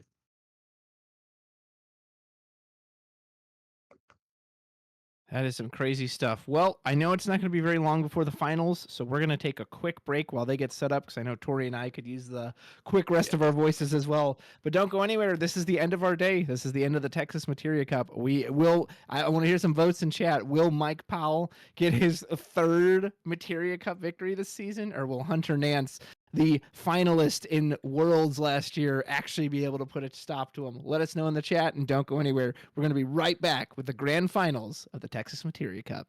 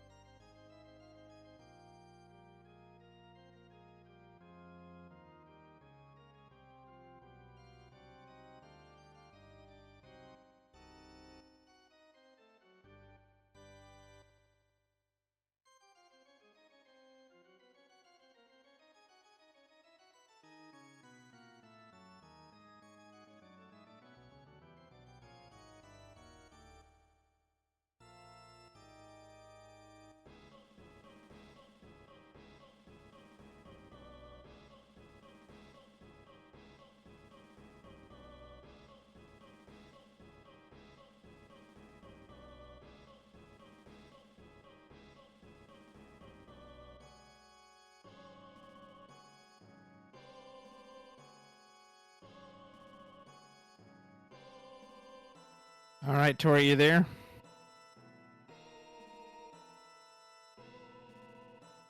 Yeah, I'm here.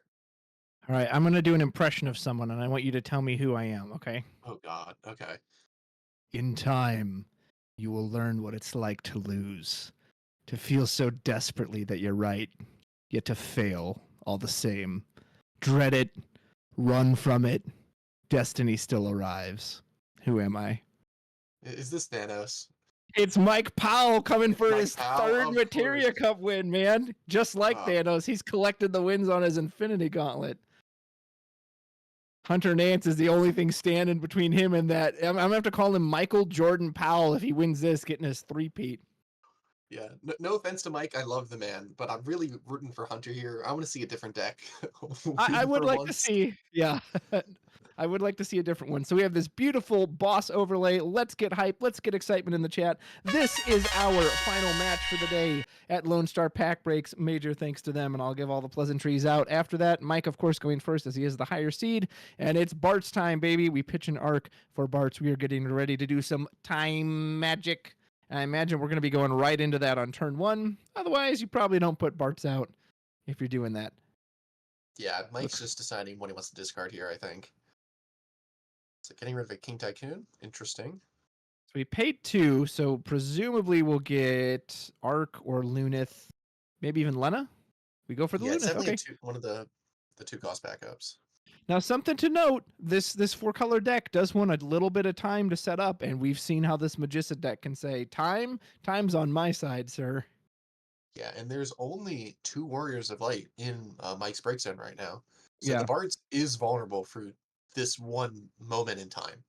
Yeah, so if we have And Magissa, so if we can ping it and immediately pull out like Ward, you can just snap that Bart's right off the field. we're just use most of our Magissa pings also just kill Barts. So like we could just play like a Moody? Not Moody. Idolus double Magissa. Mike says, yeah, don't worry, I don't have a Miss Dragon. I don't think he'd have the CP to cast it anyway. Shoot it for 7,000. Here comes Magissa. I'm assuming... I mean, Alphino is usually the main target because then you can further your own Magissa pings. But if he wants to stop this Bart's here now, goes for Minwu. Okay, that's not the card I would have... Is he planning to pitch his whole hand? He could get back that Ifrit if he does.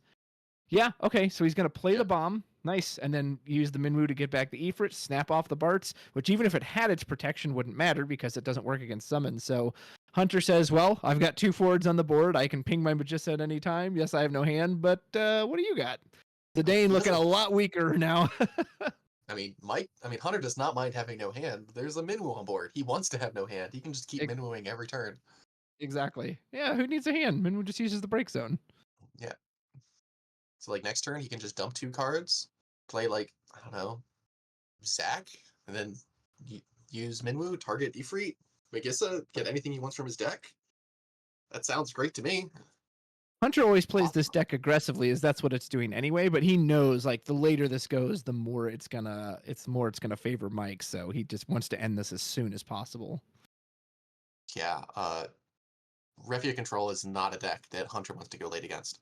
Also, Mike might be a little sad that he's running the Bart's variant right now and not his normal variant. There's a lot less EX bursts in there. This is true, and that's one of his big ways back into it. Yeah, this is looking a lot better than the last time I remember seeing Hunter and Mike play. Hunter just drew nothing. It was very sad. This is looking much better.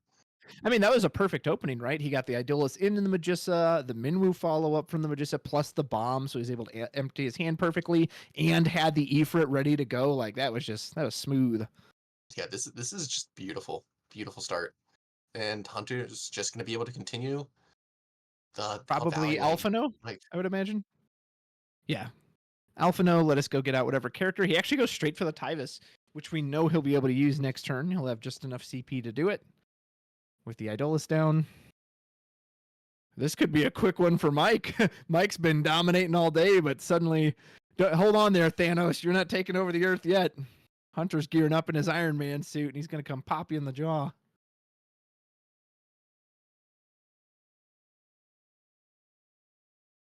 Yikes. Just passing over Mike, it looks like here. Wow, he had nothing? Not even the Leo? That's like his bread and butter. No, maybe he is now. Okay. He was Okay, he was waiting for the search to resolve. Yeah, I'm assuming that Hunter did that at the end of main 2. So we do Bart's, but it's only 2 CP, so the most we can get is Lena, I would assume. Arc, I guess, if you want him. Oh, no. Okay, we tap the backups. We do Ferris. Interesting. He could have killed the Magissa if he wanted to. No, I think the Minwoo was a much You think the Minwoo's the scarier better one? threat. Yeah. Yeah, I guess the Minwoo basically says use that Ifrit for free every turn. Yes. Right, Minwoo just like basically immediately kills the Ferris. Yeah. The thing is, he could just tie this reward right here. Take the Ferris off the board. I mean, there's an argument. Does he actually care about the Ferris? Because the way the pings work, if he tries to ever kill the Magissa with the Ferris, Hunter can actually respond with the Magissa before it dies. That is true. Because each of the pings have to go on one at a time, so he can just wait till he hits 4 and then go, okay, here, now I'm going to use the effect for free. Yeah, and if either of these attack next turn, he can just block with Magissa, and then, yeah, Ferris can then just trade up into the Magissa, but the Magissa still gets the effect off first. And the Magissa can go get a Yazuki, so actually saying, actually, your Ferris won't do anything. That's true, yeah. Oh, wow. Yeah, so he's showing right here.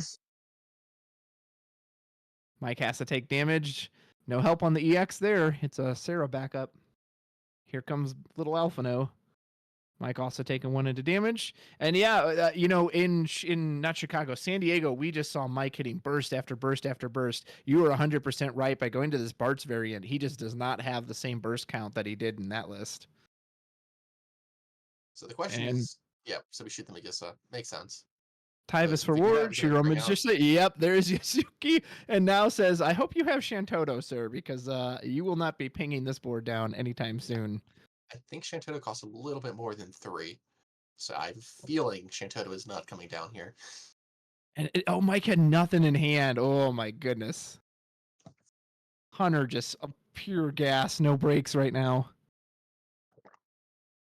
Even Refia, like, even if he had the Refia in hand, I mean, I guess he's got exactly 4, but does use the Kusith? Are we pitching our last card? Or are we doing the Bart's effect? Okay, I think we're doing the Bart's trigger. We're going to reveal 5. We do hit 4 warriors or 3 warriors of light. Not that that's like amazing. You can't actually play this Bart's. You do have time magic. Could go get Refia out of the deck. Play a Refia from the deck? Yeah, which is I'm assuming what we're going to do. And then we can spin who? Yeah, Yazuki? The thing is, in order to spin anything, we can't even attack to like clear anything with the Ferris. And then we basically say we have no blockers if we do that. Right. He won't get he won't get the card draw reactivation. Ooh, yeah, I don't. Oof. And yeah, the spin isn't even worth it because you just say, "Hey, I have no blockers. Go ahead and just kill me." Right. Yeah. So we're threatening. That's a lot of damage. 5 attackers. That's a lot of damage. Plus, we could potentially, if we can trigger if we can trigger the Magissa this turn, we can search Bosch to search Furion to free play with Tybus to have another attacker. Oh my goodness, we top deck the Palom. Dude, Hunter might just have the Day of Destiny going on right now. He is just seeing everything he wants to see. So I think you have to spin her in response. Yeah, you have to. You won't die. You'll go to 6 and maybe just pray you hit some kind of burst. You cannot let him resolve this much. I mean, Hunter could respond with the Idolus if he really wants to. I don't know if that's worth it, but because Hunter's under like no pressure to have to do anything here.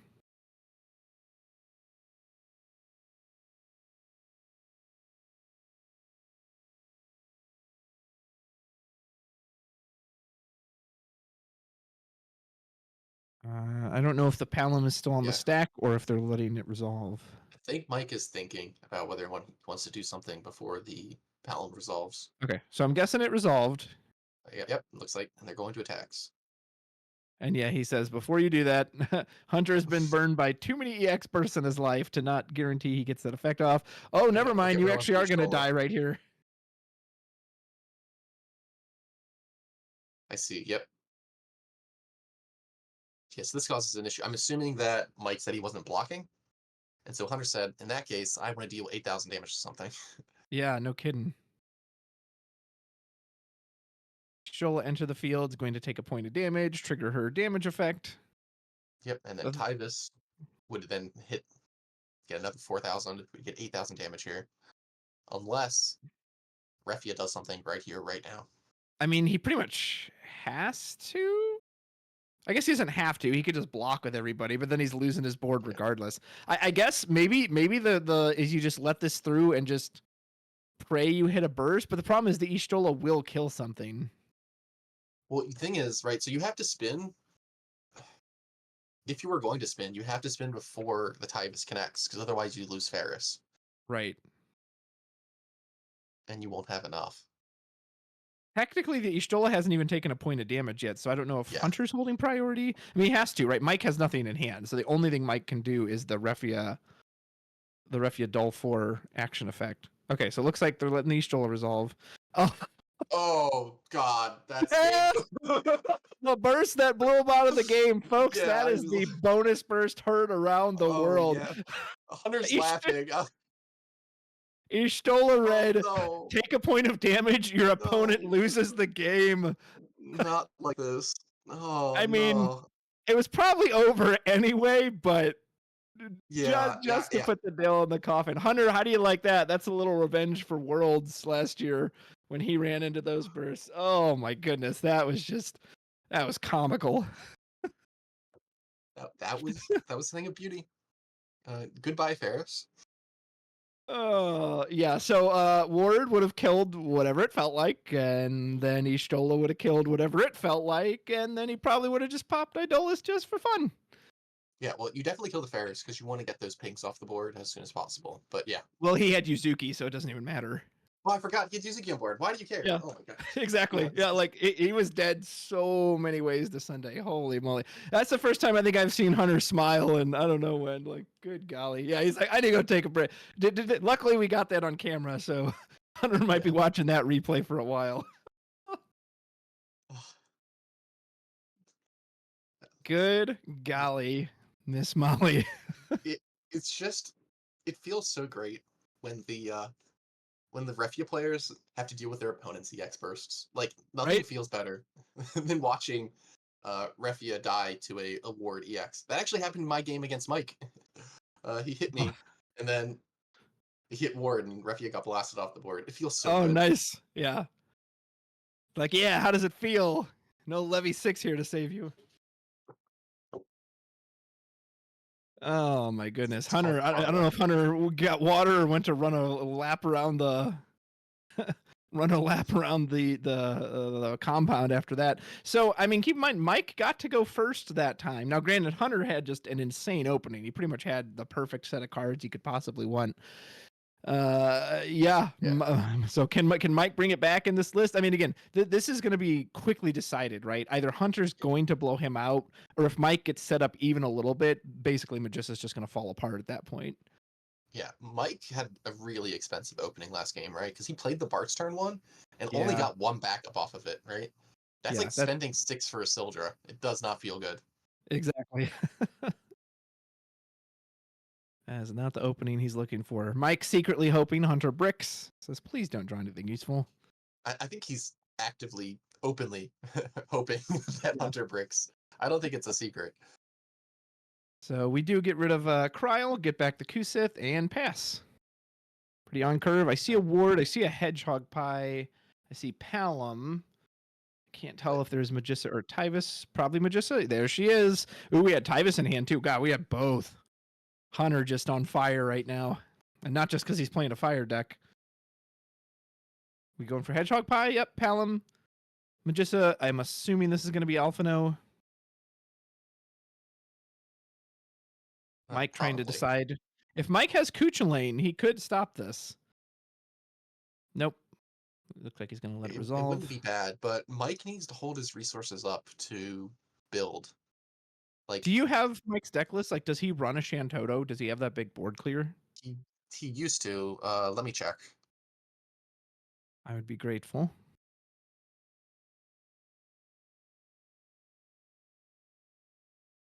Okay, so Mike's list, he runs 0 Shantoto in the main deck. Wow. I guess I know he used to at least run one.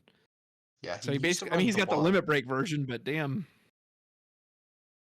But yeah, limit break version is just as expensive and costs you your whole LB deck and requires a lot of Earth pips in your hand, right? So Hunter does go for the Alphino and goes ahead and fetches out a bomb. So we are going to have Magissa pings for days. So basically telling Mike, sir, you're going to need to get rid of this card. It is the Une of my deck. It is the Refi of my deck. If you allow this to stick around, I will never run out of resources for it.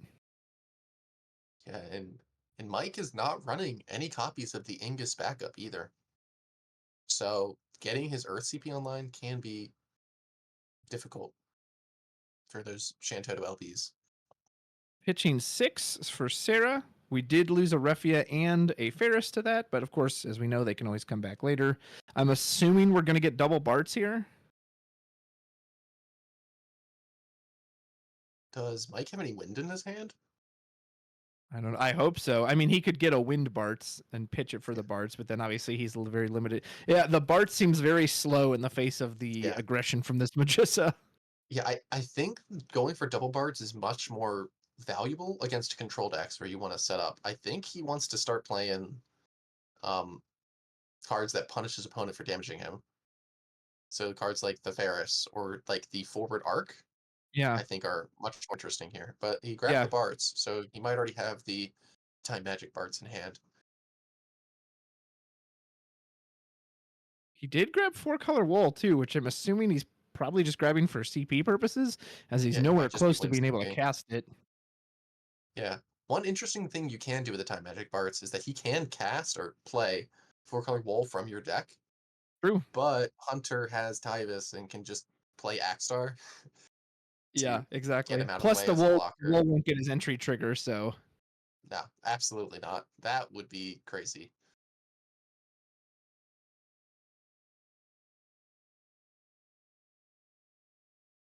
So it's at least looking a little better, unless Hunter pulls out a bunch of aggressive hasters in this combat phase, which he can do. His deck is definitely capable of that. Currently, Mike's only looking at 2 damage at least, which is better than he could be. Yeah, so he discarded a Tyvis last turn. Did you see if he had a second one in his hand? I couldn't see if he had another one. There goes a bomb into Meath. He's paying 5. I'm assuming this is Tyvis. Like Tyvis, right? Yeah, it is. Oh my goodness. Yep. The gift that keeps on giving.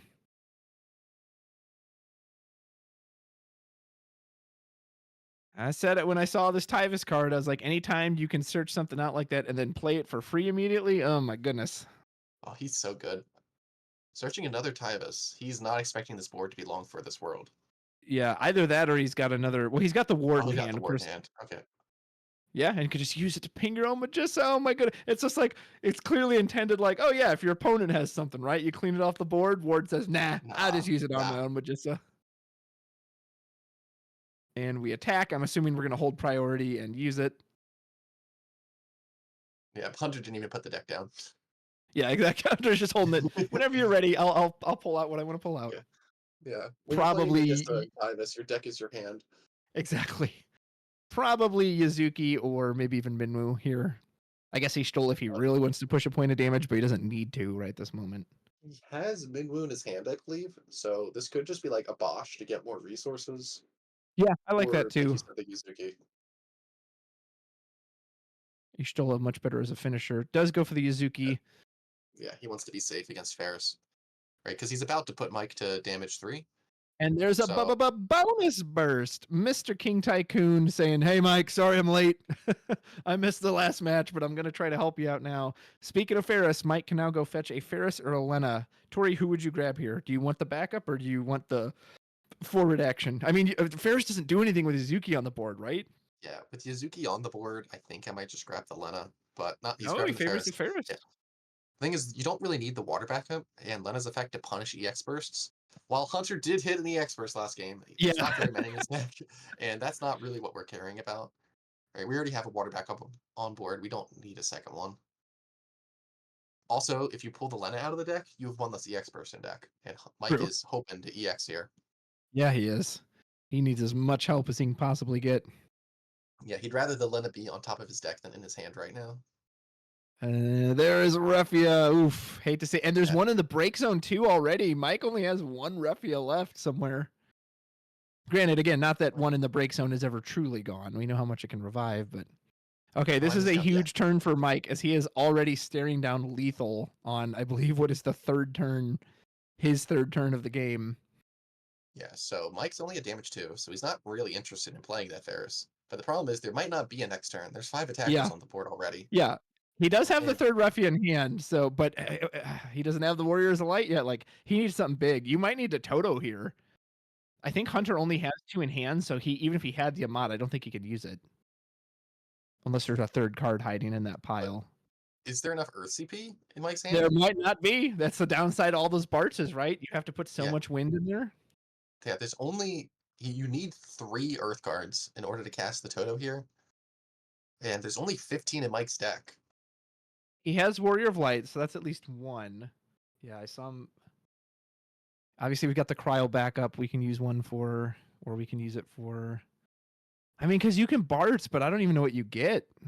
I don't think a lone Refia does much here. Yeah, it does not. We are going to go for the Barts. Going for the Barts. He is going to summon his time magic.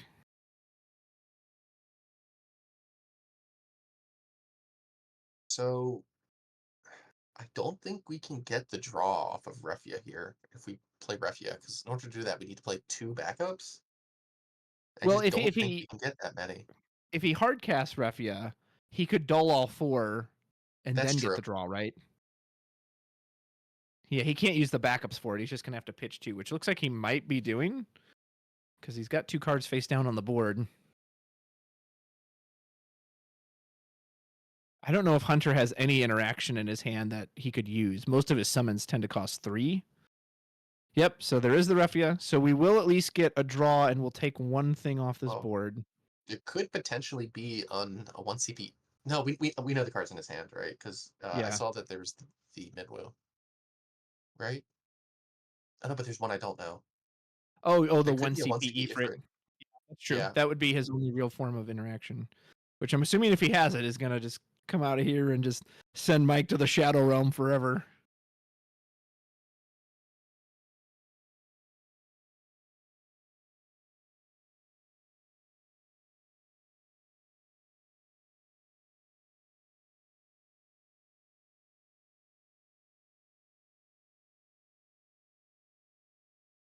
And if he does the Refia, he'd still have the 2 backups to use. Granted, he wants to keep it on. See, like the spin just doesn't feel amazing here, though, because you're depriving yourself of 2 blockers. Yeah. Which normally isn't a problem, except when your opponent's trying to beat your face in.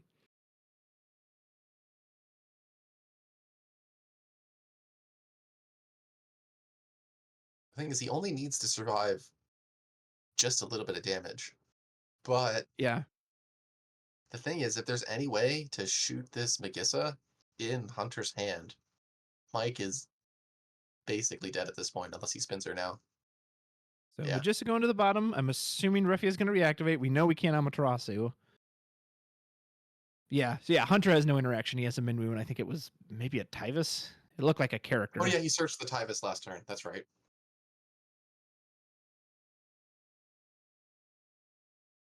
Oh wait, no.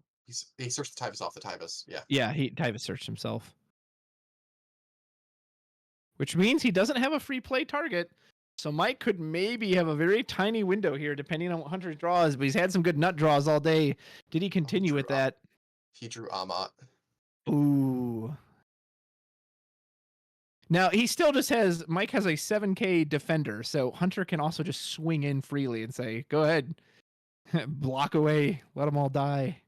Yeah, well, I mean, the only thing that even trades with the Refia is Alphino, right? Alphino, yeah. Everything else, the Yuzuki will live to the water effect, and then Tyvus and Ward are far too large. So yeah, Mike needs... can just get in there. And Mike already has a Levy 6 in the damage zones, or in the break zone, so that's one less one Hunter's going to have to worry about. He only runs the 1, so there's none left. Oh, well, never mind. Then he's totally safe. Yeah.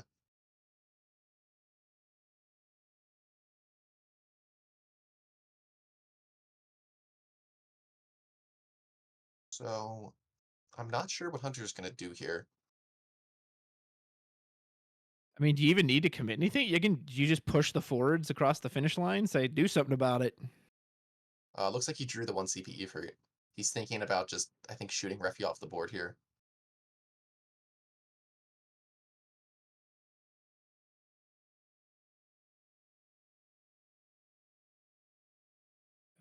Nope. He's double and triple and quadruple checking that break zone.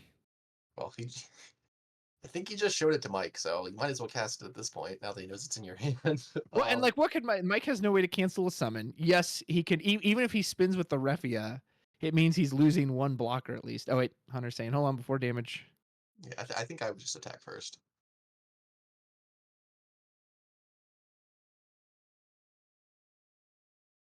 And we do go to damage.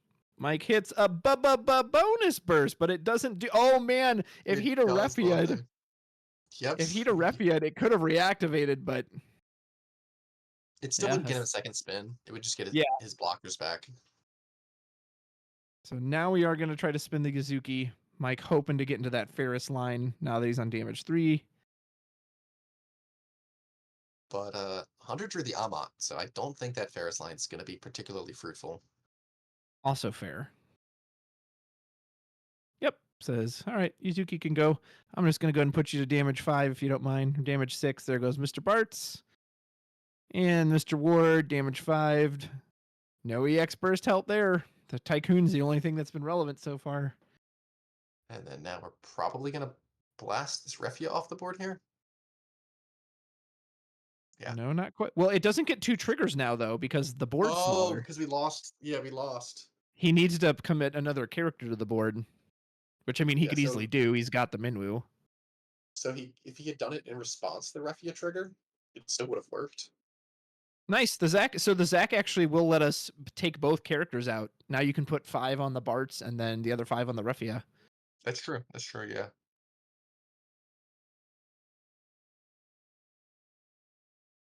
I like that a lot because you want to get all the characters off board. That way the Ferris doesn't have Warriors of Light to ping. And Mike wishing to high heaven that he had that Shantoto right now. This one's looking pretty over, folks. Can Mike stabilize here and pull out a miracle comeback? Well, there's a lot of cards in Mike's hand. I think he's really sad that the Arc went to damage. I think he would have much rather had that in his hand. Yeah, absolutely. Right now. Because if you could have done Arc into Ferris, you could start picking at this board. Yeah, absolutely. That would do a nice chunk of damage. What, 7k? And let you search the Refia, and then you just have an extra Warrior of Light on board for Refia spinning purposes. But we'll have to see if Mike can pull it back here.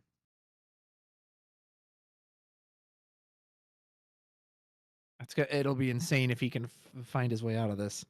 So we are going for Leo. That's not usually a good sign. Yeah, when in doubt, Leo out. Which means Toto is no longer an option.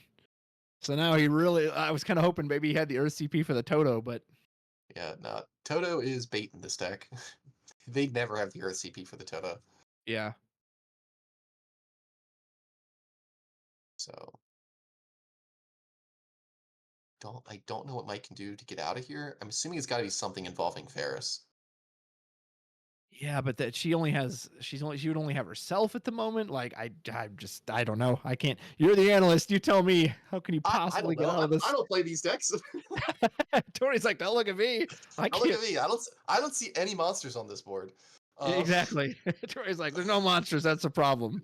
Step 1, need more monsters.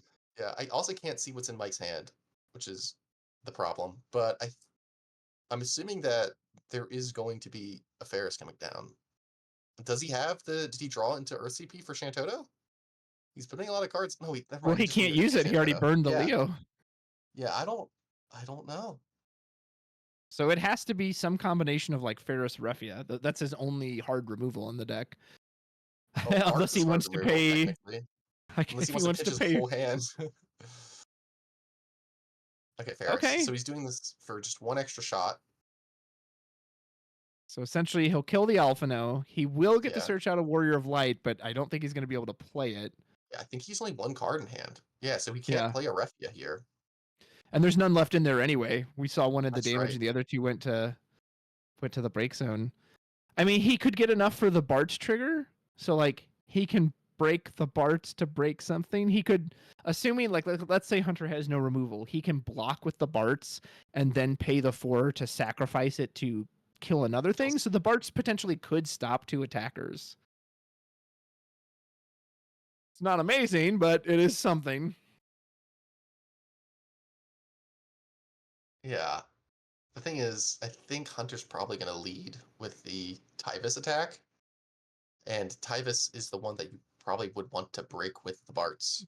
Yeah. So you wouldn't be able to like break the thing you want to break. Mike might have bought himself one more turn, but all right. Is this going to be the ultimate turn of this tournament? The thing is, if he blocks and tries to use Ferris ability with, like, say, Bart's, he can just Ammon the Ferris and kill her too. That's true. Yeah, yep, we're going so there goes the combat. Tyvis.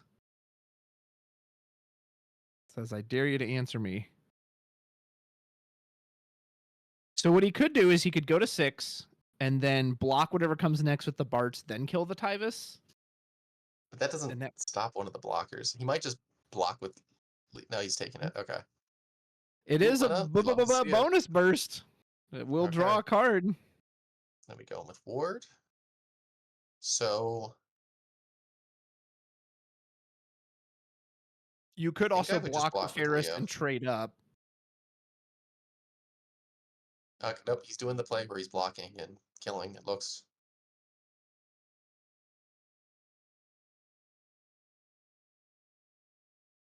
Block on the stack. We're going to use the Bart's action ability. Pay 4 from hand. Put him in the break zone. Or are we? Maybe we're just doing a hard block. I mean, the Bart's would trade up with the Ward, thanks to the Ferris ping. Wait, isn't Bart's only a 4K? Well, no, Bart's is a 5K. Oh, he's a 5K. Okay, never mind. Yeah. So it looks like he just traded up with the Ferris ping. And now we do let Leo hit Zach. And Hunter just says pass. Yeah, I don't have to do anything else. What are you going to do? You have to answer me, not the other way around. Yeah, well, Hunter's got the Ammon in hand, so he's feeling really safe about his board not dying here. So I think Mike's best way out of this is to time travel to Opus 36, get himself a nice broken Knights of the Round summon from that era, and like win the game on the spot. Because other than that, I don't think that's how time magic works, sadly. Oh, damn. Well, I knew he had the time magic with the Bart, so I thought maybe that would let him do it.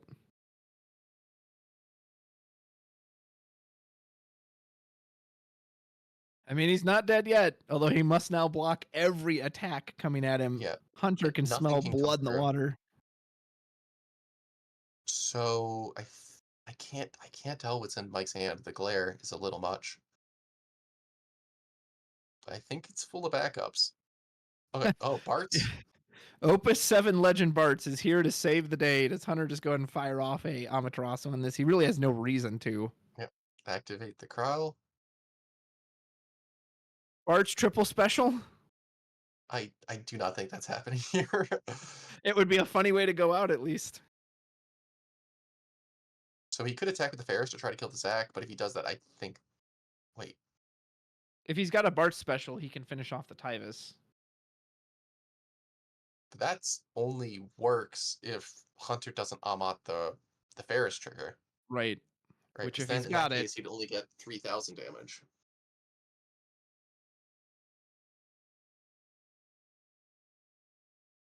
There's the Amaterasu. Presumably on the 1,000, not on the separate pings. So I imagine that this ping is going to be going towards Zach, would be my guess. Unless he has another Ferris in hand, he can play. Yeah. I do appreciate the irony of that you're canceling the auto ability so she doesn't deal damage. And by doing that, you deal her damage, and so she deals you damage. Does he have another? Okay, no. Leo 2.0? Leo or Zach? Oh, his own Zach. Okay.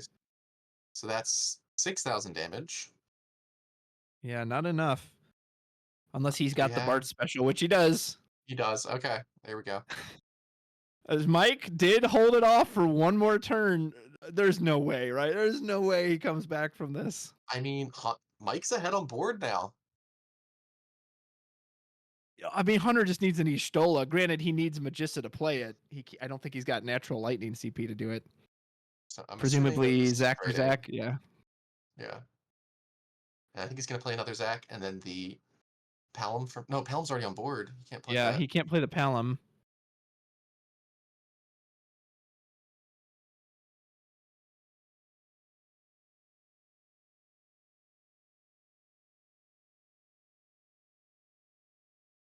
And pass, yeah. I mean, he can just keep running these forwards in. He is still demanding that Mike has to just put up defenses. But Mike lives another turn. Mike lives another turn, and he might start outscaling. The thing is, though, all the Refias are like in the break zone, right? Yeah. Or RFG'd. And we don't have a Lena down to revive them, so like Mike's resource generation has taken a massive hit here. And there's a lot of cards. Like Hunter is going to be drawing fire cards every turn. Exactly. Mike is going to be drawing random colors every turn, which can be not necessarily conducive to being played. And he can't rely on just this Bartz to like sit there and protect the field, because if Hunter draws any removal, it's just over. Yeah, like if Hunter just draws an ice card, he can just dull the Bartz out of the way with Surges and just go for game. Yeah, so he that's has true. To commit something to the board. Granted, he does have the Sarah on the backup line, so he could crack that in an emergency if he had to. That is true, but I have a that's feeling a costly. Leo's coming down. Yeah, that's costly salvation. Oh, we're using the Bartz in the break zone. We're going to dig 5 deep. Fine. I mean, Ferris is good here. There's more Bartz. There's a 4-color wool. I mean, Bartz does give you the special, I guess. Yeah, the special is probably what we're going to grab, unless we feel like we need the color fixing from the wall. Do any of the specials give him a power increase? I think one of them does. I know one of them like shoots for damage. Yeah, if you don't mind looking that up briefly for me. Yeah, look it up real quick. I know the last one he can't use unless he's used the other specials, but... And then we are going in on the Leo. Yeah, one of them gives him first strike, and his power becomes 10k. So quite good at blocking. And it looks like we're keeping the Sarah up to play around potential dull freezes. Oof, we did get a Minwoo on Hunter's side, so if he can empty his hand, he could easily grab Ifrit or just something else to knock something out of the way here. Now here's the tricky part too. Like Mike is staying alive, but like how does he even win this game? He basically has to stabilize to the point of pure Refia before he can, because he still has to deal Hunter 7 points of damage. I mean, Mike doesn't need to deal Hunter 7 points of damage. He just needs to make it so that Hunter can't kill him. Like he just needs to outlast. I don't think Hunter's health bar is what Mike is worrying about at this point. Oh yeah, no, he's got to just survive. One turn at a time. He's doing it. I didn't think he could, but right now he's staying alive. Yeah, I think we saw Hunter just draw Minwoo, right? So there is have we seen any of the free cast Ifrits in Hunter's Break Zone? I don't think we've seen any so far. Didn't we? I know we saw one last game. I couldn't remember if we saw one for this game or not. I don't think we've seen it this game, which I mean would lock him just to I think the 1 CP Ifrit, which isn't nearly as good on the sport state. So the awkward thing about playing Zach last turn is that Hunter can no longer play Zach this turn to kill Leo. Kill the Leo, yeah. I guess he could swing in. Mike's forced to block. He'll either kill the Leo that way, or if he blocks the Bartz, pumps it with the special, and then he could bring in another Zach to pop the Leo off at that point. Yeah. Hunter's reading the card again. So... Is Minwoo? No, it's a Hedgehog pile. Okay, well, that's the way to do it. That's a way to get some cards off the board. Says, hey, what if I just blow through your entire board? So with this, he can just kill the Bartz and then attack with his act to kill the Leo. Yep, so there's 5 there. Gonna do 5 again. The special won't save him, right? Because it only puts him to 10. No. only puts him to 10k. It's not plus 3k. It's setting power, so it wouldn't do anything here.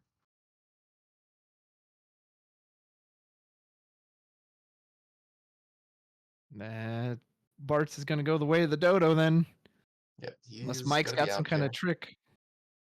And then we're going to kill the Leo by attacking. And then I think Hunter just has the 1 card in hand, so he's going to pass. Is Limit Break Zach going to push us across the finish line here? It might.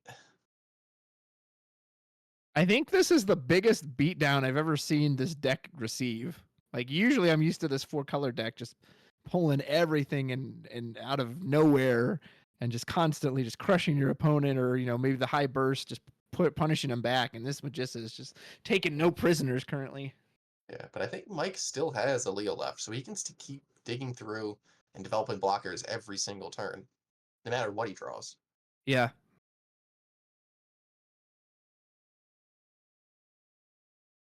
And Hunter is extremely low in resources. Just 1 card in hand, 1 backup. We've got 114 people in here watching these grand finals as Mike P expends his final Leo for this match. That is a spent limit break, Mr. Kelly. Mike's got a thick hand, though, and that's a pretty easy way to get that Zach off the board. And, like, even if Hunter were to play Magissa here and have some way to ping it, he can just kill it in response. You get nothing. True.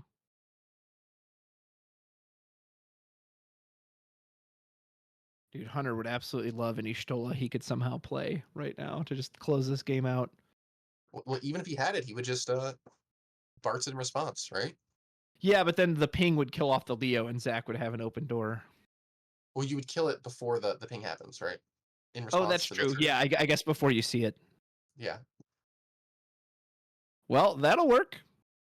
There goes Leo. This Zach is the old Zach attack coming in. So the question is, do you pay the 4 to kill it? I imagine you do. Because you just have to keep the pressure off, right? That's an expensive kill on a Zach, but I don't disagree that, you have to. Otherwise, you're forced to just keep putting out a forward every turn. Yeah.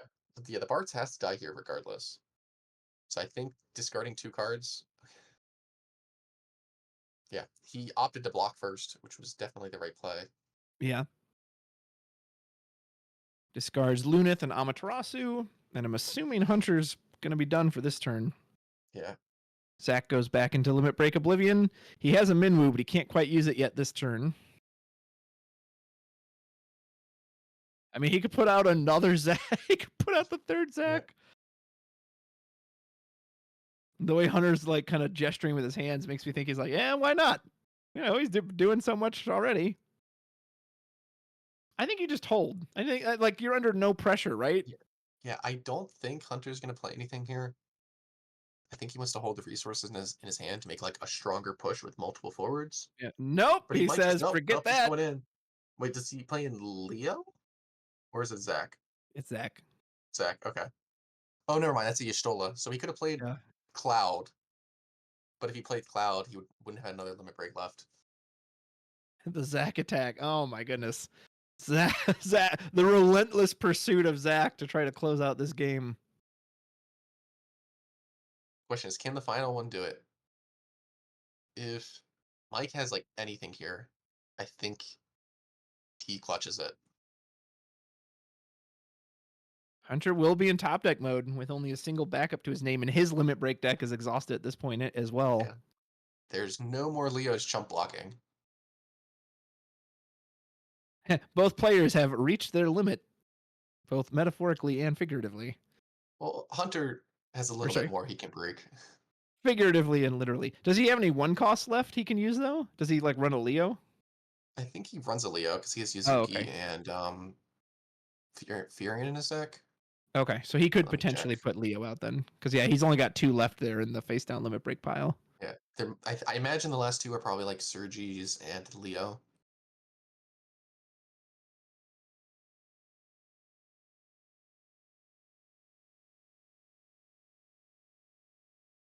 Yeah, so he runs 1 Leo and 1 Sergi's. And I don't see those flipped up. I could be wrong. I see an ice, but that's Victoria. I can't tell what's under the Victoria. Yeah.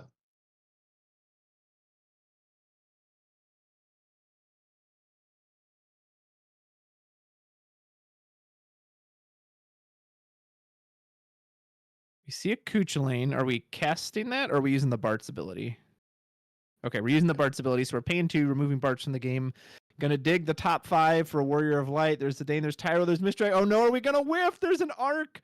There is Bart's. Woo! Bart's coming through with the woo! Yeah. Hunter is not happy to see that Bart's, I imagine. I thought Mike was just gonna reveal his doom there. He might not take it though. He's considering the arc. Huh. Maybe he just wants to win CP? And that deck's getting low too. Well, so this is what I'm saying. But like Mike is running out of deck, so like he is gonna still have to deal Hunter 7 damage at one point. Okay, yeah. He figured the Bart's for special later in the game is more important. And that's it. Can Hunter draw removal? Can he end this game right here, right now? And Ifrit won't do it. A ward would if he drew Fire Ward. And I think Hunter's just passing right back. Interesting. So he decided not to force through with the Zac. I guess. Well, I guess if Bart has the special being in Mike's hand, right? Yeah. So if he specials becomes a 10k first strike, then that'd be a problem. That'd be really problematic. Okay, so now Refia. We're seeing Refia. Refia control. Will now finally feature Refia. Dude, there's no way Mike pulls this back, does he? Hunter's starting to look a little worried there. Hunter's out of gas. I don't think he's going to get this last point of damage in. I mean, he only needs like a Magissa into a Y'shtola. Here's the Refia. And goodbye, Zac. Although it will make Mike draw a card. And he can't really attack either, right? Because then he's not holding up the Refia spin. Unless he uses that. Well, no, if he uses the Sarah, he'd lose the spin too. He needs 1 more Warrior of Light. So we are going to send Zac packing, except there's Amaterasu. So Zac is still gone. But a top deck Squall is game here. No. Did he do it? Well, he does play. Oh, freezes the Barts. I mean, we have the Sarah to reactivate, but I mean, Mike is going to run out of cards at this point. Yeah, I think Mike just might lose the deck out. Yeah, even if, I mean, he's done a hell of a job stabilizing. Like, I can't commend him enough for that. But again, he has to, I don't see how he finds a way to actually win the game. Oh, there's still a decent amount of cards in there. Maybe. Getting awful low. Sun's getting real low, big guy. So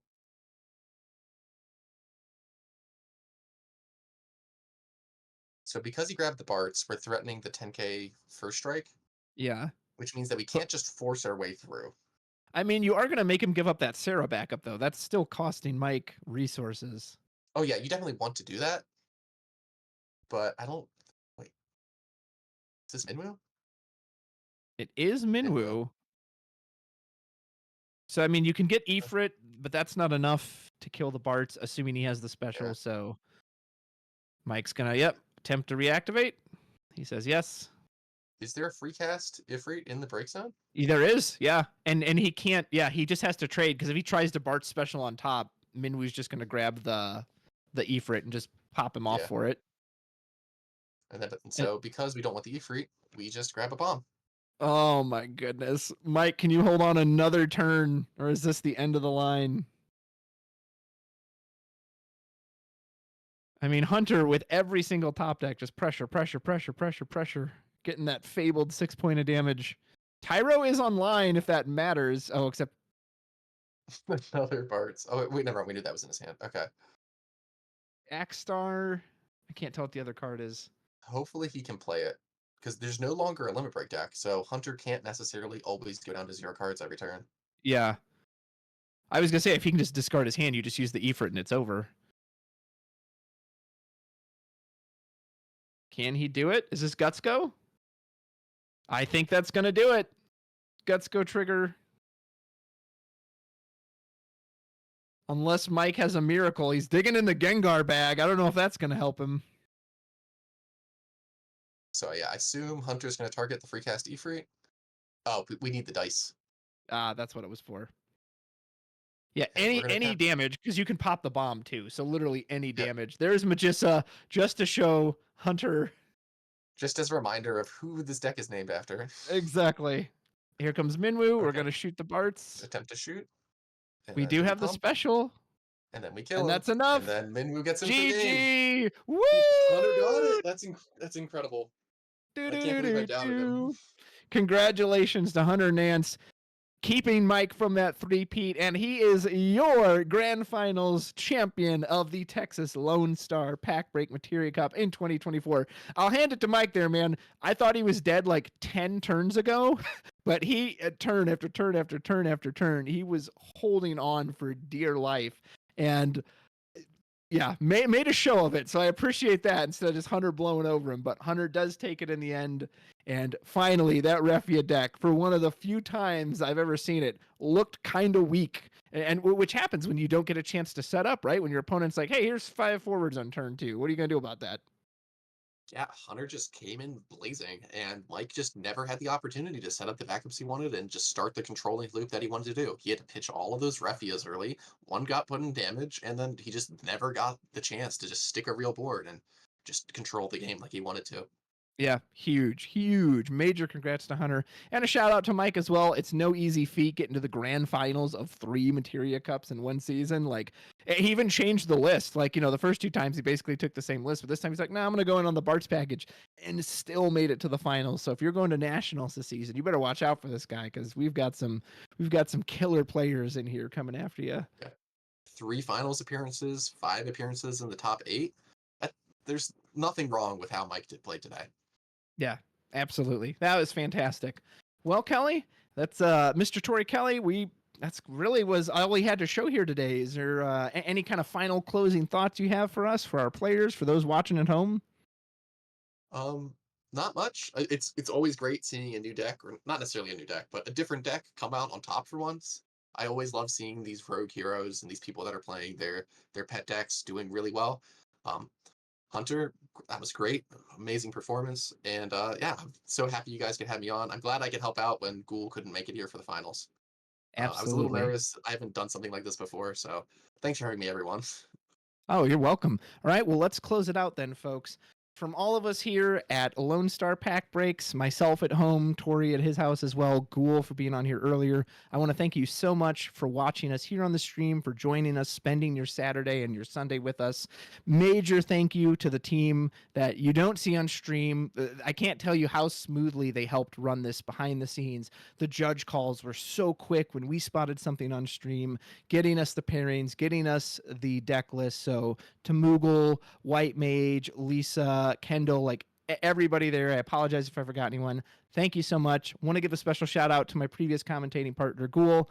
I know he had to go, but especially last night. I mean, he literally pulled an all-nighter to stay up and talk with us. And of course, congratulations to all the players who participated, especially Hunter Nance for taking it in the grand finals. Tori, thank you for stepping in and helping me out here as well when Ghoul had to bow out. Folks, I have been your gracious host, Rudros. I've enjoyed bringing this to you so much. Look forward to all of those great Opus 23 cards coming out just around the corner. Thank you for spending your Sunday with us. And on behalf of everyone here in Final Fantasy TCG, until next time, take care.